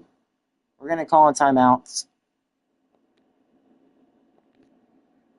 Don't know if we'll be able to score in this time span. We will certainly try.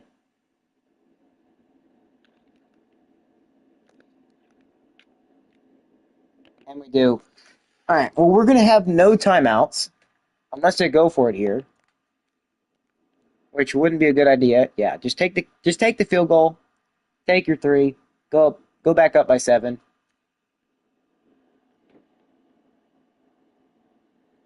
All right, down 17-10.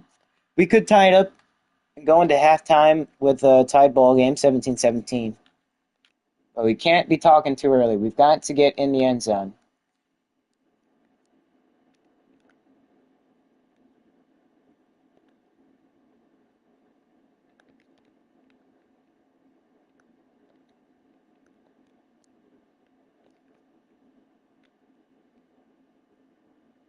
Okay, Jordan, gotta hurry it up. Do not waste any time right now.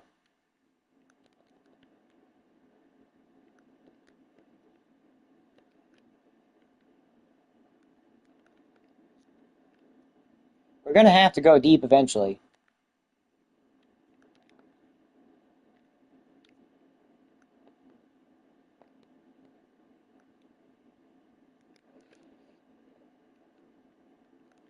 He makes the first down grab. We've got to keep going.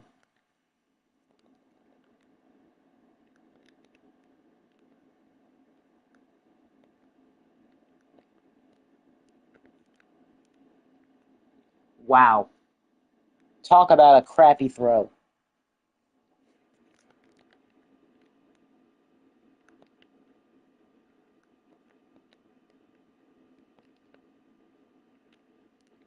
Jordan makes the grab.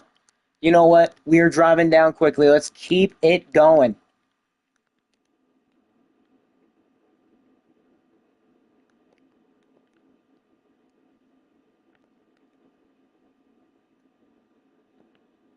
Okay, that will at least stop the clock.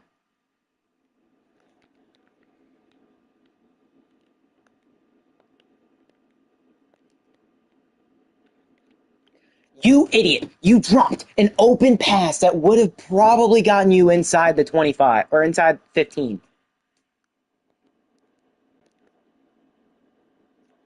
And that's straight to the freaking linebacker who is not going to get tackled because for whatever reason they are like everybody is Derrick Henry. Oh crap. Maybe it is time to put in Isaiah. I don't want to do it.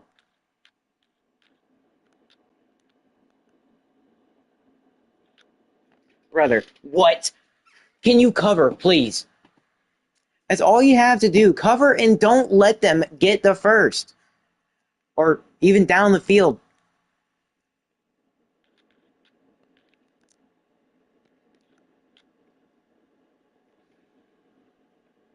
Doesn't even make an effort on the ball.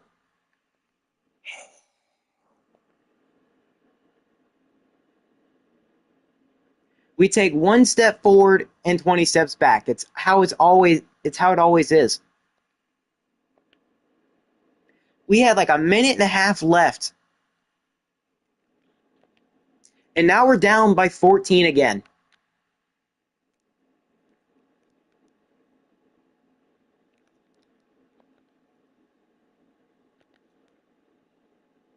Because we decided to throw it directly at the linebacker instead of over, like I said we should.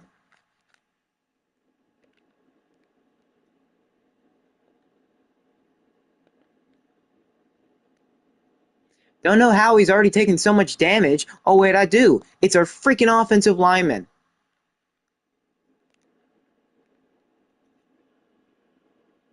We step up in the pocket. Don't get any time. And nobody even has this level of arm strength on our team. Maybe a receiver would. Why a receiver? Well, all of our quarterbacks have literally, it's in your hands. There's pass interference.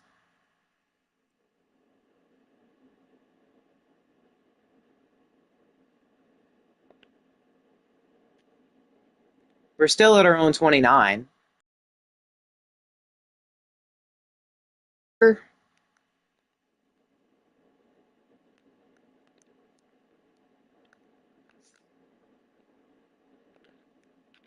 Exactly what I mean, though. He doesn't even have the arm power to get it from the 50 to the end zone. I could do that. But we go into halftime down 14. We need to stop botching the end of the halves.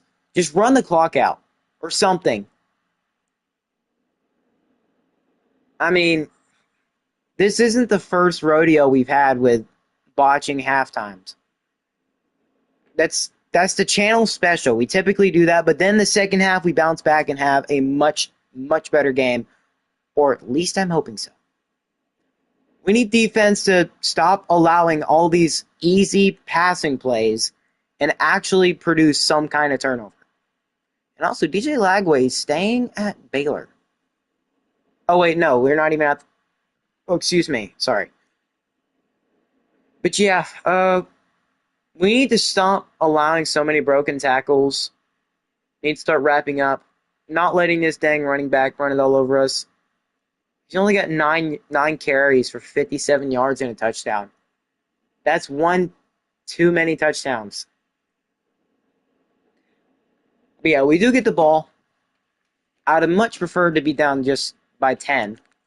But nope.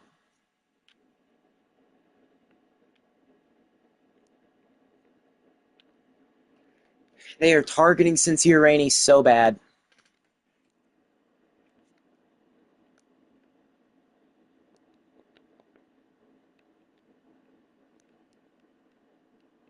Okay, he gets another first. He's got 74 yards on the day.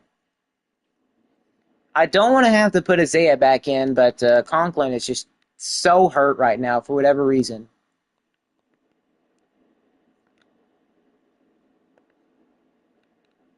And Jamar, nobody cares to cover these jets or these halfback wheels.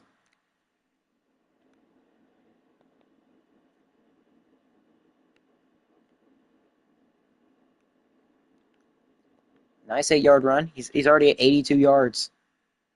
He's taken some damage, but surprisingly, he's not taken much.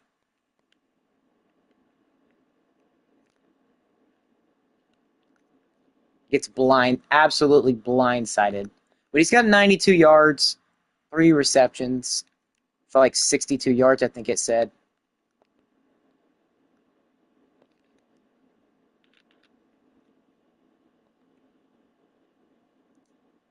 Okay, we've got to think of something that will work. So maybe try an RPO here. Let's flip it just so we can maybe have more space to run with Jordan.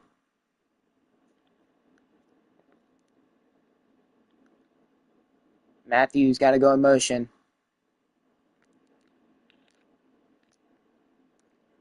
Jordan Williams breaks a tackle, and it's only going to be 3rd and 3. So we've got a chance. All we need is a touchdown.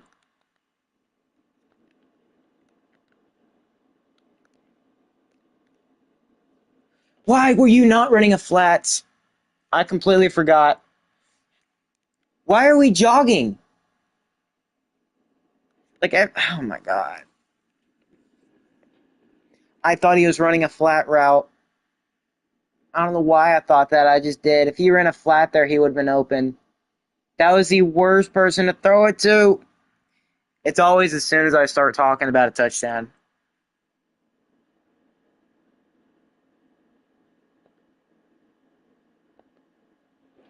You see, I want to keep Carson Conklin in. It's just the problem is he's so hurt.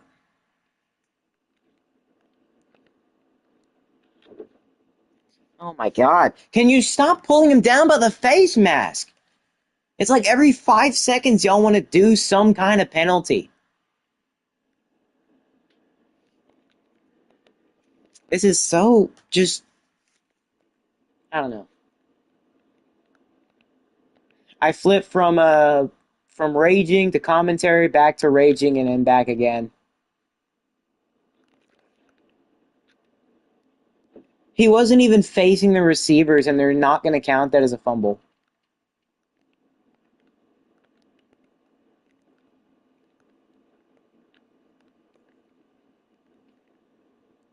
Third and goal.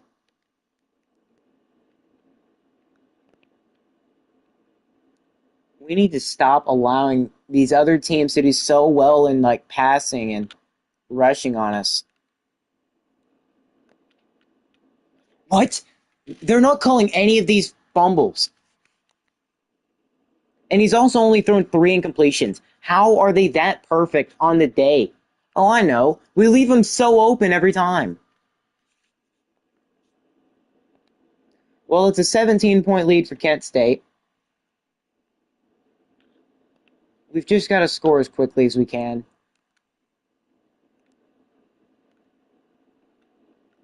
That's a face mask.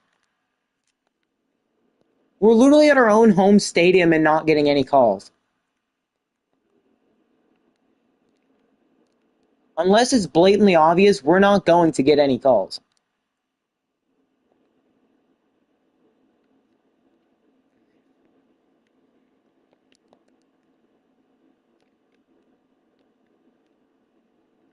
Wow. That should have very well been picked. But yeah, and his wear and tear is only going to continue to get worse and worse. Jamar is above 100 yards. Yeah, I think it's time to put Scruggs back in, unfortunately.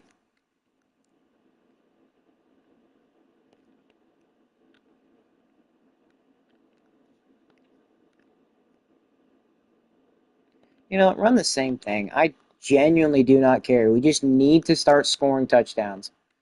I don't know why we struggle so much. Can you hurry up, please? Snap it. Oh my god, snap the freaking ball. I hate that glitch so much. You try to hurry it up and it forces you to call a timeout. I guess it's because I tried to make the substitution for Isaiah.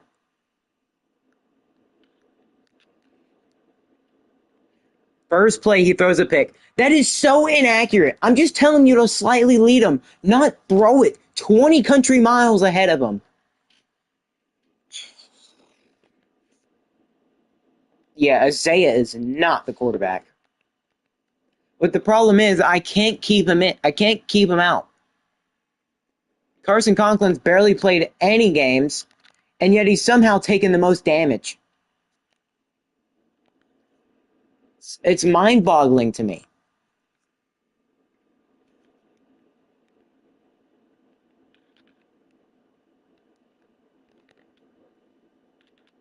It just confuses me so much.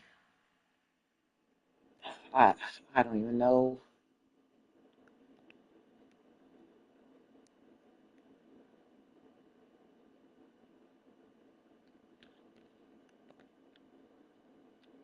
Dude, oh my god. How does he get a first down in that? We refuse to wrap up and break off the blocks. All they have to do is run the football. And he drops it. Rashad drops it. Oh no, that's Ryan Carthion. Freaking drops the pick. And yet the other team catches everything and they're worse than us. That calls for slider adjustments.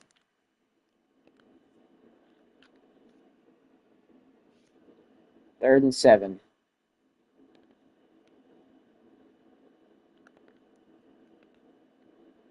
As soon as we call some kind of blitz,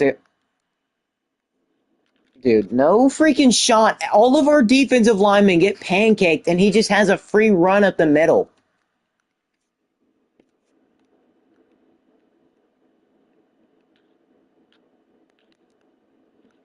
Pick it off, Ryan. Please. You've already dropped one easy pick. I beg of you, man. Please.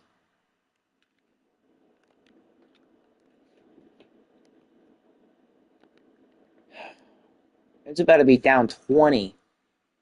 We have no shot at winning many games. Because they don't even try to dive. We got lucky Xavier Williams was able to dive.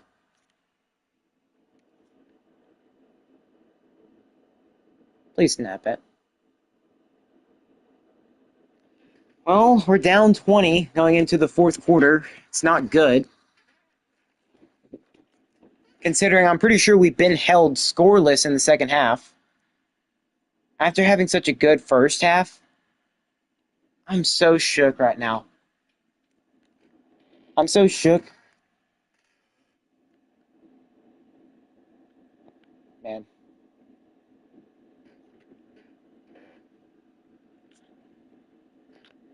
Sometimes we play good, then most of the time we play like this. Like absolute dog crap. Our defense fails to do literally anything correctly.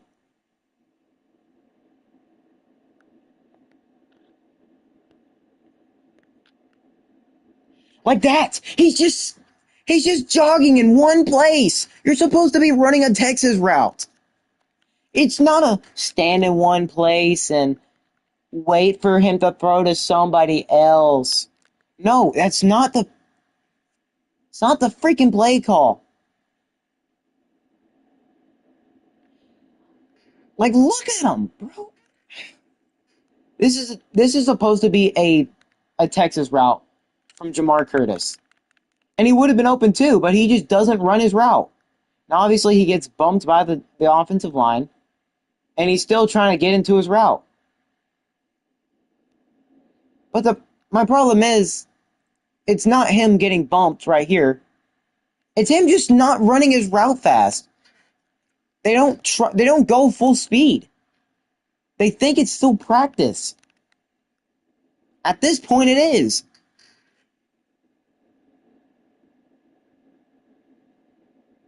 And to say some people that think this is like oh, of course.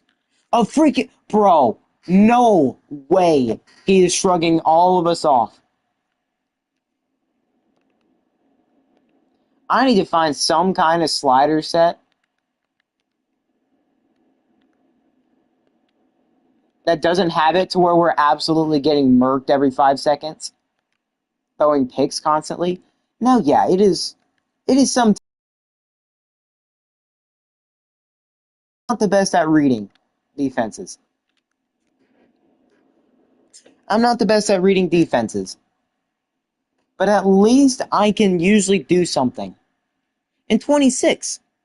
Now 26 and 27 are way far apart from each other. At this point, there is no point in playing. Well, maybe to get Jamar Curtis a couple more yards rushing to keep his Heisman status looking good. There is no point to play right now. But I did this to myself. I wanted to play every single game. So that is on me. But I want to have an interesting change on dynasties on my channel. Because typically I play like 3 games a season and sim the rest.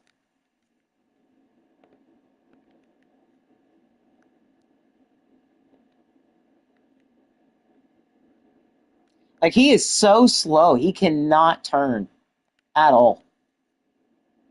He tries, but he just simply can't. It's not like he's got terrible.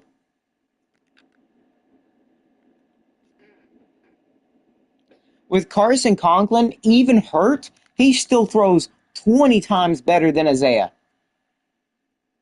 And Isaiah's accuracies are in like the 70s.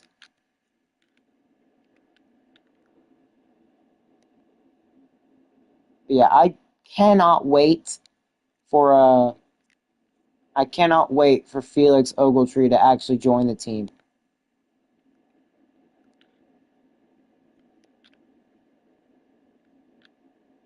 He just snagged that one-handed. Who do these DBs think they are?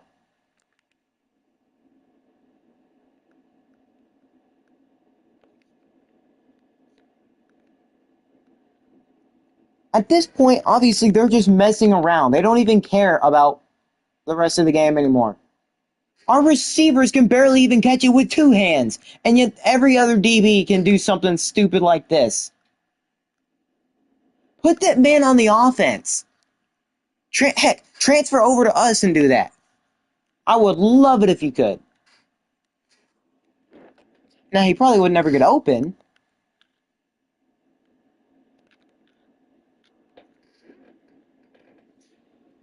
Oh, crap.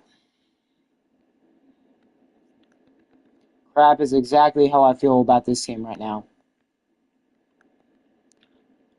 The quarterback we try to have start, he's a freaking pane of glass. Maybe he's just a pain in my you-know-what.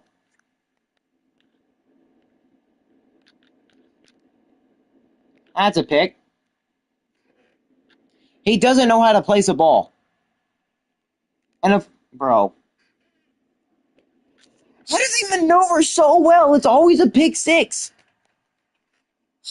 I feel like we should just sim to the end of the season. I am so ready to go to next season. Like I am just so ready to sim past this year. Maybe we could win a game or two.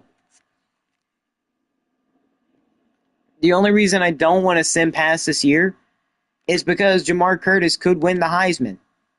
As long as he just has good games. Which he has been, at least for the most part. He's been getting shut down pretty easily in recent weeks.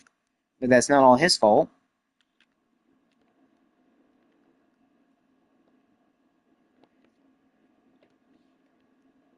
My problem is, when I'm trying to run it with him, I keep trying to be like Le'Veon Bell and just try to read the defense and try to make a good cut. But you can't make a good cut if you don't have a kind of guy that can make that kind of cut. He only has like 88. He only has like 88 throw, 88 what's the word? 88 change of direction, that's what it is. And this is not going to get it, I can almost guarantee you. That's why.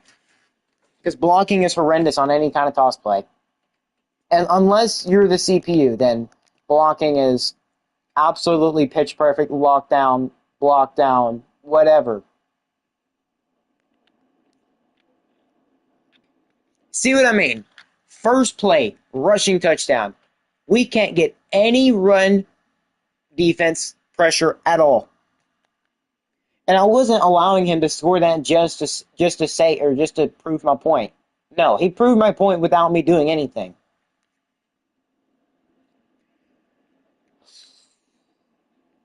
41. Oh my lord. 41-point deficit right now. It's freaking Kent State doing this to us. It'd be different if it was like Baylor or Memphis or somebody who's actually ranked right now.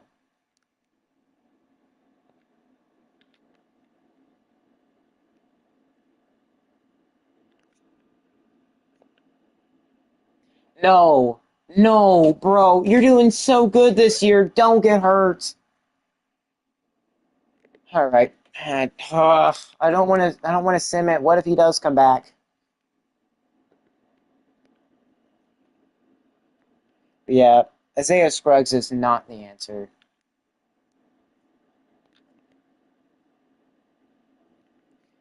And the thing is, they don't even try to catch it secondhand. Like if it deflects, it's only ever going to be picked off. Like your receivers never even try to go catch it secondhand. Like if it's deflected, no, just don't even try. But also, I feel like we need some speed at receiver.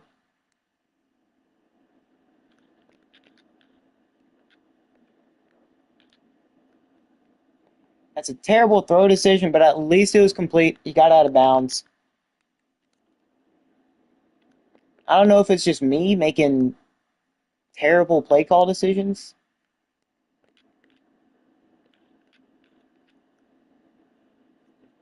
He does the absolute cinema thing in midair.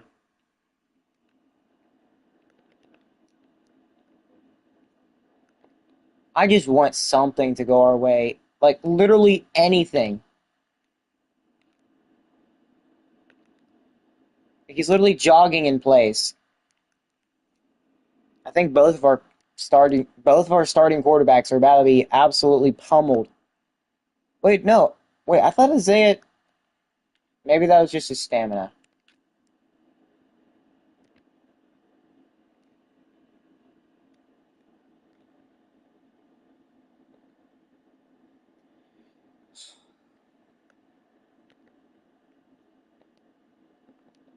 Never running on fourth down.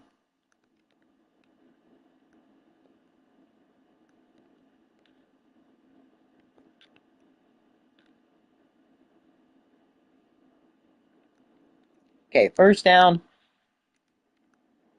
Can we at least score a second touchdown? That's all I'm asking. Oh no, I think Jamar is out for a lot more than just one game.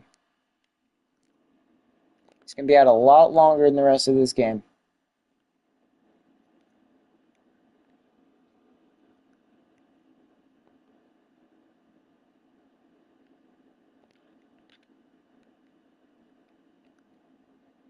That's why we need a fast quarterback right there. If we can get a fast quarterback, that's a touchdown every time.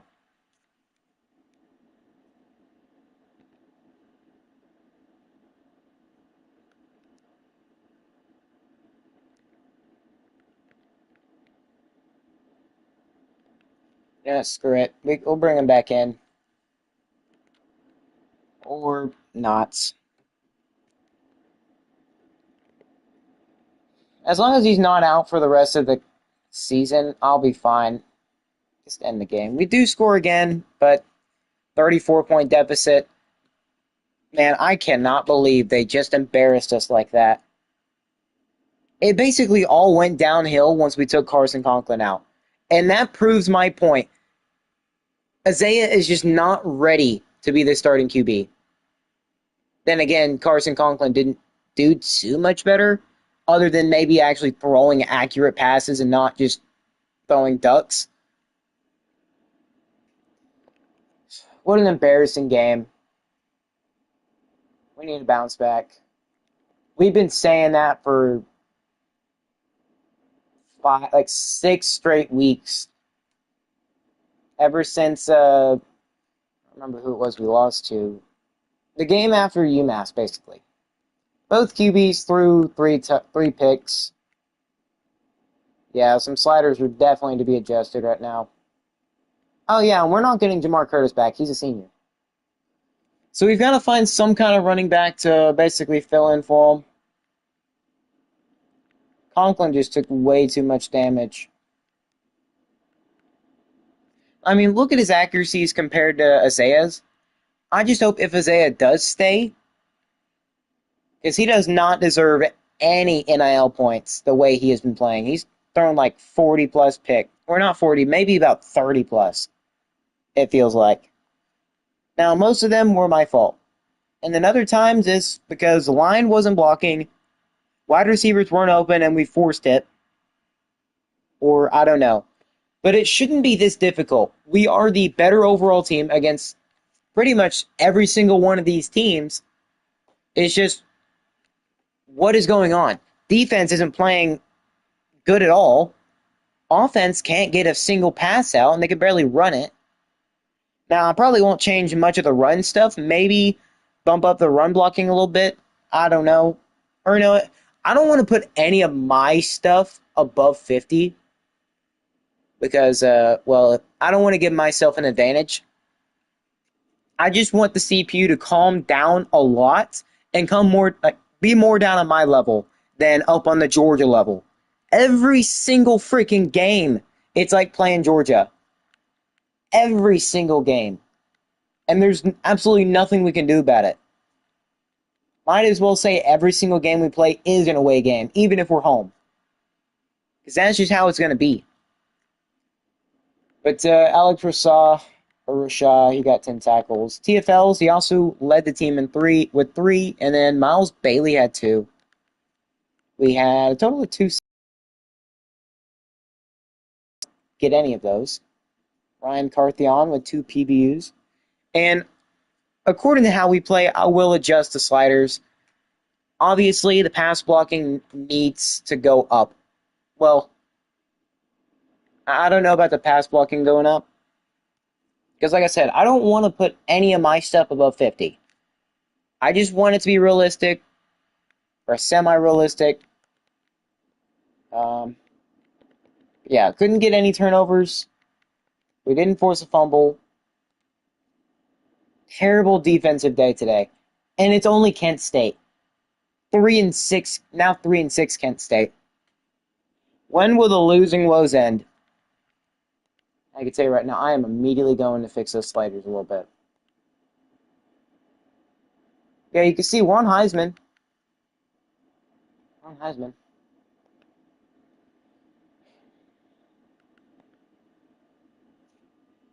All right, let's see. What exactly needs fixing? Well, QB accuracy, that could go down to maybe 45.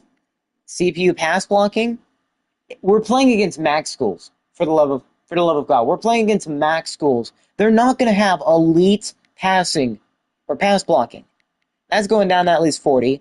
Wide receiver catching, they practically catch everything, but then again, we leave them open, so I'll just put that on 47. Run blocking, they are so perfect at it. That's down to 40. Ball security, well, fumbles aren't supposed to happen a lot.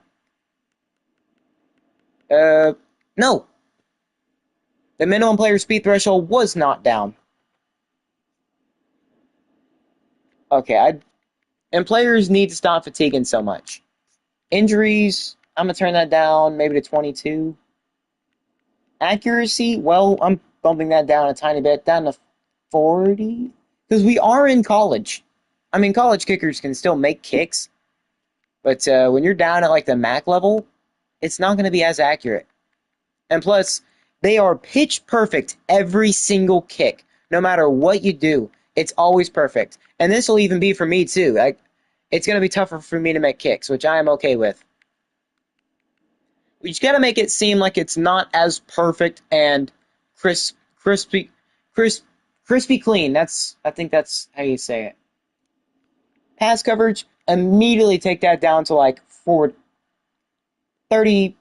37, sure. Interceptions, take that down to like 35. They catch everything. There is not a single pick that they are not dropping or taking back for a pick six. They do it every time. And as for ball security, that's okay. Interceptions, you know what? No, 30. I mean, we drop a lot as well. What's one thing? Like I said, I don't want to touch any of my sliders. Unless we're doing really good at something, I am not touching any of my sliders. If y'all think any of this is unfair, let me know. But let's see, how many games have we played so far? Well, maybe. I mean, I think we can probably hop into another one. But hopefully these settings are a lot more fair. But if it's too much, then I'll fix it. But if it actually works the way where it makes sense, then yeah, then it'll be good. But so I'm not touching any of my sliders as much as, well, I don't, because like I said, I don't want to give myself an unfair advantage. I just want it to be playable. Because right now, the only thing we can do on offense is either throw a pick or maybe run it for like 1 or 2 yards. Pass blocking, I'm putting it up to 55. Run blocking, 55, because I think we all know blocking in this game is horrendous anyways. But accuracy, I think that's fair. Pass coverage, we do crappy at that anyways, but I'm pretty sure we have a lot of thumpers. So, yeah, those are the only two I'm actually going to touch because at base, you just can't block. And it makes every other team look so incredible. But yeah, let me know what y'all think about these sliders. I'll adjust them. I'll adjust them accordingly. You know what?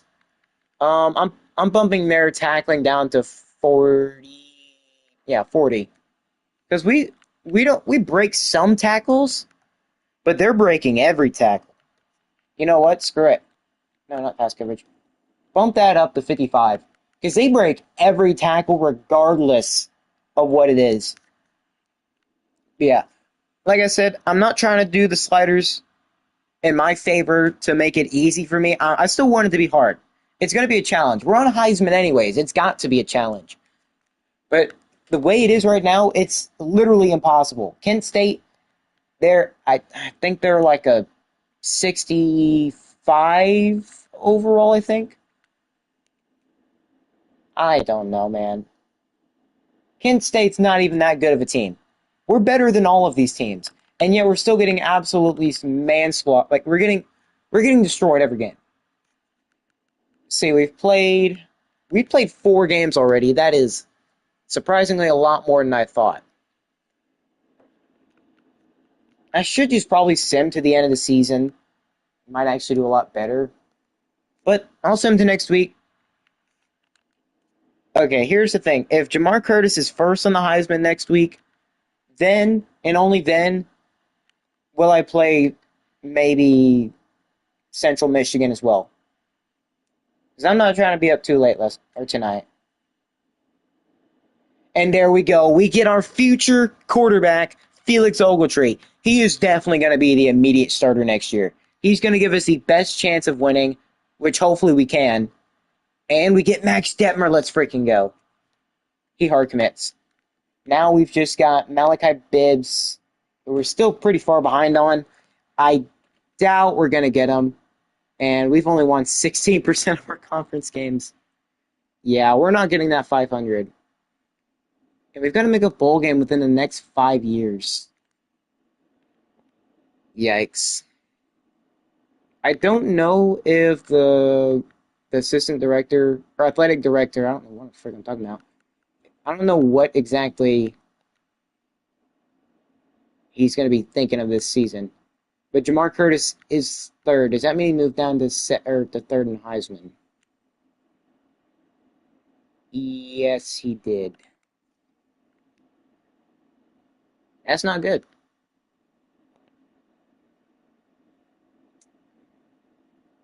But at least we got our quarterback. We've got 2 decent linebackers. Hopefully we can get Butita commit, which it looks like he's very close to. Well, not very close, but he's about to reach his top 3. Shaq Crick. You know what? We've got plenty of hours. Start putting more into him. Can we hard sell him? Probably shouldn't. But let's send the house so we can start hurrying up and wanting to come here. Same thing with Juan Wiley. I want these guys to hurry up and commit because we need everybody we can get. And these 3 stars, all of them are going to be very important. But it's a good thing we got Max Detmer. He is 90 speed, so we're going to have at least one decent running back next year. His acceleration sucks. His change of direction is actually good. So he's going to be kind of like Jamar Curtis, except just a little bit slower when it comes to acceleration. Or not a little bit, a lot slower. And then I guess the final 25 we can put into him. Bibbs, we've got as much as we can into him. TJ Spriggs, hopefully he can be good. But that's how recruiting's looking like right now. I think I might... Well, I mean, Jamar Curtis, he's having a good year.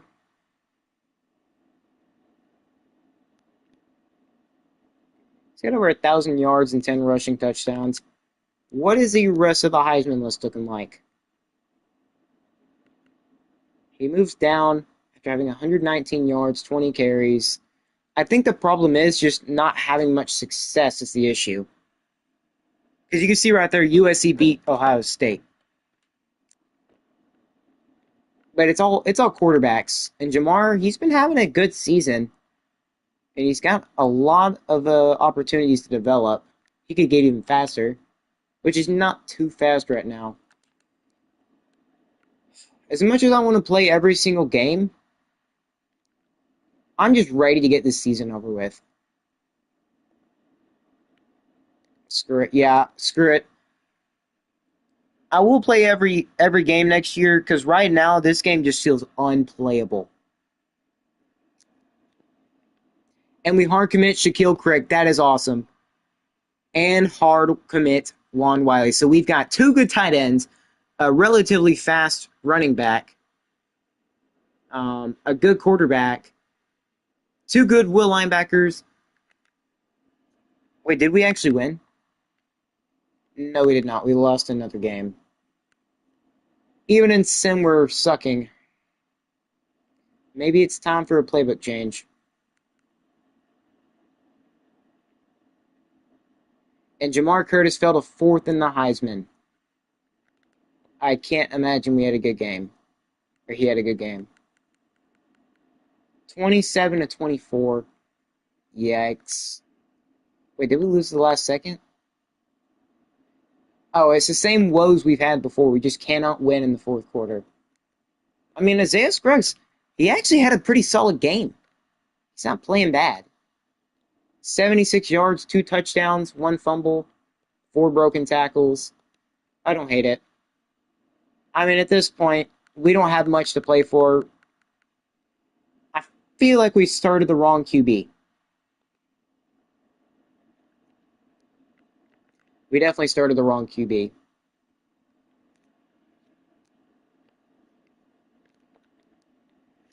I really just hope that Jamar Curtis can actually stay in the Heisman till the end of the season, other than just having all these freaking quarterbacks in here. Plus, Central Michigan is not the best team.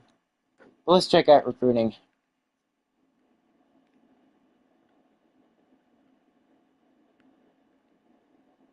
Jimmy Boutte is very close to committing. No, not again. Very close to top 3, which he should commit to our school. There is nobody offering him. Funny enough, though, we didn't put points into him at all until like halfway through the year. And somehow we are still super far ahead. Nobody cares for Jimmy Boutte. Is he just bad or something?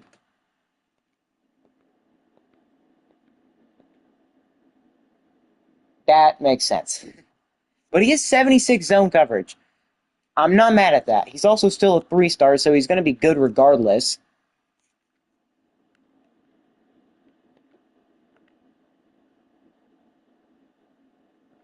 You know, just take those out and put 50 into him.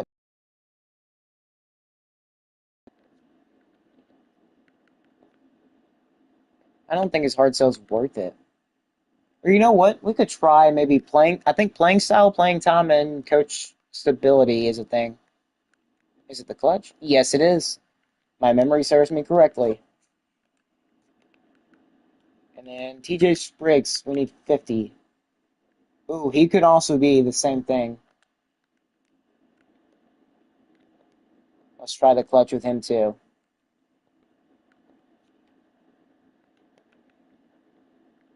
Anybody else we can put points into? Nope. That's not a bad class so far.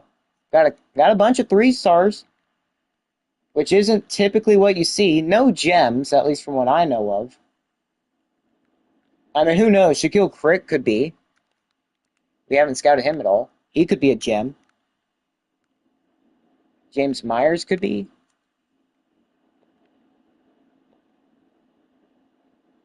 He's an edge setter. I mean, he could be. Have 5 hours left. Okay, well, that's all we can really do for that. We even be able to win our 3rd game. Because, yeah, I am just so ready to get to next season. This season has already made me, not depressed, but it's made me so upset with how this team is. And Malachi Bibbs verbally commits to Hawaii. That's not good. And no, we can't even win our 3rd game. That is horrendous. Well, we still got one more game left, and well, guess who it's against? Hawaii. Reach top 3 schools, top 3. Guys, just go ahead and commit. Y'all already know where y'all are going to go. And there goes Jamar Curtis's Heisman hopes. He was hanging on a thread, a very thin one. Basically, one bad game would throw him out of it. And we lost 31-10. Okay, we need some kind of playbook change. one that'll benefit us nicely. Flores, he did pretty good.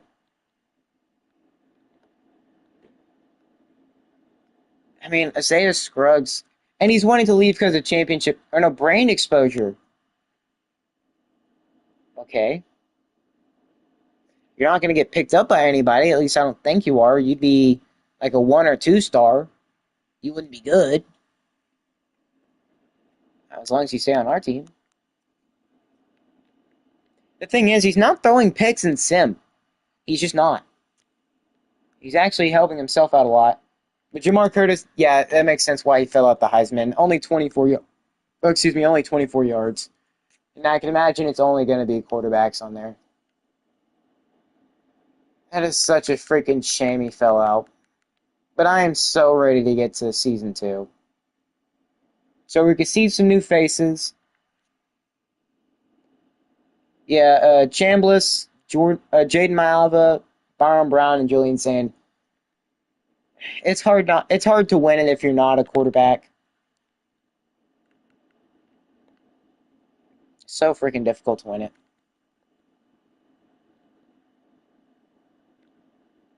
I mean, obviously, linemen, we need to start working on trying to get very good at recruiting them. Because they're going to be something we need badly. I don't know if we're going to be able to develop any. And it says our job is safe for now. Yikes. But Jimmy Boutte, yeah, he's going to commit very freaking soon. And then James Myers, Ohio's basically not giving up, but we are far ahead for him. Please tell me James is a gem. No. And he's slow. Block shedding's okay. Can we hard sell for him?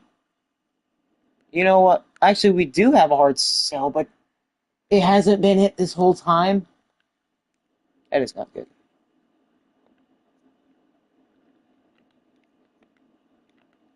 He's verbally committed to Hawaii, and we have no hours for him. I mean, TJ Spriggs, is he good at all?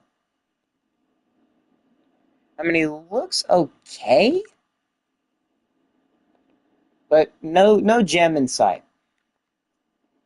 That sucks.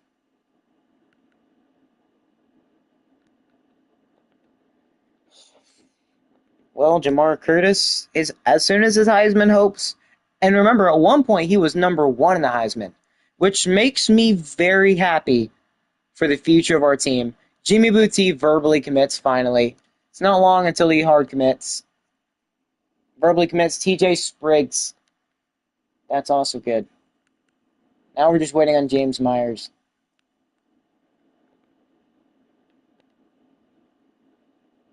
I mean, yeah, the athletic director is not happy we're 2-9.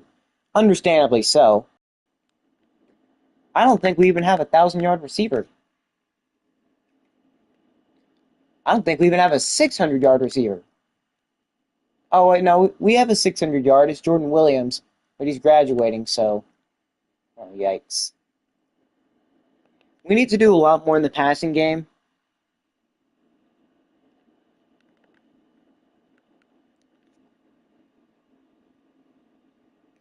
I want to see if that hard sell worked at all for Malachi Bibbs. I mean, we are rising on him, but Hawaii is just going to be so far ahead.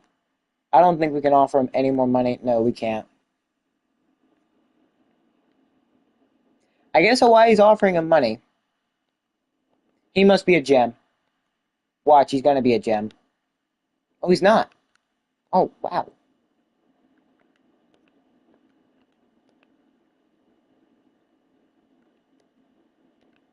I kind of wish if you had the hours, I kind of wish they would just let you go ahead and scout players. Just to get a heads up on, how good they actually are. I feel like that'd be pretty cool.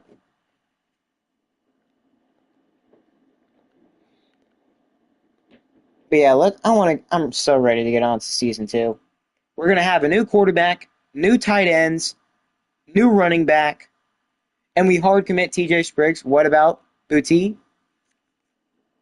Okay, well, we lose Bibbs. He hard commits to Hawaii. And we win our third game. And we're up to D+. plus. Okay. We at least get our third win of the season. What exactly, like, how exactly did we win? 24-18. That's not bad.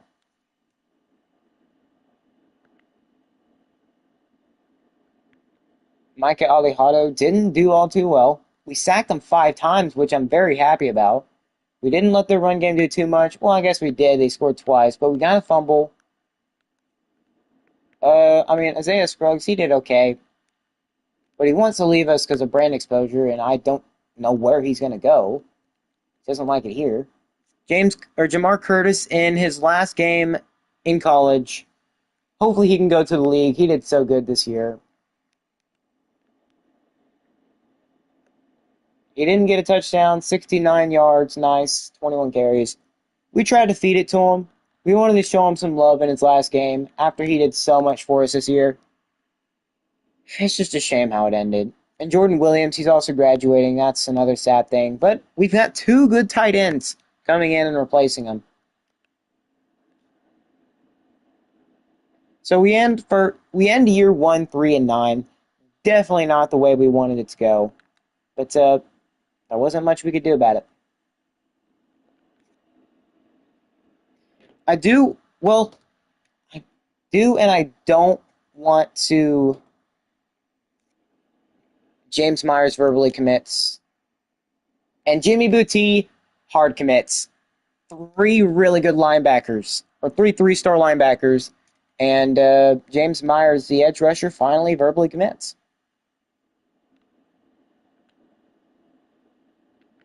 Well, it looks like the athletic director actually was a little bit happier the fact that we beat Hawaii.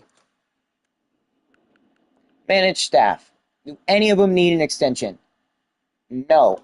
And I don't want them to leave because, look, one of them is elite recruiter and the other is master motivator.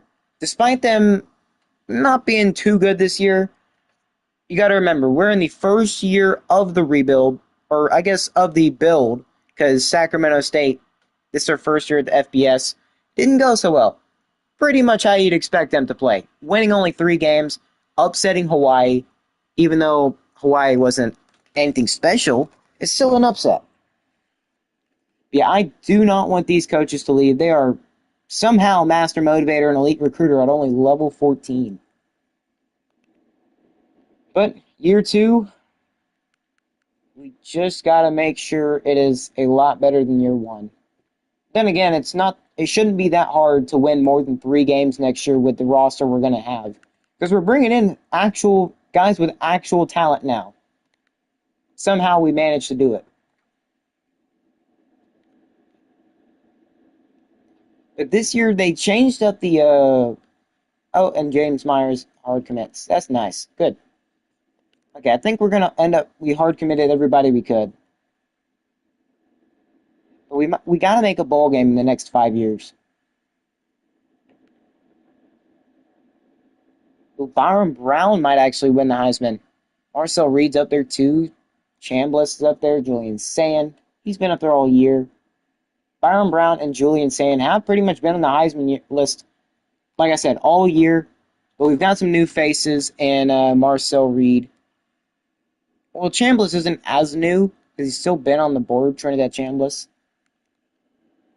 But well, I guess let's see who actually makes it to the national championship in year 1. Also, I think I maybe want to change the playbook up. I don't feel too good with the A&M playbook. I think maybe the Texas Tech, which is the last playbook I used, either Texas Tech or Georgia's playbook. We didn't get the 75%, and we're down to about halfway. I'm curious as what our goals are going to be next year.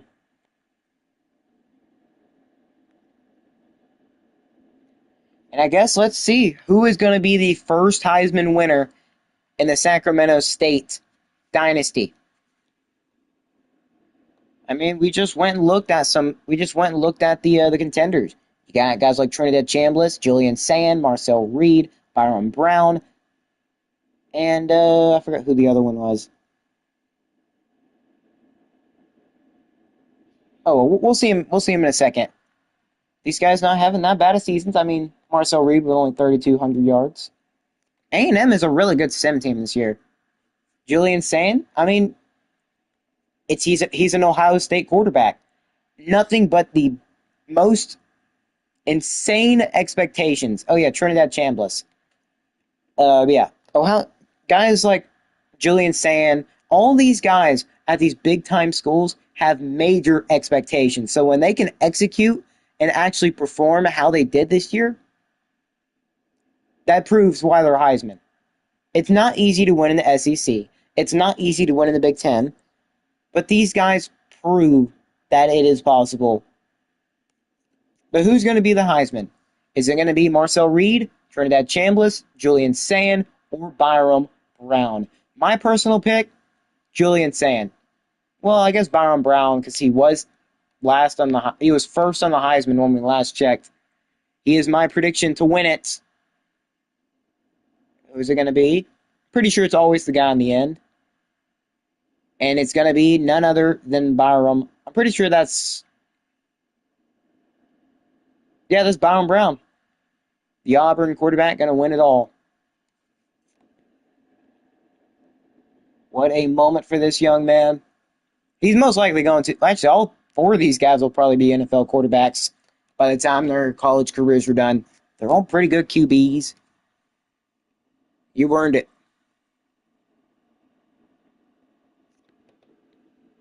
Just imagine that could have been Jamar Curtis if I would have probably played the rest of the games. Byron Brown will win the Heisman, 3,600 yards, 29 touchdowns. I don't know. He must have just had Auburn being really good this year. Because those stats don't look, I mean, they look impressive, but not too impressive. Not Heisman impressive. Maybe this was just a down year in college football stat-wise. But it turns out Julian Sand was dead last. Or no, Marcel Reed was dead last. Byron Brown, Trinidad Chambliss might have came second. Julian Sand came third, and Reed came fourth. Let's take a look at job offers real quick. I'm not leaving. Gumbo Shrimp wouldn't do that. I can tell recruiting's going to be a lot harder in year two. But A&M's playbook, we have Texas A&M's playbook right now. It is not it. I mean, just too many deep balls, or like too many deep throw plays that do not work for our level of team. Yeah, we're not leaving. I mean, those were the schools that we could go to. Early National Signing Day. Here is where it could all be won or lost. Or here's where the series could either go good or bad. Do we have anybody above normal? Juan Wiley's an impact. So is Shaquille Creek. Jimmy Boutte is only a normal. Lester Travis is an impact. Reggie Blade's an impact. And Felix Ogletree is an impact. Okay. I wanted Felix to be an impact at least. So we got a good quarterback. And also, if you're paying 85 NIL to a quarterback like this, or just a player in general like this, they better be good. Now, Jimmy Boutte, obviously, we paid 32, but that was just so we can get ahead for him. But those are some good freaking players that we're bringing in this year. Now, I don't know if we'll be able to bring or commit them or keep them on the team, but hopefully Felix Ogletree doesn't go asking for like 500 or 200 points after next year. Because we're bringing in some decent players. And also, where does our class rank exactly? Do we have the best class in the MAC? Yes, we do. We actually have the best class in the MAC. Hey, I'm not going to argue. If we can go win the MAC conference in year two, that would be awesome. But we didn't even win 4 games this year. We need to take an absolutely massive step towards the future and start winning a lot more games than we did. Also, I don't think our coordinators are going to leave because of how terrible they are. Because of how terrible we did this year, Our coordinators ain't leaving. I guess what I can do, I will do all the way through the off season. Since I got plenty of time. I got like a couple hours till I'm ready to sleep. But I guess with Coach Manu, not Coach Manu, that's the other series. Coach Gumbo Shrimp. Let's go maybe try to upgrade some of these. We just got a quarterback, so I don't think we need one. But it would be fun. Quarterback's looking for playing time. Got 55 points. We could either try to max. Um, well, we could try to get starting interest from linemen. We need those pretty badly. We also need defense in general as well. But imagine being able to bring in a guy that's really good. You know what? Yeah, if I can bring in a big time transfer QB, I want to bring in a big time transfer QB. I've got 25 points left. I think I'm just going to put that into the linemen. If we can get good lineman recruits next year, it is going to be so freaking nice. That way we can block for Felix Ogletree. Tight ends could get open. I'm hoping by year 3, we can be actually a team that's competing for bowl games every year, at the least. Or heck, even the MAC conference. But one good quarterback could change the fate of Sacramento State. Don't know what's wrong with his left eye, but that dude looks Gumbo Shrimp looks like a snake. Like, you know the way like their eyes like flicker, like their inner eyelid compared to their outer eyelid. All right, let's check out some staff moves. See what we're looking at. Jeff Brom went to the NFL. Makes sense. Pat Fitzgerald. Thought for a second that was Ryan Fitzgerald. I was like, oh, no way.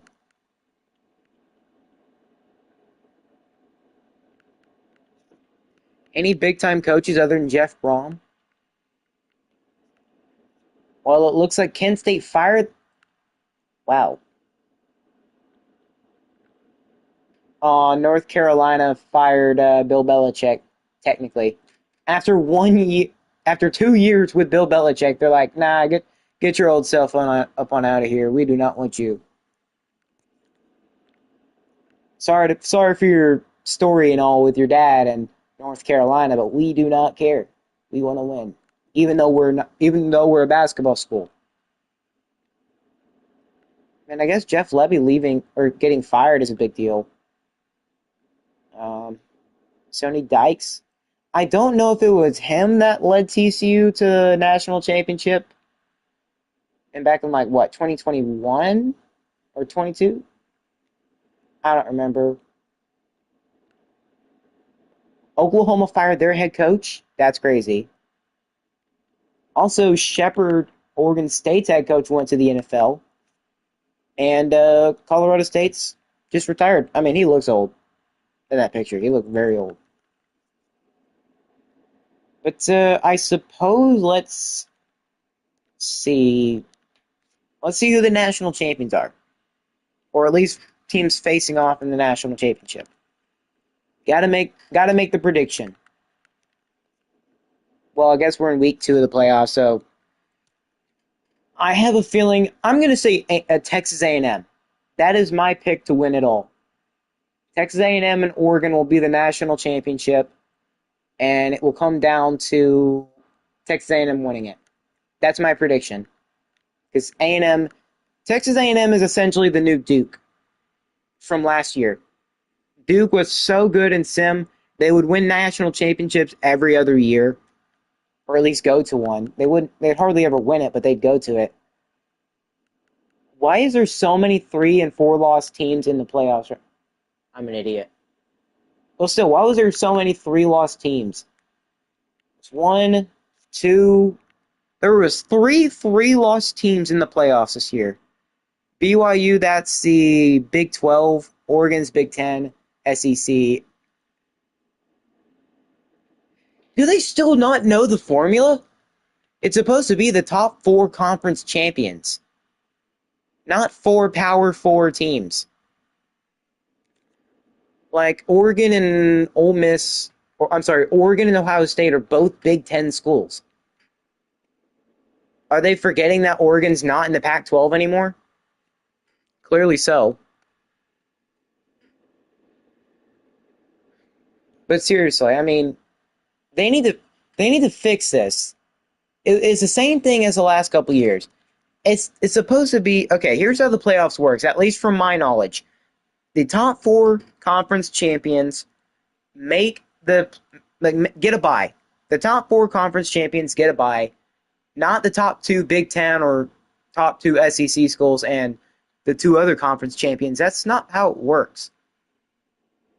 That's just simply not how it works. And plus, Oregon with two losses, BYU with two losses, Ohio State with two losses. I guess it's just impossible to go undefeated in this game, or for the most part.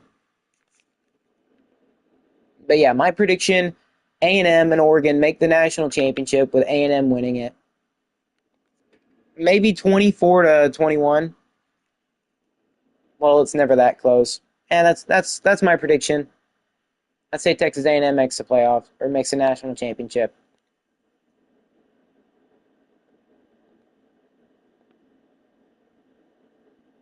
All right, what is the national championship looking like? Oregon and Ohio State. Okay, I was half correct. Well, yeah, I was half correct. Oregon makes the national championship.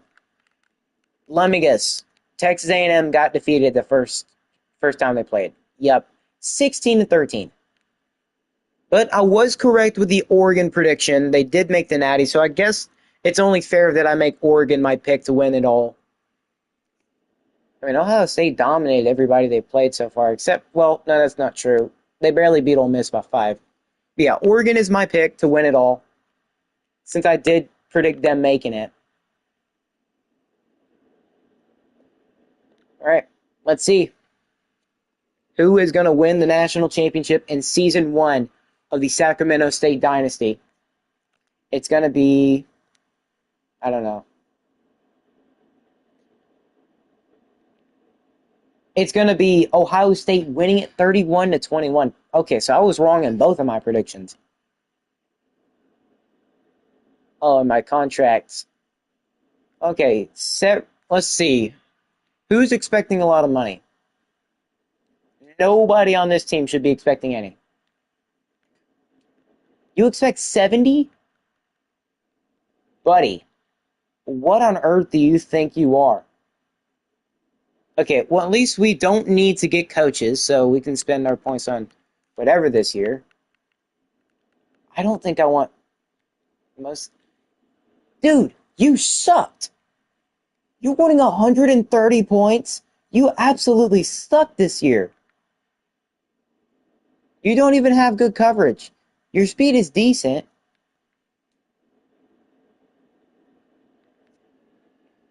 He's a terrible player. I don't understand what he thinks he's going to be doing. Carson Conklin, you can leave for all I care. I'm going to go try to get a quarterback in the transfer portal to at least back up Felix Ogletree. What about... I don't... Yeah, Ryan does not care. I don't think we're going to be able to bring back anybody.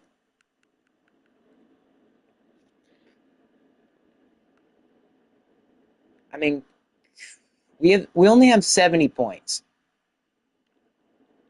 And they're all asking for so much money when they were not that good. We literally went 3-9, and y'all are expecting to get paid hundreds of NIL.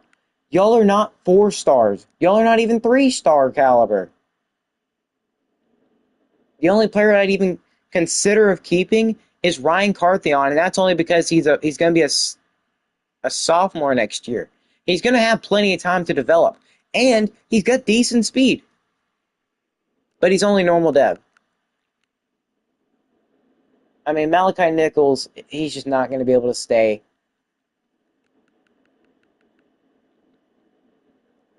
Elias Brown, that's not happening. Do we have any other points we could take out?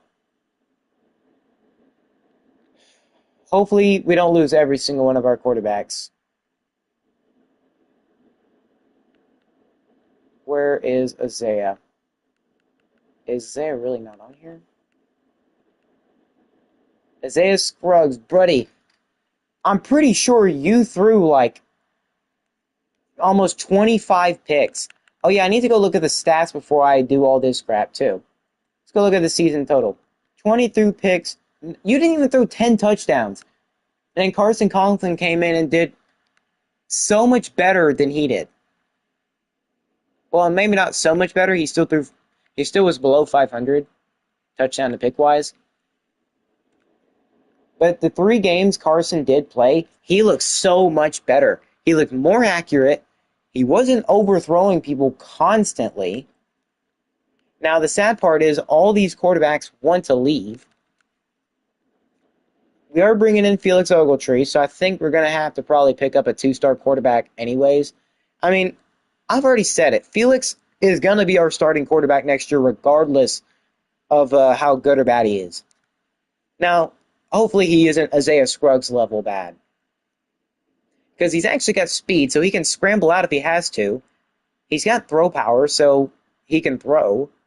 I'm not talking about 82. I'm talking about 93. He can actually get it darted down the field. So if we want to chunk it, we need to get a fast receiver. See, Isaiah Scruggs, you of all people should not be asking for over 100 NIL. You are an absolute idiot for thinking that.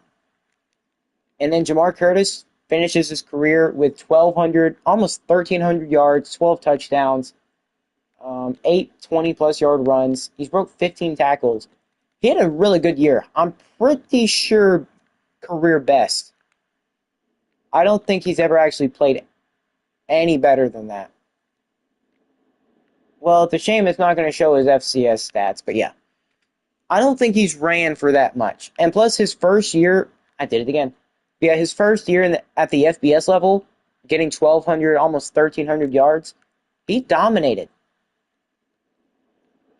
He just couldn't really do anything else. Also, Jordan Williams, he wasn't that bad.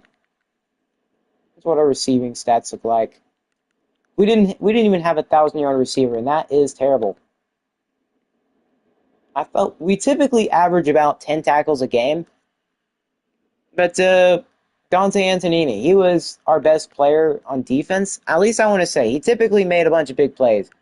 We had 5 people get over 10 TFLs. What about sack-wise? Miles Bailey led the team with 10, or I'm sorry, with 8. Xavier Williams had 7.5. We didn't really have that many different. We didn't have much variation in sacks. Most of the guys that did get one are older. Interceptions, we of 6 picks on the year. Only 1 pick 6, and that was Dante Antonini in the first episode, like early on in the season. Deflections wise, well, Dante and Miles Tucker led the team with 5, followed closely by Ryan Carthion and Elias Mulligan. I'm actually surprised we didn't allow more than 10 catches, or at least 1 person. It looks like they were definitely targeting Malachi a lot. How many forced fumbles did we have? We had 7 on the season, but we only recovered 4 of them. We forced 7, but only got 4. Didn't block any kicks. We got 1 safety. Remember, Miles Bailey did get that 1. I don't... Actually, let's check. You gotta respect the kickers, you know. Kickers are people, too. Longest was 47. I mean, he could barely even hit a 50-yarder. He was not too good. 81 kick power and could barely even hit a 50-yard kick. Field goal. Yeah, buddy, hit the showers. Why do we have 3 punters on the team exactly? I'm definitely going to cut like 2 of them. I think I want to keep Wyatt Drag. Well, he's leaving, so our roster might look like a bunch of walk-ons next year. Walk-ons with some 3-star talent. Kick return. No kick return touchdowns, but we did do pretty good. Well, that's the stats. Any All-Americans?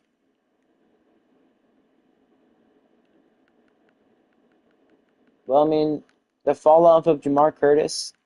Well, he still was second-team All-American. We at least had that. I don't think he even came close to winning. Well, he might have been like second or third, or heck, maybe even. I'm pretty sure he's top five best running back in the nation. Surely. Well, dang, screw me. We barely had any national. Okay, Jamar Curtis was the only national All-American, despite being one of, if not the best rated teams in the conference. We just could not win. Jordan Williams and Jamar Curtis were our two and only offensive weapons on this entire team. Probably would have helped out if we played Carson Conklin the whole season. But I just wanted to see what the freshman QB had. We weren't really going to lose much. Well, I guess we technically did. What I meant by losing much means we're in our first season as an FBS school. There's not much expectations from us. So just go out there, see what we got with the freshman QB. Probably played him a little bit too long because he did throw 22 picks this year. Not good at all. But Miles Bailey, Derek Houston, Dante Antonini, all older players that find themselves second team All-American in the MAC. What about freshman team? Garrison Blank actually made it on here. Wait a second, that's our left tackle. Wait, no, he wasn't the starter, though. He wasn't the starting left tackle, because I remember him strictly being, like, number 77 or something like that. Something in the 70s. Ryan Carthion is also on here. But unfortunately, half those guys are leaving us. So I don't know if the awards are on here yet. But, oh, it is. Oh, they actually had it. The best academic player. I wonder what you... I mean, obviously, this is like... I looked it up because I wanted... When I was just playing, like, my own... I was playing Road to Glory. I had, like, a running back or whatever. I had his... Basically, I won this award with him. And I was curious as what it is. Best academic player of the year, yeah. I mean, that's what it is. But apparently some people, or everybody considers this like the Heisman for academics. Like the smartest player in the country. And apparently Jaden Mayava is that. I mean, you'd expect people from like, I don't know if USC is a academic, like a good academic school or not. But obviously they have the smartest player in the country. And the Paul Hornig, what exactly do they mean by most versatile? Is it just mean like the guy that has a good combination of yards, scrambling, passing? I wonder if that's what it means. Because if that's the case, then Trinidad Chambliss should have won it. Well, I guess I see why Byron Brown won it now. Only 2 picks, 30 touchdowns passing, 830 yards. Maybe we just need to go like the Ole Miss or Auburn playbook. Then again, we also need a good quarterback, but we got that with Felix. So, hold your horses. Yeah, I just wanted to show those 2 awards because I've never seen them before, and they're definitely new.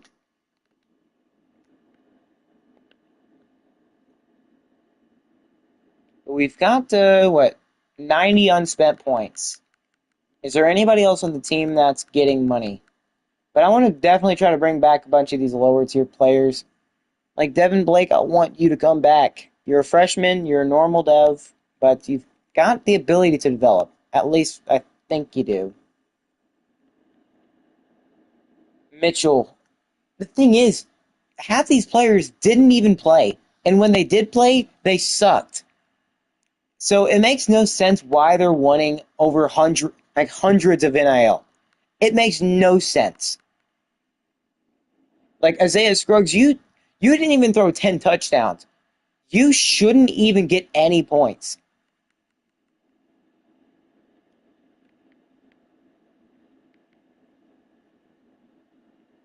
Like, I don't understand why most of these players are wanting over 100 NIL when they either didn't play this year or when they did, they played like absolute hot garbage. I don't understand. Like, it absolutely shocks me. Why do these people insist so much on getting so much money? They did not have a good year. They're not even 80 overall. They're not even 78. It just makes me so curious as to why they're winning so much when they're not even an impact dev. It makes sense if they were. I don't know. I mean, we're a smaller school, but we've got some NIL. It's not like we're completely broke. Ford, you're 90 speed. I want you to come back. I mean, obviously, you don't have to spend all your money, but I don't want a guy like Javion Ford to leave. He's got 90 speed, 91 excel. Hopefully, he can work on his catching. He's a freshman. So, yeah. And then also Devin Blake. That's not even scratching the surface of him. I think they need to fix the NIL stuff when it comes to roster NIL because half these guys did not play. Half of them, whenever they, like I keep saying the same thing over and over again. You get my point, though. When they did play, they played like trash. But most of these guys never even touched the field. So, like Isaiah Scruggs, you should not be asking for 155 NIL.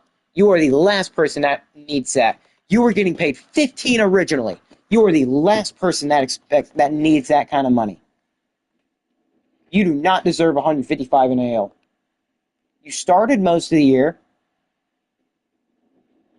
Well, I guess technically he started all the whole year. But just because we made you our starter does not mean you deserve over 100 NIL. But I guess let's get a move on. We need to improve our facilities.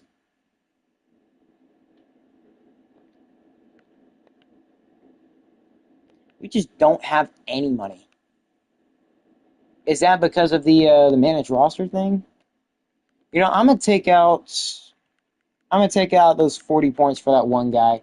So we have pretty bad facilities right now, which means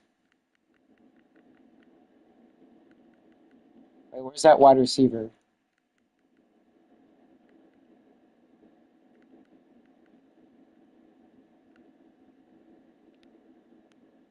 Where's that one wide receiver I put points into? Is he just completely off the board or something?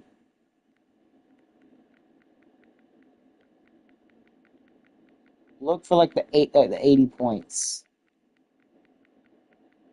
I don't see him. What?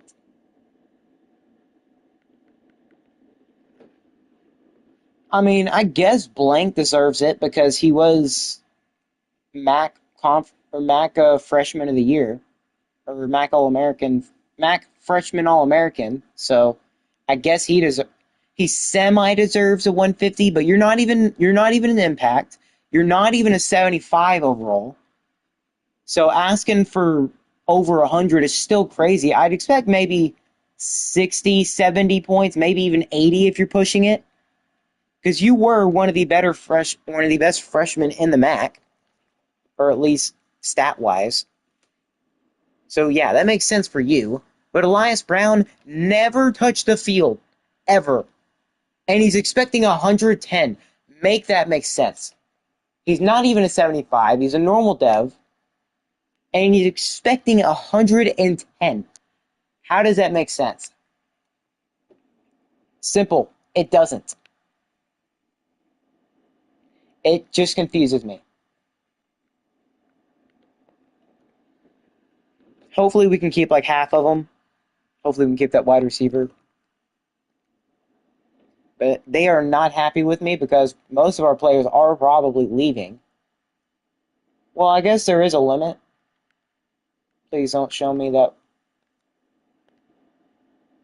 And of course, he's not been persuaded, man. We can't get any of these guys back.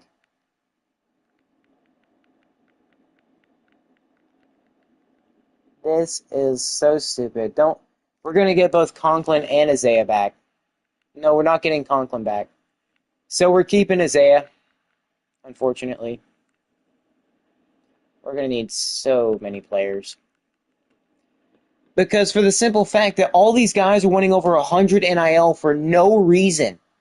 Y'all aren't good. Like, y'all just are trash. Y'all aren't even good. They need to freaking fix that or put some kind of slider, some kind of setting to where these crappy players do not expect Georgia level money. Like I can imagine like SEC school, most if not all their players are like 1 to 500 points, every single one of them. But we're not. We're in the MAC. Y'all aren't even a 70 overall, 75 overall talking about, oh, I want 100 NIL points. You know what? Since I'm at the FBS level and I didn't even play, I went over 100 NIL points for doing nothing. Like, what? None of these guys even touch the field. Well, maybe to suit up, but they don't even touch the actual field.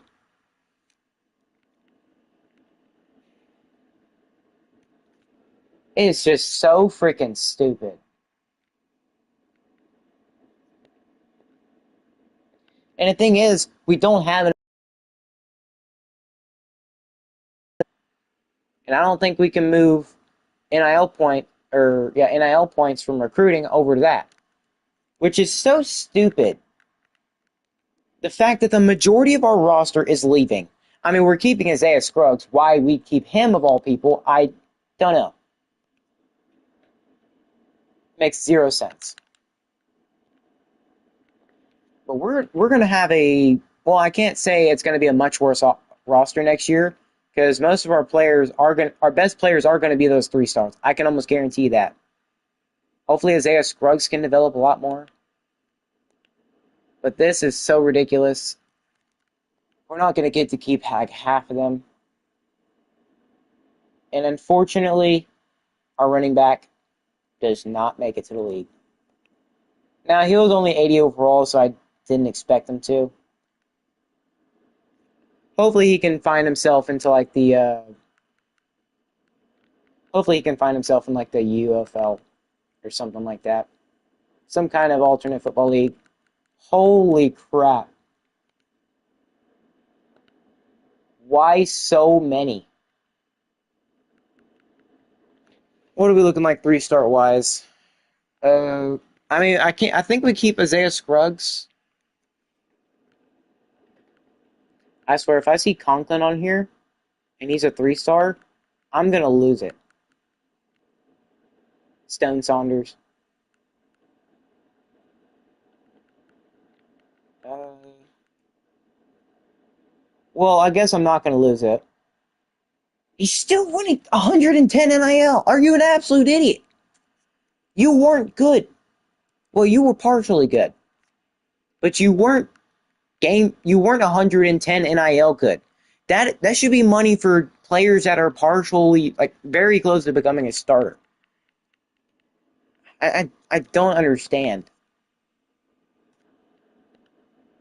Wait, we only have 80 recruiting NIL. What happened to the 250? We had friggin' 250 recruiting points. Can't take that over to the off season? At least?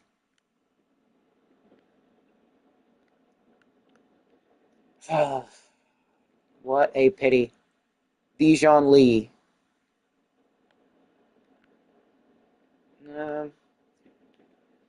Uh, man, playing style, man. Come on, Bryce. You could be coming here. Quarterback. Can we get any big name quarterback? Or at least go after one. Chase Davis. We can get an Ohio State quarter. No, we cannot. Not even freaking close. We don't have enough NIL. I don't know where that 250 NIL went. I think I know where it went. It went to bringing back some of those guys. Like Landon Duckworth would not be a bad player to bring in. We don't have the freaking money. Drew, you are a disrespect to that last name. Or to the last name. Let's see, what do we need most of? Obviously, I want a running back. I mean, Satani, no. I mean, Michael Dukes, that wouldn't be bad. But I only want to spend NIL on people I need. Considering the majority of our roster left, that's not helpful. Amir Johnson, you please be good. I beg of you, man. Please be good. Tight ends, it says we need a couple.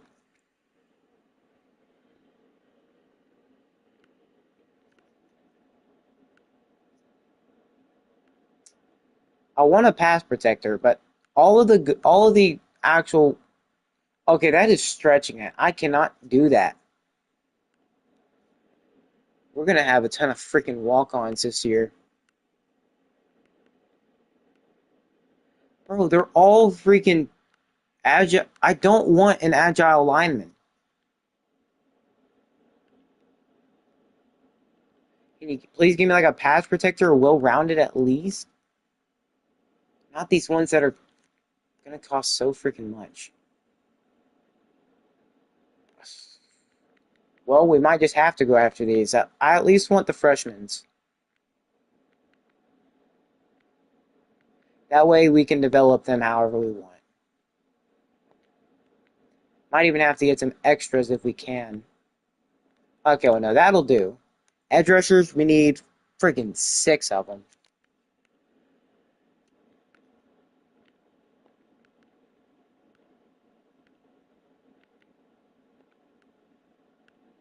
I just want to be decent next year.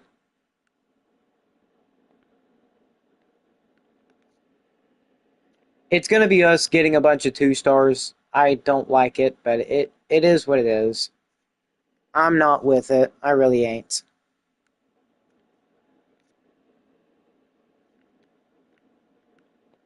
I guess these freaking pure powers. I genuinely do not like them. God, why do we need so... Most of our freaking players were juniors and seniors.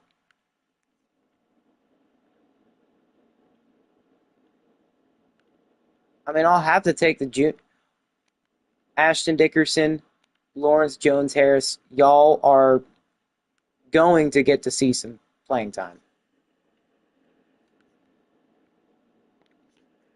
Charquez Lee, not bad.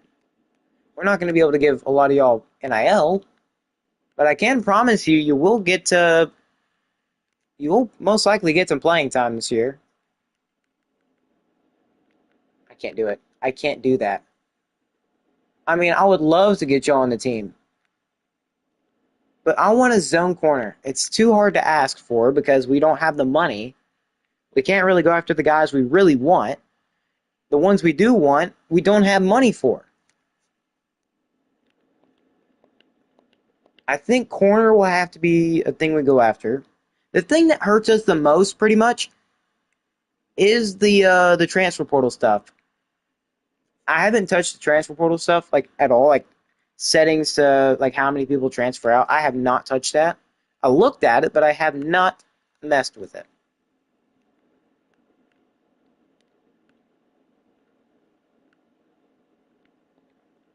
I mean, y'all are zero NIL, hybrid. I mean, we've got to spend our money somewhere. Playing style. Wait, oh, it's because we have a lot. We have all those people. Like Michael Dukes, he expects 35.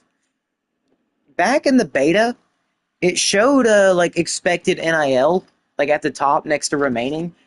I don't know why they took it out. I mean, it was a very helpful thing. It's like one of those small details that was very helpful. I don't know why they took it out. Braxton Strong, he's worried about playing time? Like, which edge rusher y'all worried about exactly? Myers? I mean, unless y'all think some of these other edge rushers are good, I don't see y'all's point. I mean, Pollard, that's 35 right there. I think that's 70 from just those 2 players, that running back.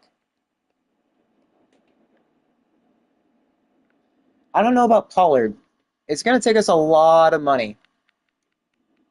I mean, an absolute lot of it. We got Felix Ogletree. Maybe bring in a 2-star? At least back him up. I mean, we know we got Isaiah Scruggs back there.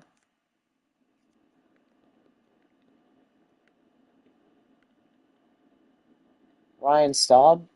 Y'all want so much money, and I am not for it. But y'all are some pretty decent guys. I just don't have that kind of money or that kind of NIL.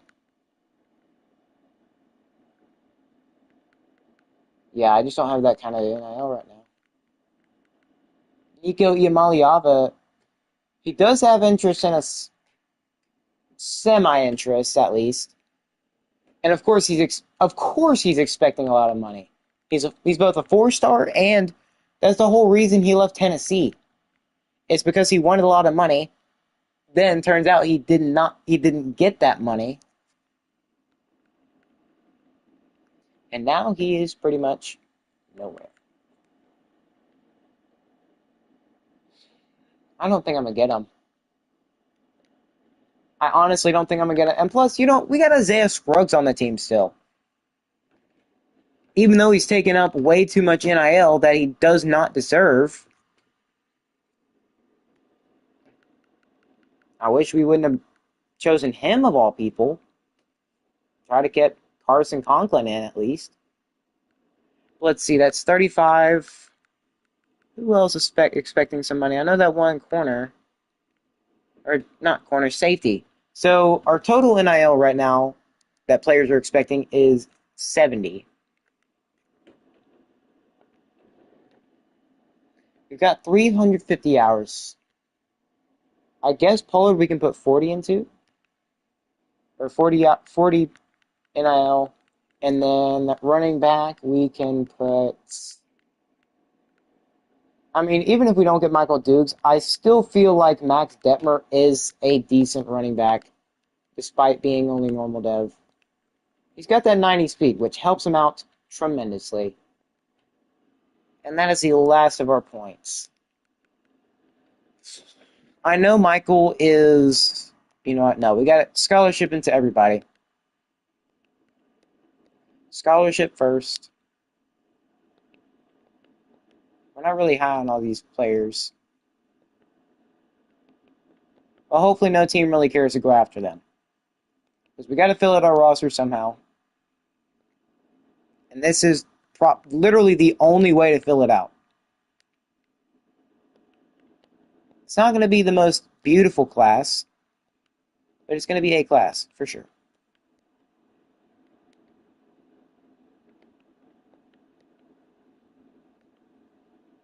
I can't guarantee we get one of those 3-star transfers. We're giving them like 5 more than they're both expecting. But yeah, I noticed from the beta that they took some, because I played the early access beta. I noticed that they took some things away that I don't know why. Like that one, like the thing I'm talking about, the like up next to, like, you can see where the remaining NIL points is at. There used to be something that said expected NIL, and it'd say like it basically combine your whole, like, how much NIL your entire recruiting class is expecting or how much you offered, and it basically say, oh, expected NIL for those 2 players. Or I guess 80 since that's what we put into them. Yeah, it'd say something like that.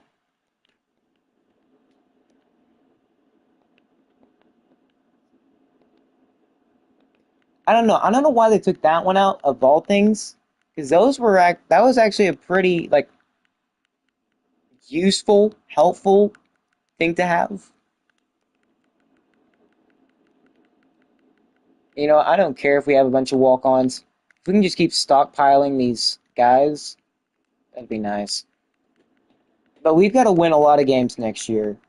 A lot more than just 2, or a lot more than just 3. Bowl game might be the way we have to go. I do need a wide receiver. Lineman we need badly. And we need to get all these linemen right here. But that line is the one spot I need to secure. Really freaking bad. And other spots, I mean, we got a couple outside linebackers that I'm not upset about. And I feel like we're going to rise on these guys' boards anyways. But it does not hurt to have a good amount of outside linebackers.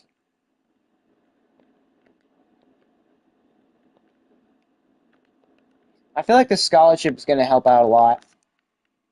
Teams this year just go after a ton of 2-stars anyways, which is a little upsetting.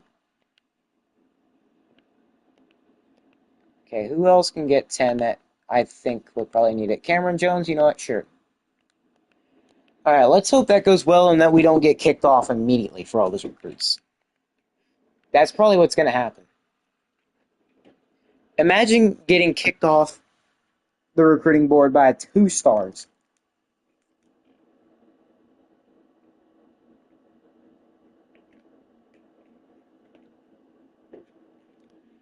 But that's exactly what's going to happen.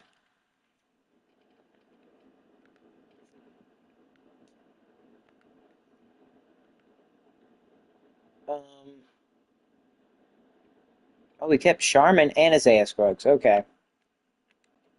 Recruit update, though, and as soon as I say getting taken off the board by 2 stars, Ashton Dickerson, who was actually a pretty solid, or he looked like a decent Sam linebacker, he takes us off. Swinton, because we need to get as many outside linebackers as we can right now. 1 for 3. That's not good. Actually, I'm curious to see how those 3-star transfers are treating us right now. We're up to first. Holy crap. We are so far, well, not so far ahead, but we are first on Michael Dukes. That would be incredible to get him. Think of the offense then. We'd have Max or Michael Dukes, and then Max Detmer would come in if he has to be the backup. And you got Crick and Wiley, actually 2 decent tight ends. Then you've got Felix Ogletree. So we'd have a decent quarterback. We'd have 2 decent running backs, 2 decent tight ends. We just need a good wide receiver. But that would be actually pretty good. Pretty good. Yeah, I don't know if Amir Johnson is the best, but he's 6 foot. He's a transfer freshman, elusive route runner. Something's better than nothing, at least right now. No, I forgot I was like halfway. I mean, the hard sell probably wouldn't do too good, but it's worth a shot. What is that?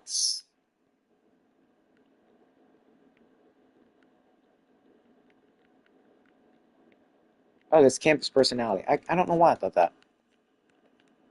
Yeah, I do want Amir Johnson to come on a visit. Week 3 or 4.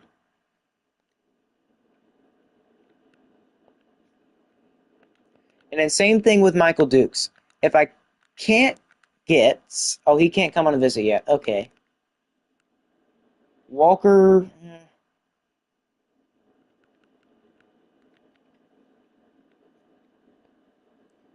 Okay, these edge rushers, if they think they're not going to be able to play behind these guys, Cam Jones and Johnston, okay, that's good. Okay, we're still behind on JoJo Odom, which I'll go ahead and put 10 points into him. Actually, let me check. Okay, Dickerson, obviously we saw he took us off. Swinton took us off. What about that 3-star safety? We're up to first on him. Let's go. We're first. Okay, right now we're currently first on both 3-star transfers. I don't know how much longer that's going to last. I don't know how much longer we can do that. Ooh, Tyrell Gainey, I don't think that's happening. We're going to need some walk-on corners for sure. Ooh, Cunningham. We could actually get him. 10 points wouldn't be bad. Jamari Allen, I don't know about. But I don't want to have just one corner on the board. Maybe we could convert one of these safeties over.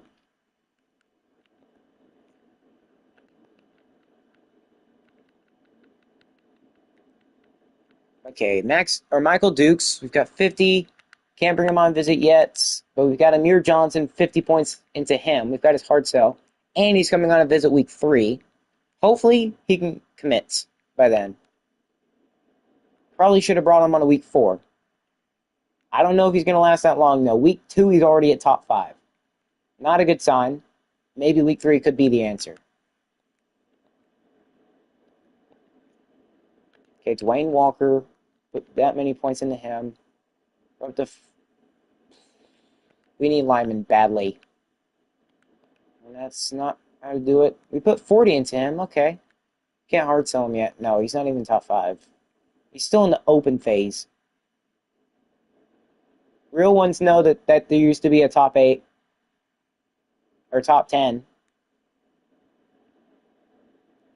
I feel like for Draymond Smith, I feel like we could be on a little bit higher for him. You know, it's more realistic for like Omar Wayne.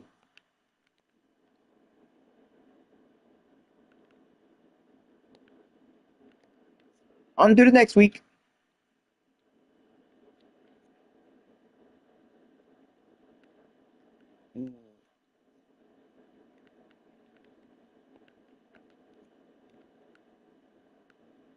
We're up to first on the safety. Actually, we are very far ahead.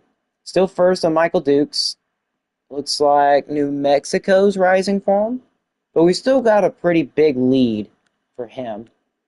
He is into his top 5, so we got to hard sell him. And we got to hard sell Pollard. Hopefully their hard sells are good.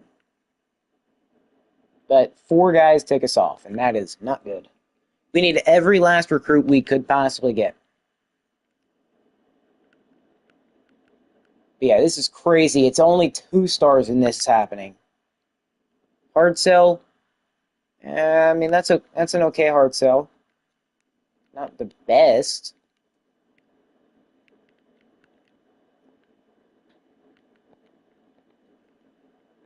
Yeah, week 4 visit, because I feel like that's where he's going to be. But if we can get Michael Dukes to help out this offense, bro, we could have yet another Jamar Curtis situation where he does so good, but has a crappy O-line, and you can't really do much outside of that. He's coming on a visit this week. Hard sell isn't particularly the best. Yeah, we just hard sold Michael Dukes. Now on to the free safety. See if we have. Okay, well we're not getting another outside linebacker. We got lucky to even get these 2 up here. Which those 2 right there, they're actually pretty freaking good. But yeah, a lot of walk-ons is what I'm seeing right now. A lot of walk-ons. Yeah, I don't think anybody's going after Jalen Pollard. I mean, we don't have to hard sell him, but I don't see why not. And I don't think there's even a point into putting the extra 10 in there, so we've got 10 left over. I think maybe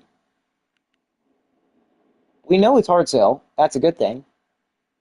It's going to be the clutch, and it's not the worst. He's probably not going to be happy the fact that Jalen Pollard's here. Well, actually, he's not expecting much playing time anyways. Jalen is. DJ Cunningham, well, Missouri State has a massive lead. Well, not, okay, I gotta stop saying massive. They do not have a massive lead. They're barely ahead. Speaking of massive lead, yeah, Camden was not gonna happen. You know, I don't think a D tackle is gonna happen in general. Yeah, D tackle's not happening, unfortunately. Okay, 10 points. I think JoJo Odom's fine. Walt Johnson, we are going to need to put more points.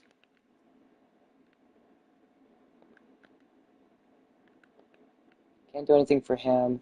Dejon Grant, please don't take away my freshman 2 stars. Why are y'all wanting him so bad?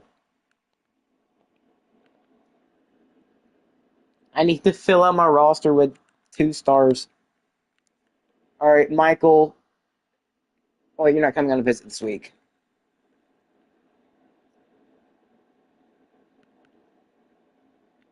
Walker takes us off. And no, Amir Johnson. Wait, he didn't hard commit, did he? It was just a verbal? No, he hard committed to them. He didn't even go through the verbal stage. He just straight up was like, you know what, I like Hawaii a lot better, even though Hawaii lost to us, and then we don't get Dwayne Walker. What a shame. But we are still first on Michael Dukes, and Pollard. Yeah, we didn't even need the 10 points. But now is where we've got to lock in these 2 stars. I think we basically locked in Michael Dukes. He's coming on a visit this week.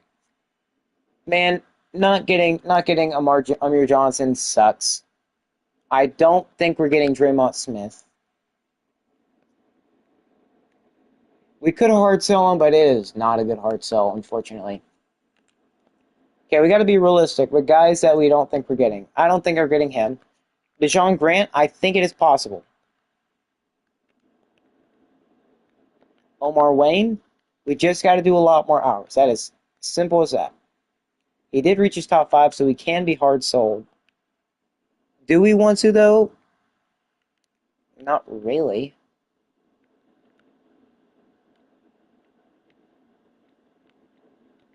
Okay, standard bearer. I mean, I do want to put 10 in.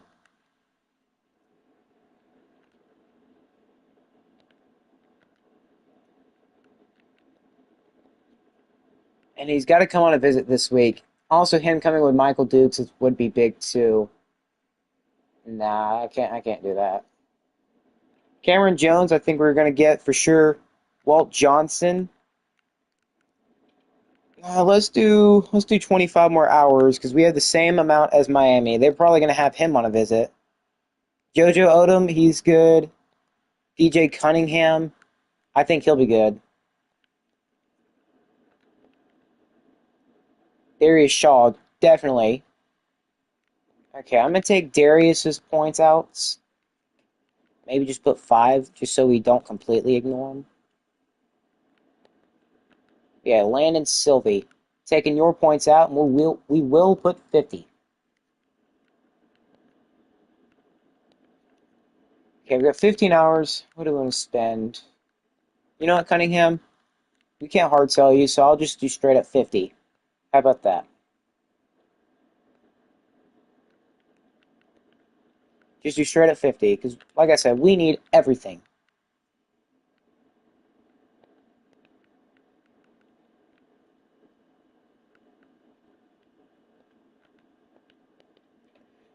Okay, I'm hoping some of these guys are at least decent.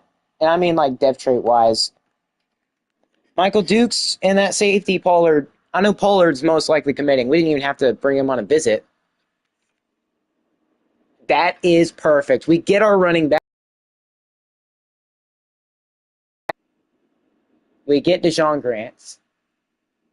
Walt Johnson, that's good. Get a corner. Where's that free safety? There he is. We get Jalen Pollard. That's good. Okay, we get the 2 3-star transfers. Probably convert one of those safeties over. And that's it.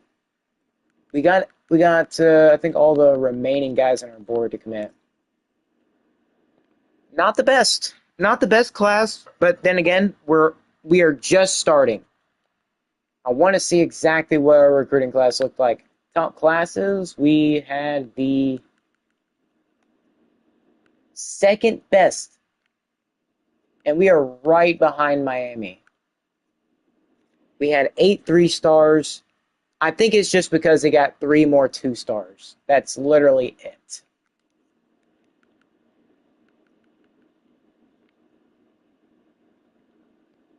Omar Wayne does not commit. I should have looked at his thing. All right. Can we have a star or an elite dev player? Pollard is normal. I'm really looking for star. There, Cam Jones, our first star dev. That is massive. And just a bunch of normals. No, Michael Dukes. He's only a normal. That is so upsetting. I just hope he's at least good when it comes to overall. So we do get, I think, at least 1 star. But this offense should be pretty solid. Should be a pretty solid offense. Position changes, we need to move a lot of people around. Felix, he's only at 67 overall. Well, if we're paying him that much, we're gonna make him starter. If we're having to pay him that much. And who knows, we might get some people that we don't expect. Yeah, he's 83 speed. He's already the fastest quarterback. He's already by far the strongest with 11 more throw power than our next closest. This isn't even at training camp yet. Malachi Dukes, or not Michael. Why do I keep botching his name? I think Max Detmer might be my... Oh, he's 56 overall. That is incredibly bad. But his speed is a very big help. We're not going to have any burners this year. I do want to cut Isaiah Ian because he is so slow. We might even put him at tight end if I have to. But speaking of tight end, we've got 3 of them. Kellen Sutton. And... Oh, wait. We've got 4 tight ends, actually. Shaquille Crick. Wait, he'd be a better edge rusher? I mean, we've already got several tight ends. What are we looking like edge rusher wise? If he's better at edge rusher, he's already the best left edge. He's already the best right edge. Take my money, Shaquille. You are going to be our right edge rusher.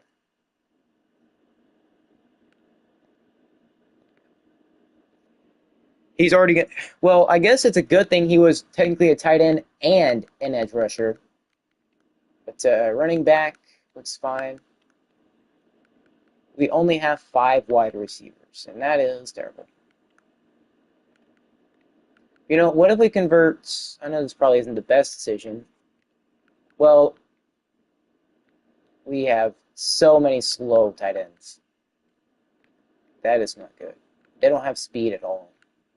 Wide receivers, well, I mean, Jason Moses has speed, somewhat. We failed to bring in a new wide receiver. I think Davion. What is his catching? If his catching's good, then he's going to to wide receiver. He's got 67 catching. Can he develop it at all? Oh, yes, he can definitely develop his catching. Okay, well, he's moving to wide receiver. Davion Godley, please tell me you can move over. Yep, and he'd actually be a 72 overall wide receiver. So we're gonna have six of them.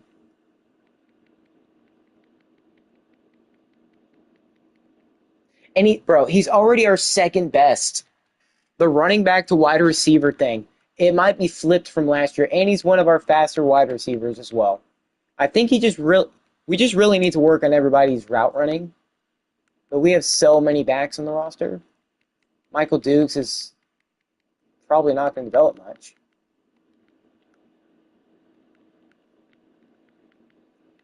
It all starts with the first recruiting class. Tight ends, I think we're looking good. The offensive line is going to be where it's going to all change. Left. Okay, can you stop freaking putting me over so I can actually see like the overalls?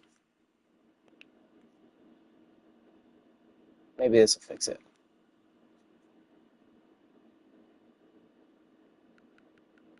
Okay, left tackle. We're good there. We need a backup there. Okay, left tackle. Let's put maybe McKay over there.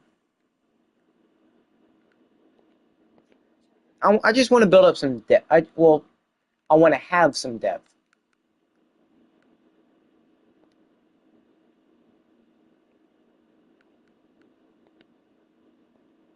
He'd be a little bit better of a tackle. But look, we at least get one person or at least 2 people to every position. So that's good. Edge rusher, I think we already figured that out. We got Shaquille Crick to be there. Even though he was supposed to be a tight end. Can't hate him. The tackle, we've only got 3. we're definitely gonna have some walk-ons. Sam. Ooh. I mean, I guess move Lester Travis over. Okay, well he's not gonna start.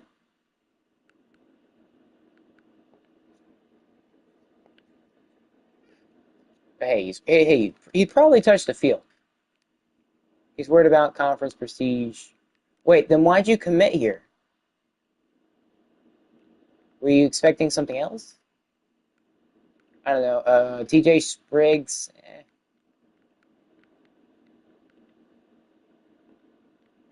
Reggie Blade is most likely going to be our starting will linebacker. I don't think the other guy's going to develop much.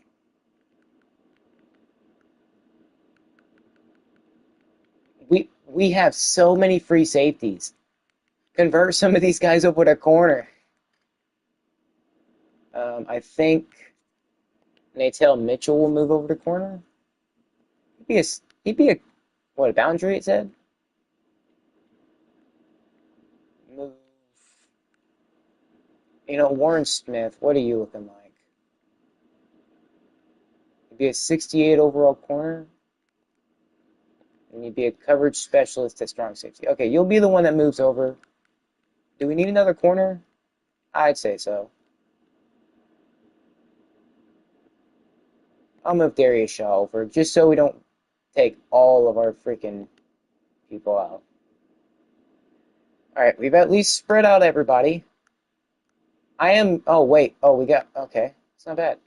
Okay. Fixed the roster. At least made changes. Hopefully, we're still above a 70 overall next year. I cannot guarantee it. But I do know the main thing I want is to get offensive linemen more interested in us from the get-go. Also, we need wide receiver. That's going to be big. You just got to somehow upgrade, get 15 more points. Because I want to get some good receivers. Motivator unlocked. Okay, I think it's just because we've reached a certain level. Yeah. All right. Now time for my favorite part, the training camp.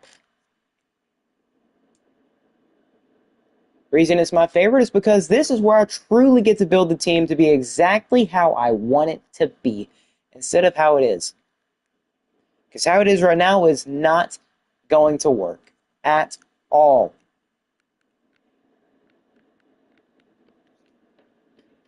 I need an accurate quarterback. Can you be that? Jackson Sharman? I mean, I do want to start the true freshman, but then again, we could bench him so he could get maybe another year. Well, I don't know. He's already getting 85. Isaiah, the only thing I want to see from you is your accuracy. That is the only thing I want to see from you. Well, I mean, he's at 87 throw on the run. His accuracies are decent now. Cannot lie. But he's not the starter.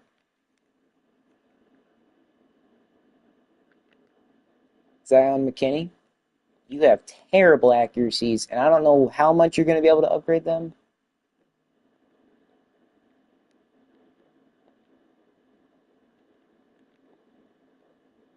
Okay, he's a 69 overall. I don't know if I should cut him or not, because just imagine if, we don't have enough quarterbacks on the roster. They also got to start scouting some players that would be good.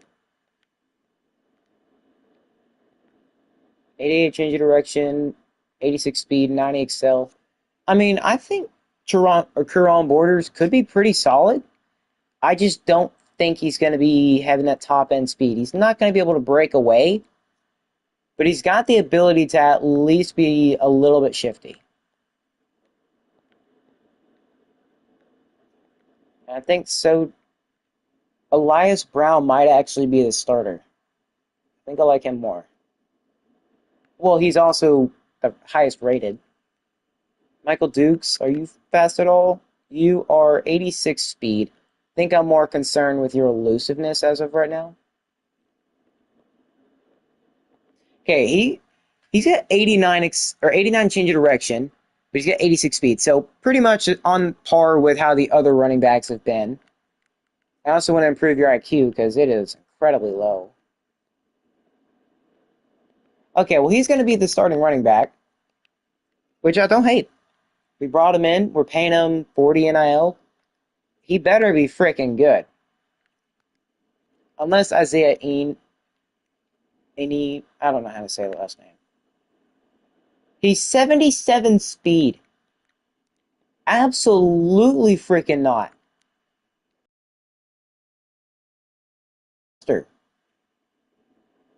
You're slow. You can't really run. You're an east-west playmaker with 78 speed. That makes no sense, buddy. You're getting cut. Sorry, it's just got to be how it is. I can't have a slow running back on my roster, at least one that's like, I don't know, freaking one that's bad.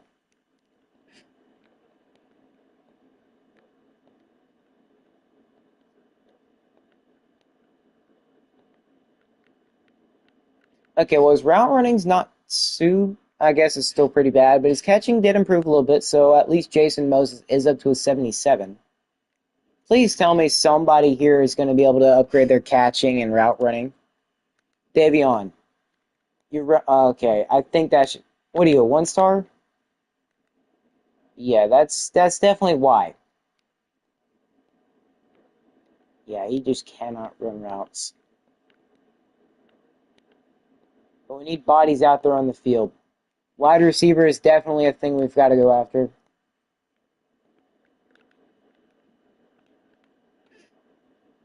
Yeah, wide receiver is definitely a target this year. Wide receiver, offensive lineman. I think we've got our QB of the future. I don't know how long he's going to stay here, but I do know we've got our quarterback of the future as long as he stays. I don't think he's going to have many weapons in the passing game. Oh, Desmond Hardy actually has a ton of ability to develop. And I think it said he's a redshirt freshman. That is perfect. I could imagine Desmond being one of the better wide receivers on the entire team.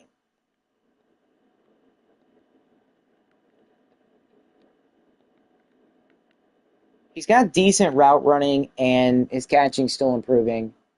Is he a gadget? He is. Is it the gadget receivers that are just good? Wait, what exactly was he? Oh, he's a 3 star. He must have been on the team.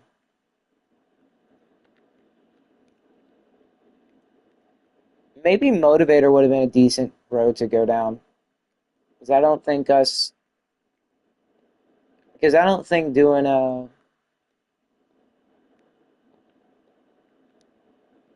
We need at least one really good route runner. Now I guess the rest into catching because look at that. That is horrendous. No wonder we were dropping so many passes. Well, these guys were on the bench, but yeah, no wonder. I don't think it's going to be any better this year. We need wide receivers.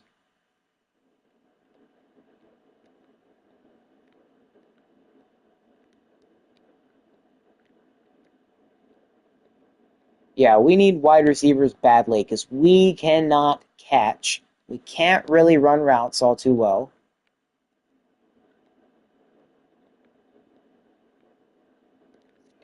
I mean, Guy Fernandez the third is up to a 74.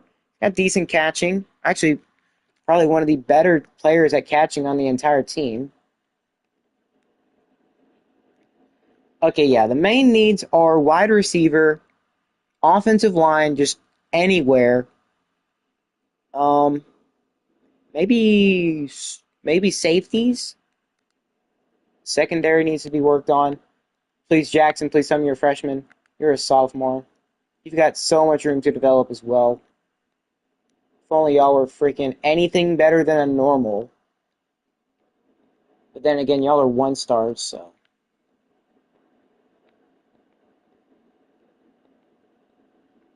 I just need to get their catching up.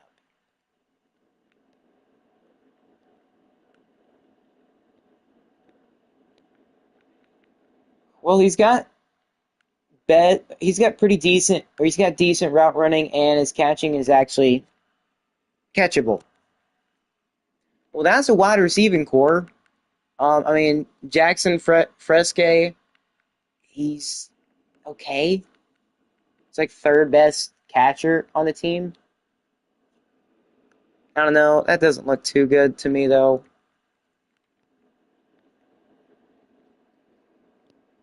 I'd be surprised if this team's even a 70 overall.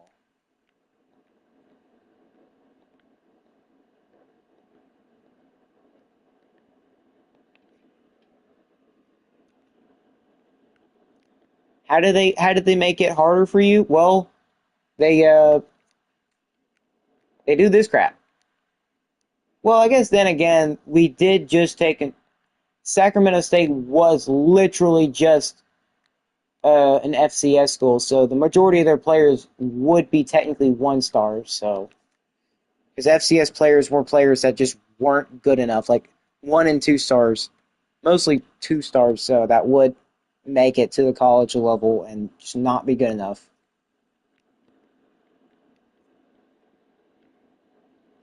This is the only white guy I've seen in this game that's actually got long hair like this.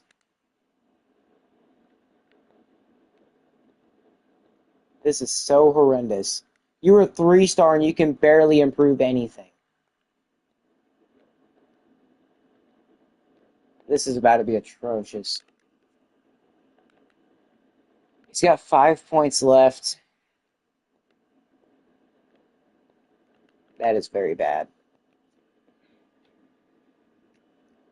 We are about to get ransacked again. Yeah, this is why we need linemen.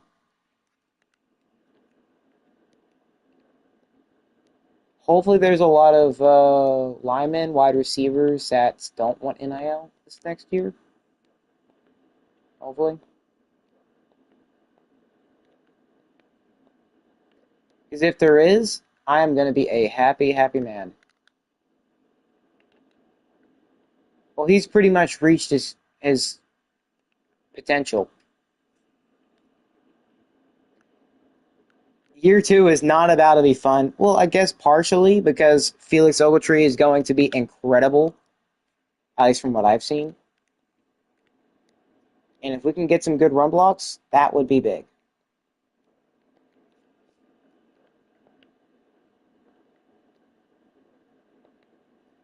The Anthony Sheffield, I expect you to be a good run blocker for us.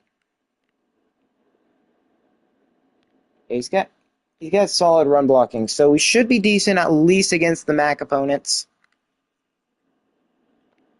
Ooh, Giovanni Kovacs. This could be big.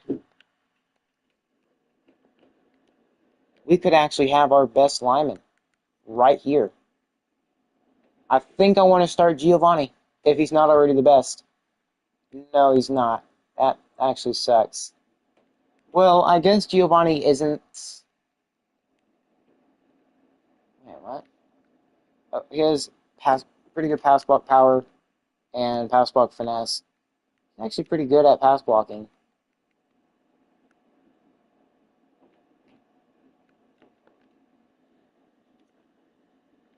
All right, Josh Hector. Let's see what you got. Barely improved that, and that's pretty much all we can do right now.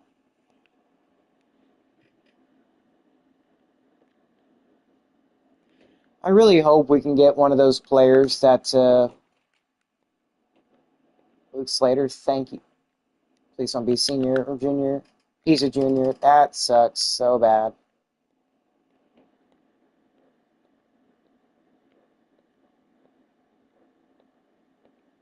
Yeah, I want a pass blocker as much as I possibly can. Luke Slater is going to be really good. At least for our standards, really good.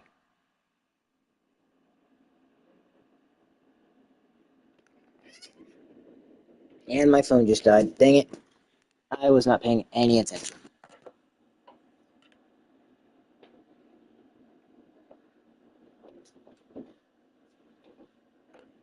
I guess I'll finish this up real quick. All right, Josh Hector, I think we literally just looked at him.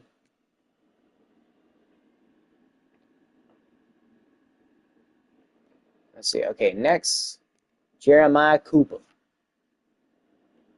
Cooper, Scooper. Okay, well, he's only good at, well, nothing because, yeah, we need linemen badly. Because all these guys are like 1 and 2 stars. Well, not even 2 stars. Oh, yeah, I guess Dejon Grant. Or DeJuan Grant. DeJuan Grant.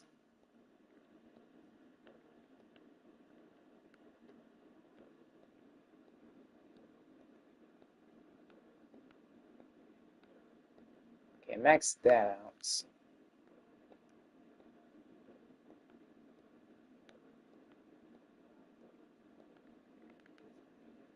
No abilities, but he's okay. He's an okay player.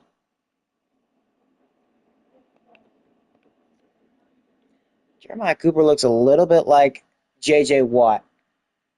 You can't tell me that doesn't look like J.J. Watt a teensy tiny bit.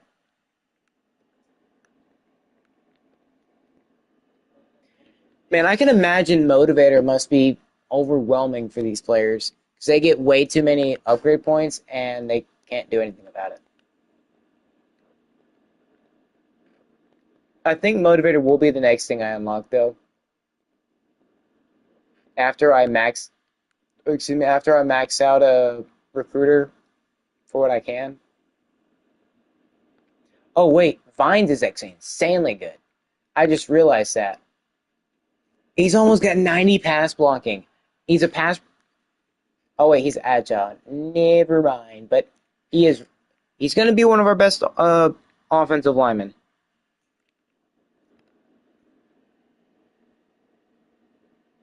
He's going to be actually really good.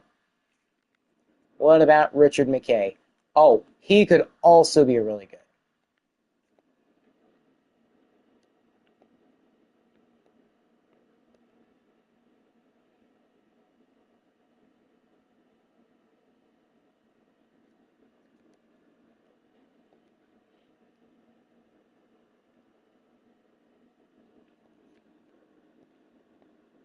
Yeah, I think, what is he, a right tackle, right guard? Right tackle. Our right side of the line is going to be actually pretty good.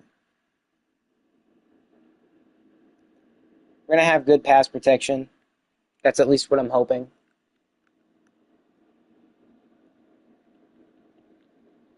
Cameron Jones, only 33.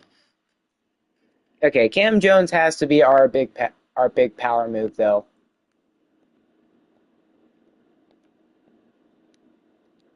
I don't even think he's going to be good. That is so disappointing.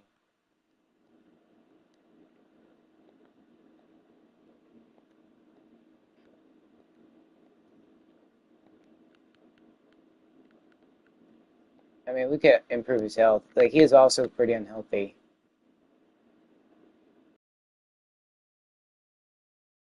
Abilities. The only thing we can really upgrade is his quickness and his power, which sucks. I feel like his run stopping should be a little bit more and his pass rushing should be more. But he is still going to help us out a lot. He already upgraded to be our best, which is very, very helpful. And then Ivan Moore Jr., well, let's first things first, upgrade that. He is a speed rusher.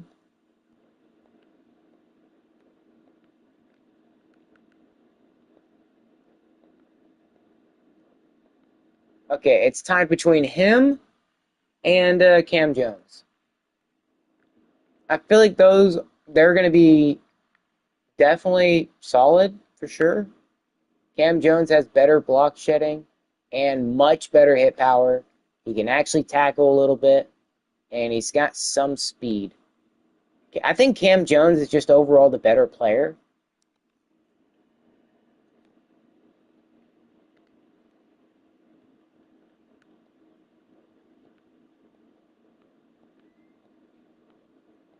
Okay, is he a speed back or a speed rusher? And he indeed is.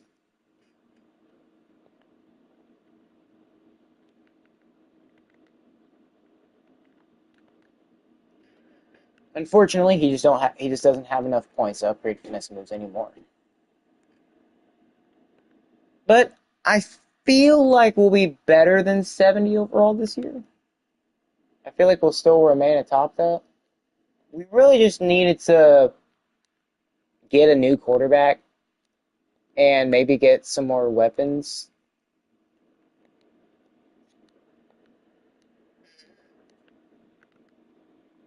Yeah, I don't think any of these guys are going to get many upgrades from man, we've already maxed most of these players out. That is so freaking sad. Braxton Craver, the only guy actually able to get an upgrade at right edge. Wow, he might be our best edge rusher.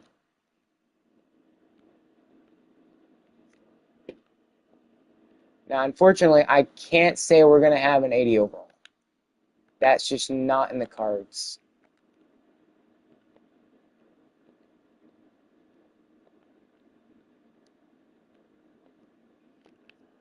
But Braxton is actually pretty good. And he's a redshirt freshman, so he can have some time to get a little bit better. Isaiah Chala. Wow, you could get so much better, but you are a senior, unfortunately. Like, he could get so much better.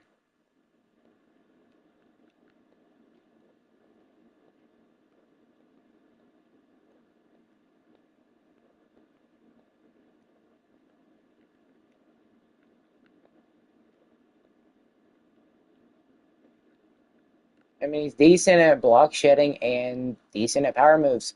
He's going to be another decent player to have. It's just a shame we only have him for this 1 year.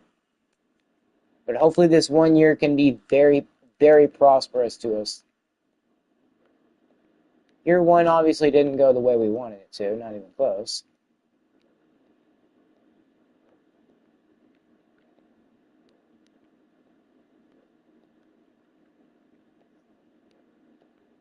He's a 74 with good pursuit, tackle, and block shedding.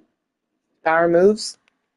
It's basically what the other D tackle would have been. Isaiah Chala is what he would have been if he would have just focused more on the run stopping.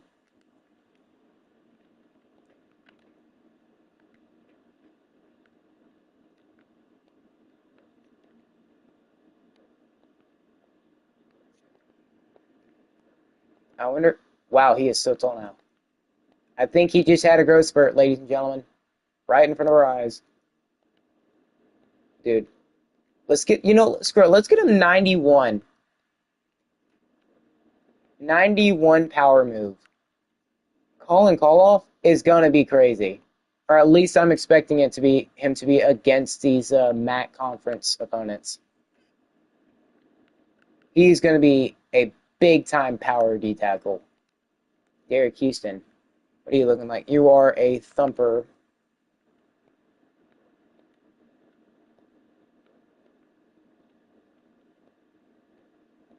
Okay, 74 roll, 76 zone, 83 tackle, 82 pursuits. He's decent speed.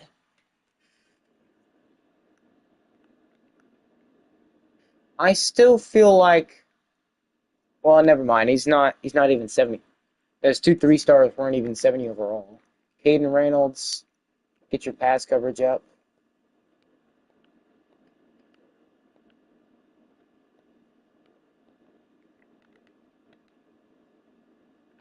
Yeah, I don't know why I'm expecting these guys to even come close to having um, abilities. I need to see what those 3 stars we have, like how much they can develop. Because imagine if Felix Ogletree could develop so much, like freaking Geo Walls. What on earth are you? Well, you're now my new favorite linebacker. I don't know how I'm gonna go without you, bud.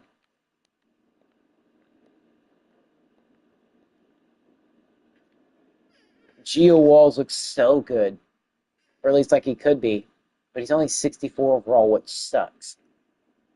I think Jamie Boutte is going to be our new starter there. All right, now for corner. Let's see. What can we improve here exactly? Because we keep getting torched, but we've got to run zone.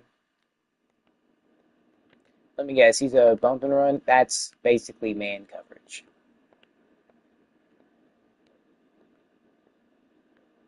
Since I'm going to be playing all the games this year, or at least most of them,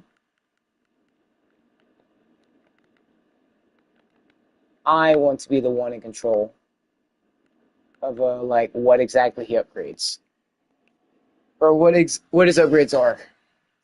And I say zone coverage. I don't care what kind of corner you are. If you can be a zone coverage guy, you're going to be a zone coverage guy. Speaking of Natel Mitchell,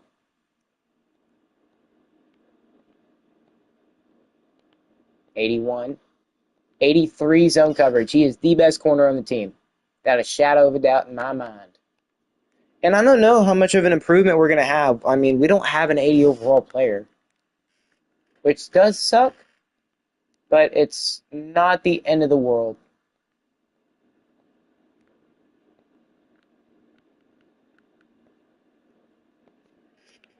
We have so many people with so many extra points.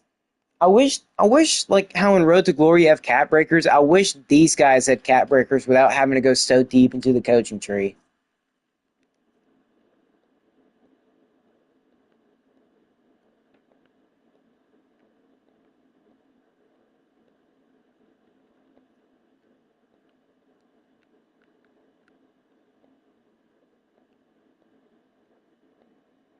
Yeah, I want to build all these guys as zone coverage up. I love running zone coverage. It's just such an effective way to stop teams when you don't have speed in the back or in the secondary. Now we've got some speed, but I don't think it's enough to keep up with like the majority of players. But yeah, now I'm starting to see why we sucked so bad this year. It's because we were not good at zone at all. Now we've got guys with like 83 zone. It's for the simple fact we just sucked at playing in general. But now with a decent quarterback, with a I don't know, with a decent team in general.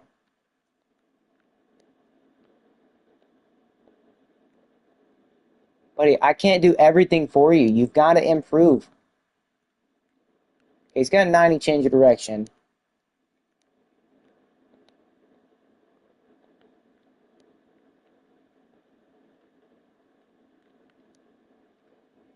Okay, 75 zone, which isn't the best, but there you show. More of a man guy, it seems.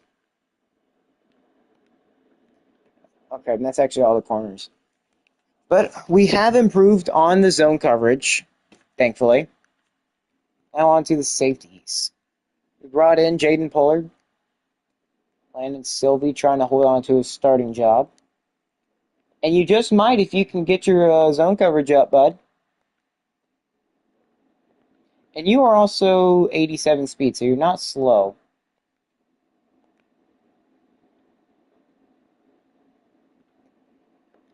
I'm hoping that he is a starter because I want a good zone coverage guy at least. Who knows? Jalen Pollard might actually be a pretty good zone guy. 81, that's not bad. Really, that needs two?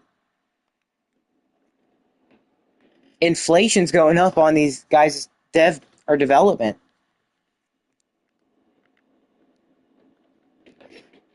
Ooh, that's not good for Lavielle Nixon. That is not good. He's a junior, so I doubt he's gonna leave this soon.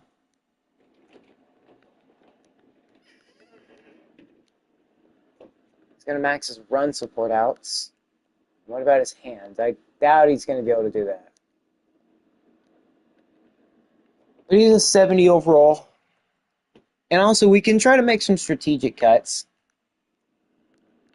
Like if you don't fit how we want to build our team, or to the future of the team, then you just aren't worth it. Speaking of future of the team and building them, Diesel Gordon is only going to be a 1-year rental, which is a little sad because he is actually pretty freaking good.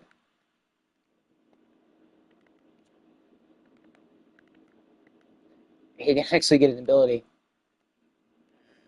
Okay, good. You can't use any real life money to get that. That's at least good.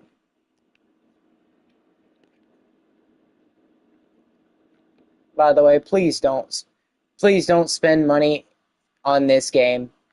I'm talking about like in game. Like don't and buy the game. Obviously, it's NCAA 27 is really fun to play. It's hard to play, but it's fun. I mean, what I mean by don't pay is don't pay for like any in-game items. Like if they ask you like Road to Glory, hey, you can pay money to develop your play, like real life money to develop your player. Do it. No, don't do it. Now I'm sure most of y'all are old enough to understand that that's a scam. Spend money on what actually matters, and that's like food, shelter, stuff to help you literally live. Now I probably don't need to be telling you how to live y'all's lives anyways, but that's just me. I've been watching a bunch of this like stuff about the EA stuff with the hashtag CFB play don't play or play don't pay kind of thing, you know? Yeah, please don't spend money on stupid stuff like that. It's just not worth it. And the thing is, you don't get those points all around. You just get those points for that one. Ooh, we might make Jay Brockhouse our field goal kicker as well. He's got 86 kick power. What about our actual kicker? 81. Yeah, I think Brockhouse might have to do pretty much the whole kicking thing. And then just in case we have any leftover points that we couldn't use. But yeah, we don't have an 80 overall player. Michael Dukes could be that player next year. Same thing. Well, not Elias Brown. Maybe Jason Moses. We got 60 points. Holy crap. We could. Wait,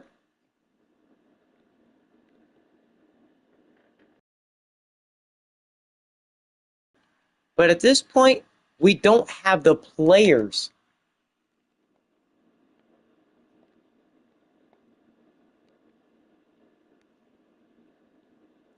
Okay, that's exactly what I wanted. I wanted to have good, or at least decent wide receivers to start off when it comes to recruiting, and decent linemen in both recruiting in general and in the transfer portal. Now, whether we have the money to get them, no, we definitely don't. But if they have more interest in us, then they might decrease. I guess we also got to just be better as a team. My prediction, I'm going to say 70 overall. I'm expecting 70. Yes. Any skill points will be okay. We're on the hot seat. Courage transfers, custom conferences.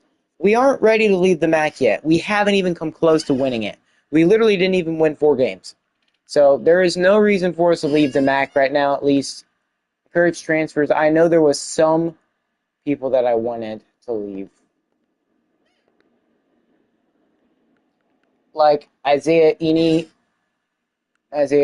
he was definitely one of the ones I wanted to leave. Pretty bad. 62 overall as a running back. Yeah, that's just not going to cut it. Sorry if my chair squeaking is annoying. I genuinely can't do anything about it until I get a new one. But I'm assuming 70 overall. If we improve past that, beautiful.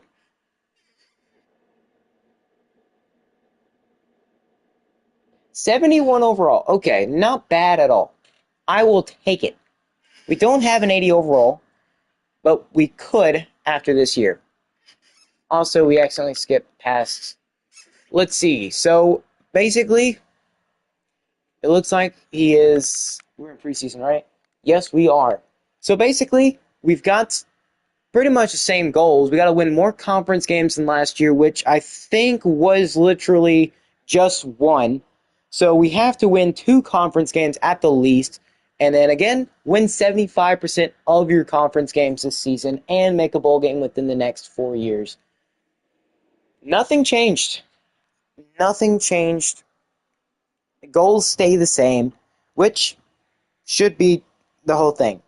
Nothing is going to help us more than getting to a bowl game, winning a bunch more games in the conference, winning more than just 3 games in general. Let's look at the schedule real quick. We obviously don't want it to be as hard. Well, it wasn't even that hard last year. But I do want an FCS school. I think I'll just sim that. I think it's okay to sim that. But yeah, we can open up with an FCS school. NDSU, we need to get our revenge from last year on them. They destroyed us 38-0, and we cannot let that happen. Now that we've got some actual decent talent on the squad, some guys who can block somewhat, like a right side of the line, bro, they can actually pass block for more than a second, more than 2 seconds even, maybe even 3 if you're arguing based off just their pass blocking. Utah, that's a big nope. Since we are 71, I mean, maybe put a military school in there. I guess let's just put Air Force on there. Why not? And then we need another school that isn't too good, but we can still beat. Because I want to have a much better year this season. Maybe. Because we're not even trying to go undefeated. Obviously, we know we can't. But I want to start winning games. I want challenges, but at the same time, I want to win. I mean, East Carolina, they're a good team. UConn's a good team. I think I saw that Nevada is Sacramento State's only rival. So, you know what? Screw it. We'll put them on there. And then, of course, we've got the conference games. I'll be back real quick before we end the video. Yeah, I'll be back. Just another quick hydration break for those that have a drink. Drink of the night is still Gatorade.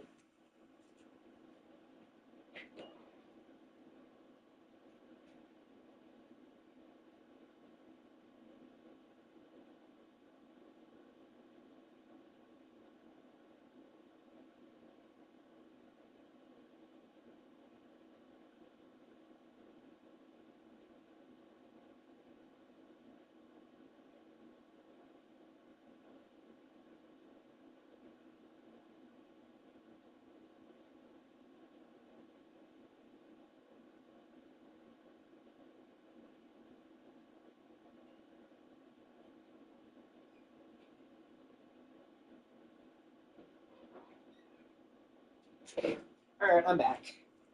Hopefully y'all had a good hydration break. But yeah, conference games. We've got to try to win 75% of them this year. We failed to do it last season, but the goal stays the same. Win at least 75% of them. Let's see, we've still got 8.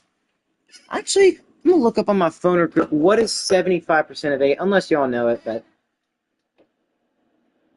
it is 75%.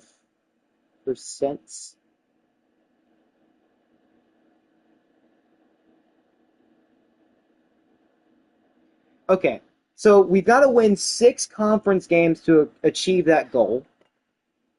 It's not going to be easy, as you can tell. Yeah, we've got to win 6 conference games. I don't know who all we're going to beat. I actually want to see. Did these teams get worse, or did any of them get any better? Also, we're going to face off against Sacramento, our rivals, Nevada this year. Arch Manning is a preseason first-team All-American, so I can imagine That means he's in the Heisman, as a preseason Heisman at least.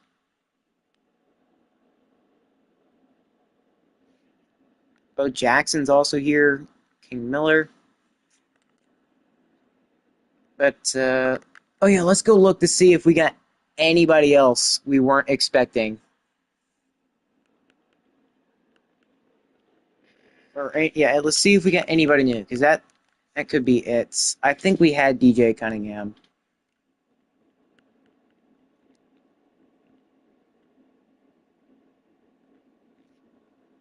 We had Cam Jones.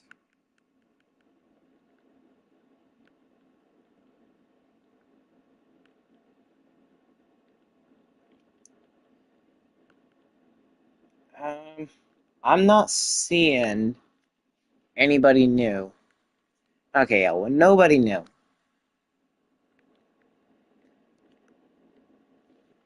But, I mean, Felix Ogletree, let's see what his draft... I want to see what he's looking like upgrade-wise. Can he upgrade much?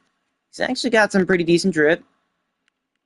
His accuracies, they're already pretty solid. They can get a tad bit better, but he can also improve his IQ so much.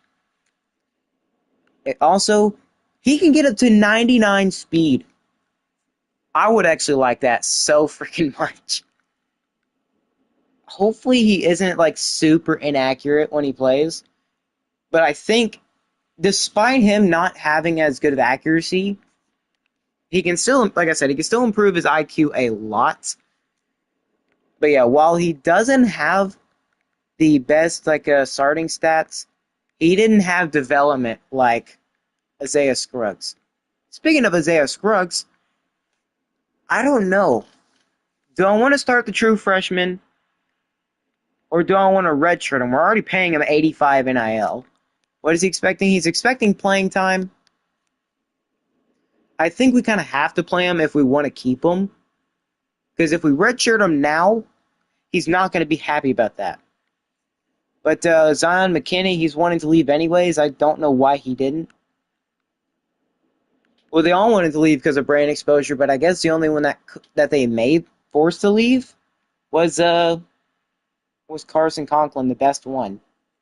But the reason I don't want to start anybody except for Felix is because of throw power. He actually has the ability and the arm to to zip it in there. But I don't want a repeat of Isaiah Scruggs from this last year, from our first year. I don't want a repeat of that. I want somebody who can actually throw it with some emphasis on it instead of just having 82 throw power, because that is not what we're looking for. I feel like Felix is going to be our starter this year. Plus, we're paying him. It's kind of the Deshaun Watson situation. They're paying him so much money. That's the only reason why they're. If it were me, I'd start Shedeur in Cleveland, but that's just me. But yeah, this is kind of the same situation as, kind of and not really the same situation as the Cleveland Browns quarterback situation with Deshaun Watson. They're paying him so much money that you can't just have him sit on the bench. And especially since Felix is wanting playing time, I don't think it's possible for us to have him just sit on the bench this season and redshirt him. I would love to. I'd love to get him to redshirt this year so we can build him up an offense before he is in his sophomore year. But he wants to play immediately. And if we don't play him at all, he's going to be upset. Senior, sophomore, sophomore. So these two would be juniors next year. And Sharman is going to graduate. Sharman's not going to be my quarterback. I can tell you that right now. But the thing where I'm torn at is the accuracies. Isaiah has good accuracies now, but his throw power still sucks as always. And I don't know how much. Actually, I think it's going to be tough to upgrade. It would take literally the majority of the points that he gets in training results just to upgrade his throw power. So I don't think it's even worth it. I also meant to go look to see, how much more could he possibly develop when it comes to accuracy? Well, he could probably get some of them, if not most of them, up to 90 overall accuracy. Is he a dual threat? No, he's a pocket passer, so that should up his overall a lot. His IQ just remains questionable, and his speed. I think Felix just gives us that versatility that we need to actually be successful. And we're changing the playbook up to something I'm more familiar with. We're not sticking with this Texas A&M one. I absolutely hate how we played with it this year. So I'm going to make the executive decision to change it up from the A&M playbook to the Texas Tech. I'm more familiar with this since I used it for like one of my teams back in like last in college football 26 for like I think Central Texas Engineering. And for those that don't know, we were very successful with that playbook. So hopefully we could repeat that same success and yeah, do pretty good.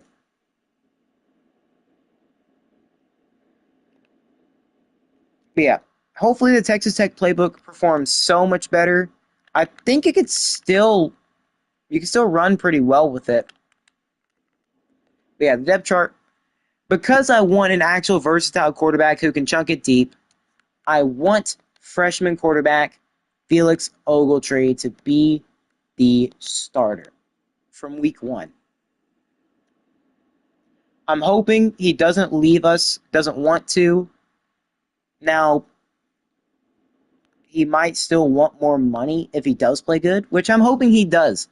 With the Texas Tech playbook, we should shine. And the fact that we upgraded the lineman to actually be pretty decent at pass blocking, it should give him at least some time to read the defense. Because we had none whatsoever this year to read the defense.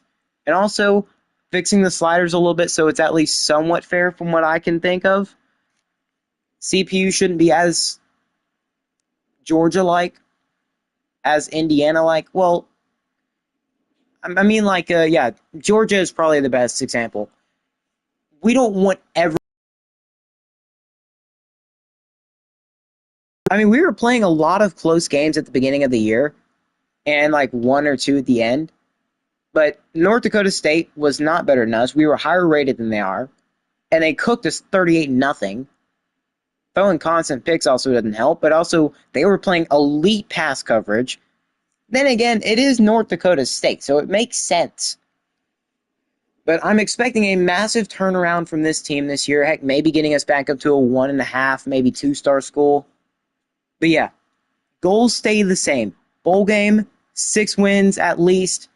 And if we can win 75% of our conference games, that would be massive. But speaking of conference games, let's actually go. Actually, let me see real quick. What are we looking like? I think I'm also going to change up Davion Godley's number.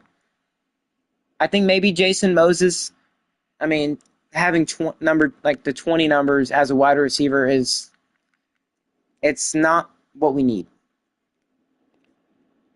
But yeah, I'm going to go look at the conference real quick, see what we're looking like. Heisman watch.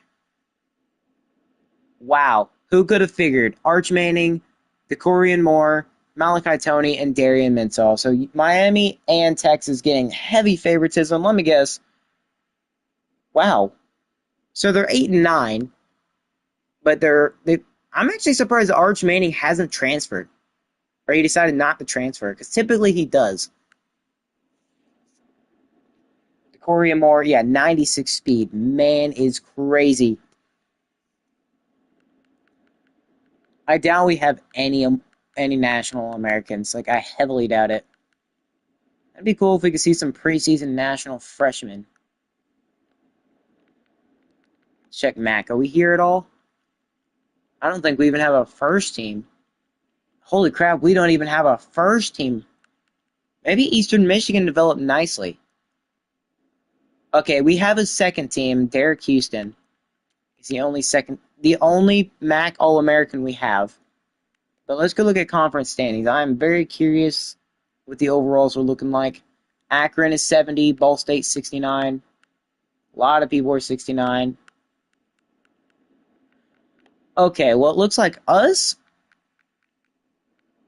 and Akron. Okay, so there's still only 270 overall teams. So I feel like if we have a good year recruiting this year, our current freshmen will develop very nicely and bring in a decent group of guys.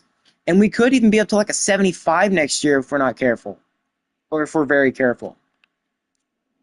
So still, we're actually considered the highest rated team in the conference still, surprisingly.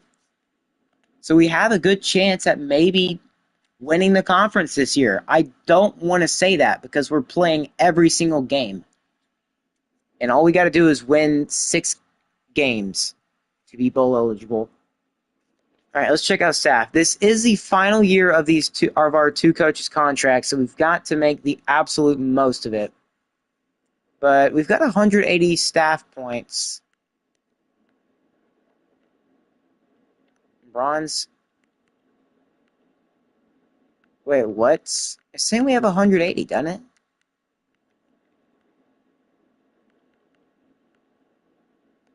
Can we not? Oh. I mean, it says, what is that? Is it just recommending we have 80 or 180, or is that just how much we're spending? No, it's saying suggested 75. Like, where's the 180 coming from? It's clearly not on here. Coaching staff 180. Where are we spending this money at? Because it's not our two head coach, or it's not our two coordinators. That's just 30 points or 30 NIL. I don't understand. Facilities. I can't imagine we're going to be able to upgrade this at all until we're actually good. Like, we're not going to be able to upgrade that. So I better be glad that we don't have. But yeah, our roster NIL is 325. You can thank Felix Ogletree for that. Recruit and retain.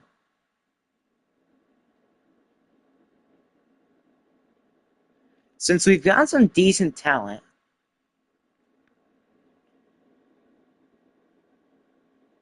we typically have a lot of NIL left over anyways for recruiting.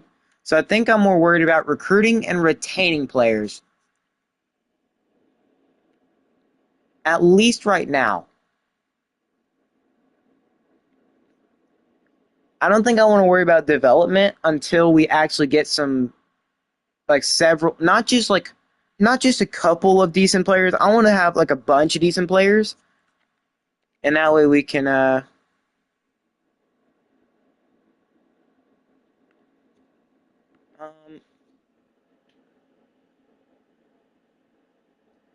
see, I do and I don't want that.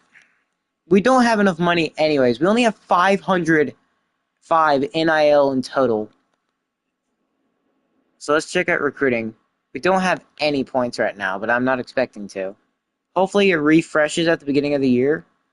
Hopefully. All right, we do need a quarterback, or at least to fill it up. I know, yeah, wide receiver and offensive line. That was the main things I needed. So 3 stars. Holy crap, that is not looking good. Please be some wide receivers. Oh my lord. They want so much. We don't have any.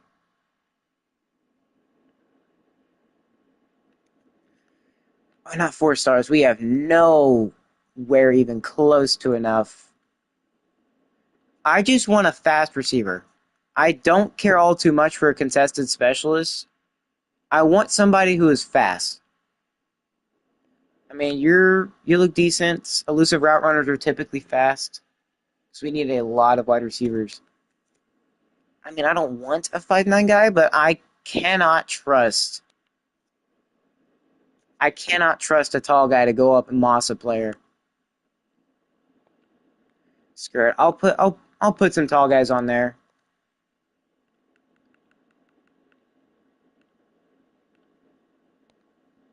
Ooh, a 6'3" speedster. Hopefully he is actually fast. I'll put these gadgets on there. Like I said, I'm okay with not scouting. Nope, immediately taken off.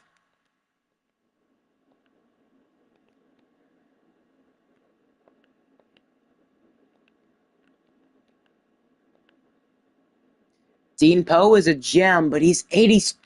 Oh, brother, these guys stink. Kevin Butt. Okay.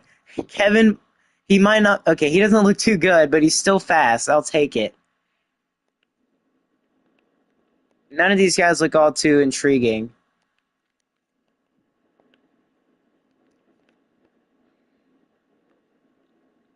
Okay, the guys I have no interest in.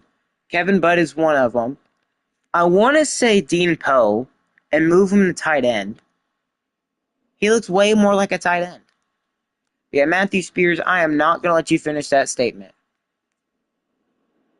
Okay, well, what exactly was Kevin Butt? He's a contested specialist, so you know what? I'll take a shot on these other ones.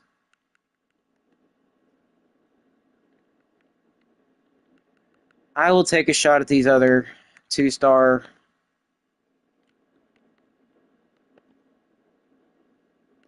Well, even the best ones don't really want too much money. Speedster, I will look at that. I don't think elusive route runners are going to be all that fast.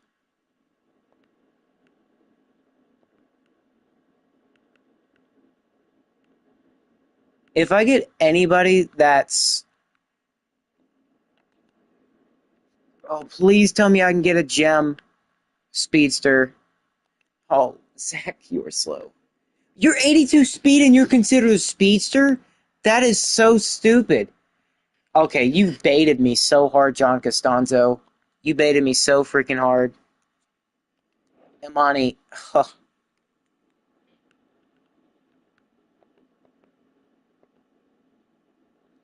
I mean, Larry Uche isn't bad.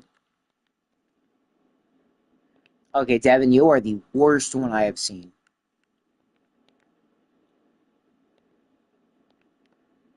He's got decent catching, that's the problem. But I can't find anybody with speed.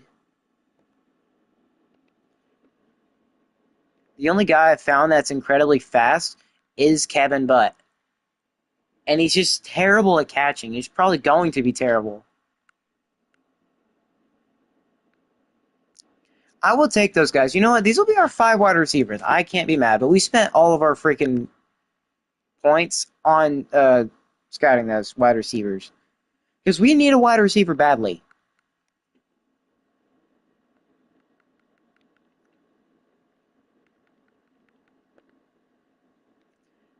I don't know if we can get people right now. Because we don't have any recruiting NIL. That is actually terrible. So we're only going to be able to go after 2 stars, which probably would help us. Backfield threats.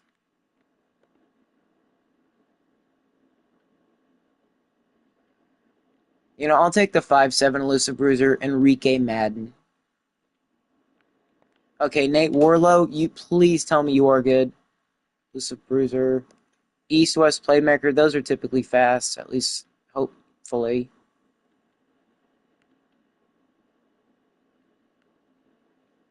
Screw it. I'm going to look at these running backs. The ones I am most excited about. 80XL does not give me hope.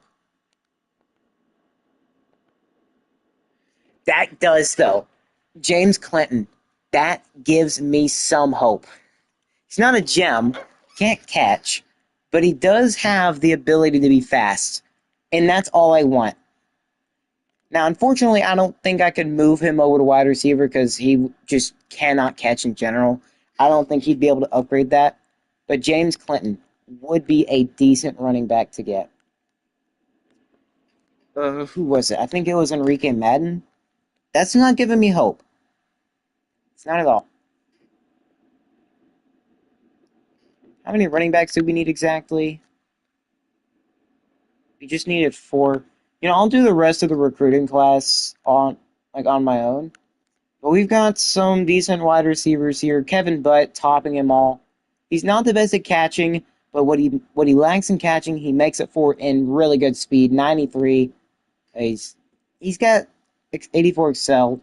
But Kevin Butt, he has some high top end speed. He starts off pretty slow, but he picks it up quickly. He's also 6'4", which is very nice, so he can cover ground quickly. His route running sucks, but hopefully he is one of those guys that can just develop nicely. And then we also found our first gem in Dean Poe. He looks more like a tight end than anything, 6'2", 196. I wouldn't hate moving him over to tight end. And then we can try to get maybe like one or two wide receiver in the transfer portal. Also got some decent running backs, James Clinton. He's not a gem, but he is a guy with speed, and that is what I want. I want guys with speed, so off the rip, we can actually like scramble out the pocket. Or not scramble out the pocket. I mean like because I'm thinking of Felix Ogletree right now. Since I did turn the minimum player's speed threshold all the way down, fast players will be fast. Slow players are going to be slow. I think that's why we struggled this year, is because we didn't get to take advantage of our fast players. We didn't. Because for whatever reason it doesn't carry over it doesn't carry over the the freaking sliders and stuff. But James Clinton, 2-star, 90 speed, he's gonna be one of our main guys to get, and Kevin Budd as well. I guess Dean Poe as well, but like I said, he's more of a tight end, it seems. He's 6'2", so he's not the tallest. Maybe if he was like 6'4", 6'5", I'd keep him at wide receiver. Because there was one guy in NCAA 26 I had with Santa Cruz. He was like 6'4", like 6'3", 6'4". He was incredibly slow, like 84 speed. But one advantage he had over everybody was that he was insanely good at spec catch. He could jump up, grab it over practically anybody. So I don't know if Dean Poe's that kind of guy, but he definitely looks like a tight end to me. He's got decent speed for a tight end. He can catch pretty decently. Well, at least spec catch decently. He's not a jump ball guy. Even though he's a contested specialist, well, I'm wrong in that.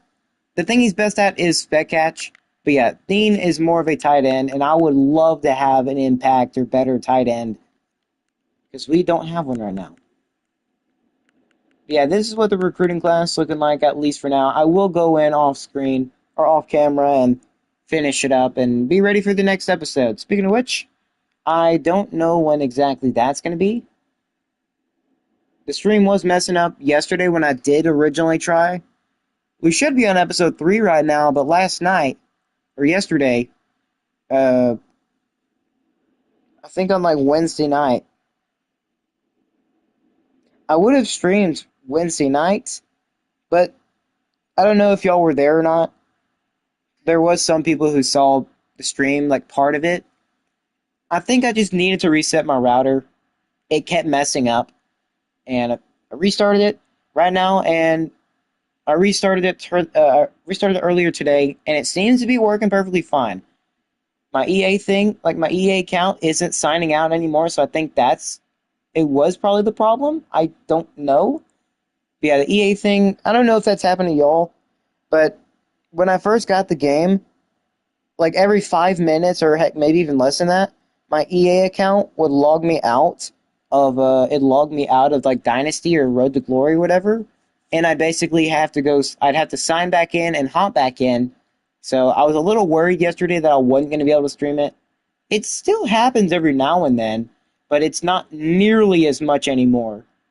It went from like 5 minutes to maybe every 5 hours, which is nice. I can record. I mean, it hasn't happened yet. It's probably going to happen soon if I keep talking this way. But yeah, I don't know if y'all been having that issue either with the EA account thing. Keeps signing you out.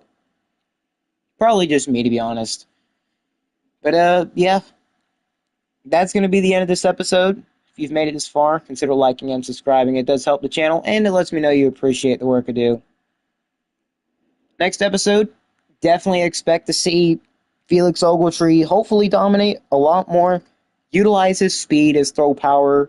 Hopefully he has a better true freshman season than Isaiah did. Isaiah threw 22 picks and 9 touchdowns. Insanely bad.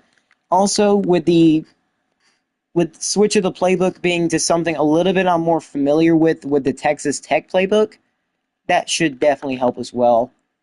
Um, but yeah, that's going to be it for this episode. I am YoBoyBalla1 saying as always, have a good day, have a good night, and as always,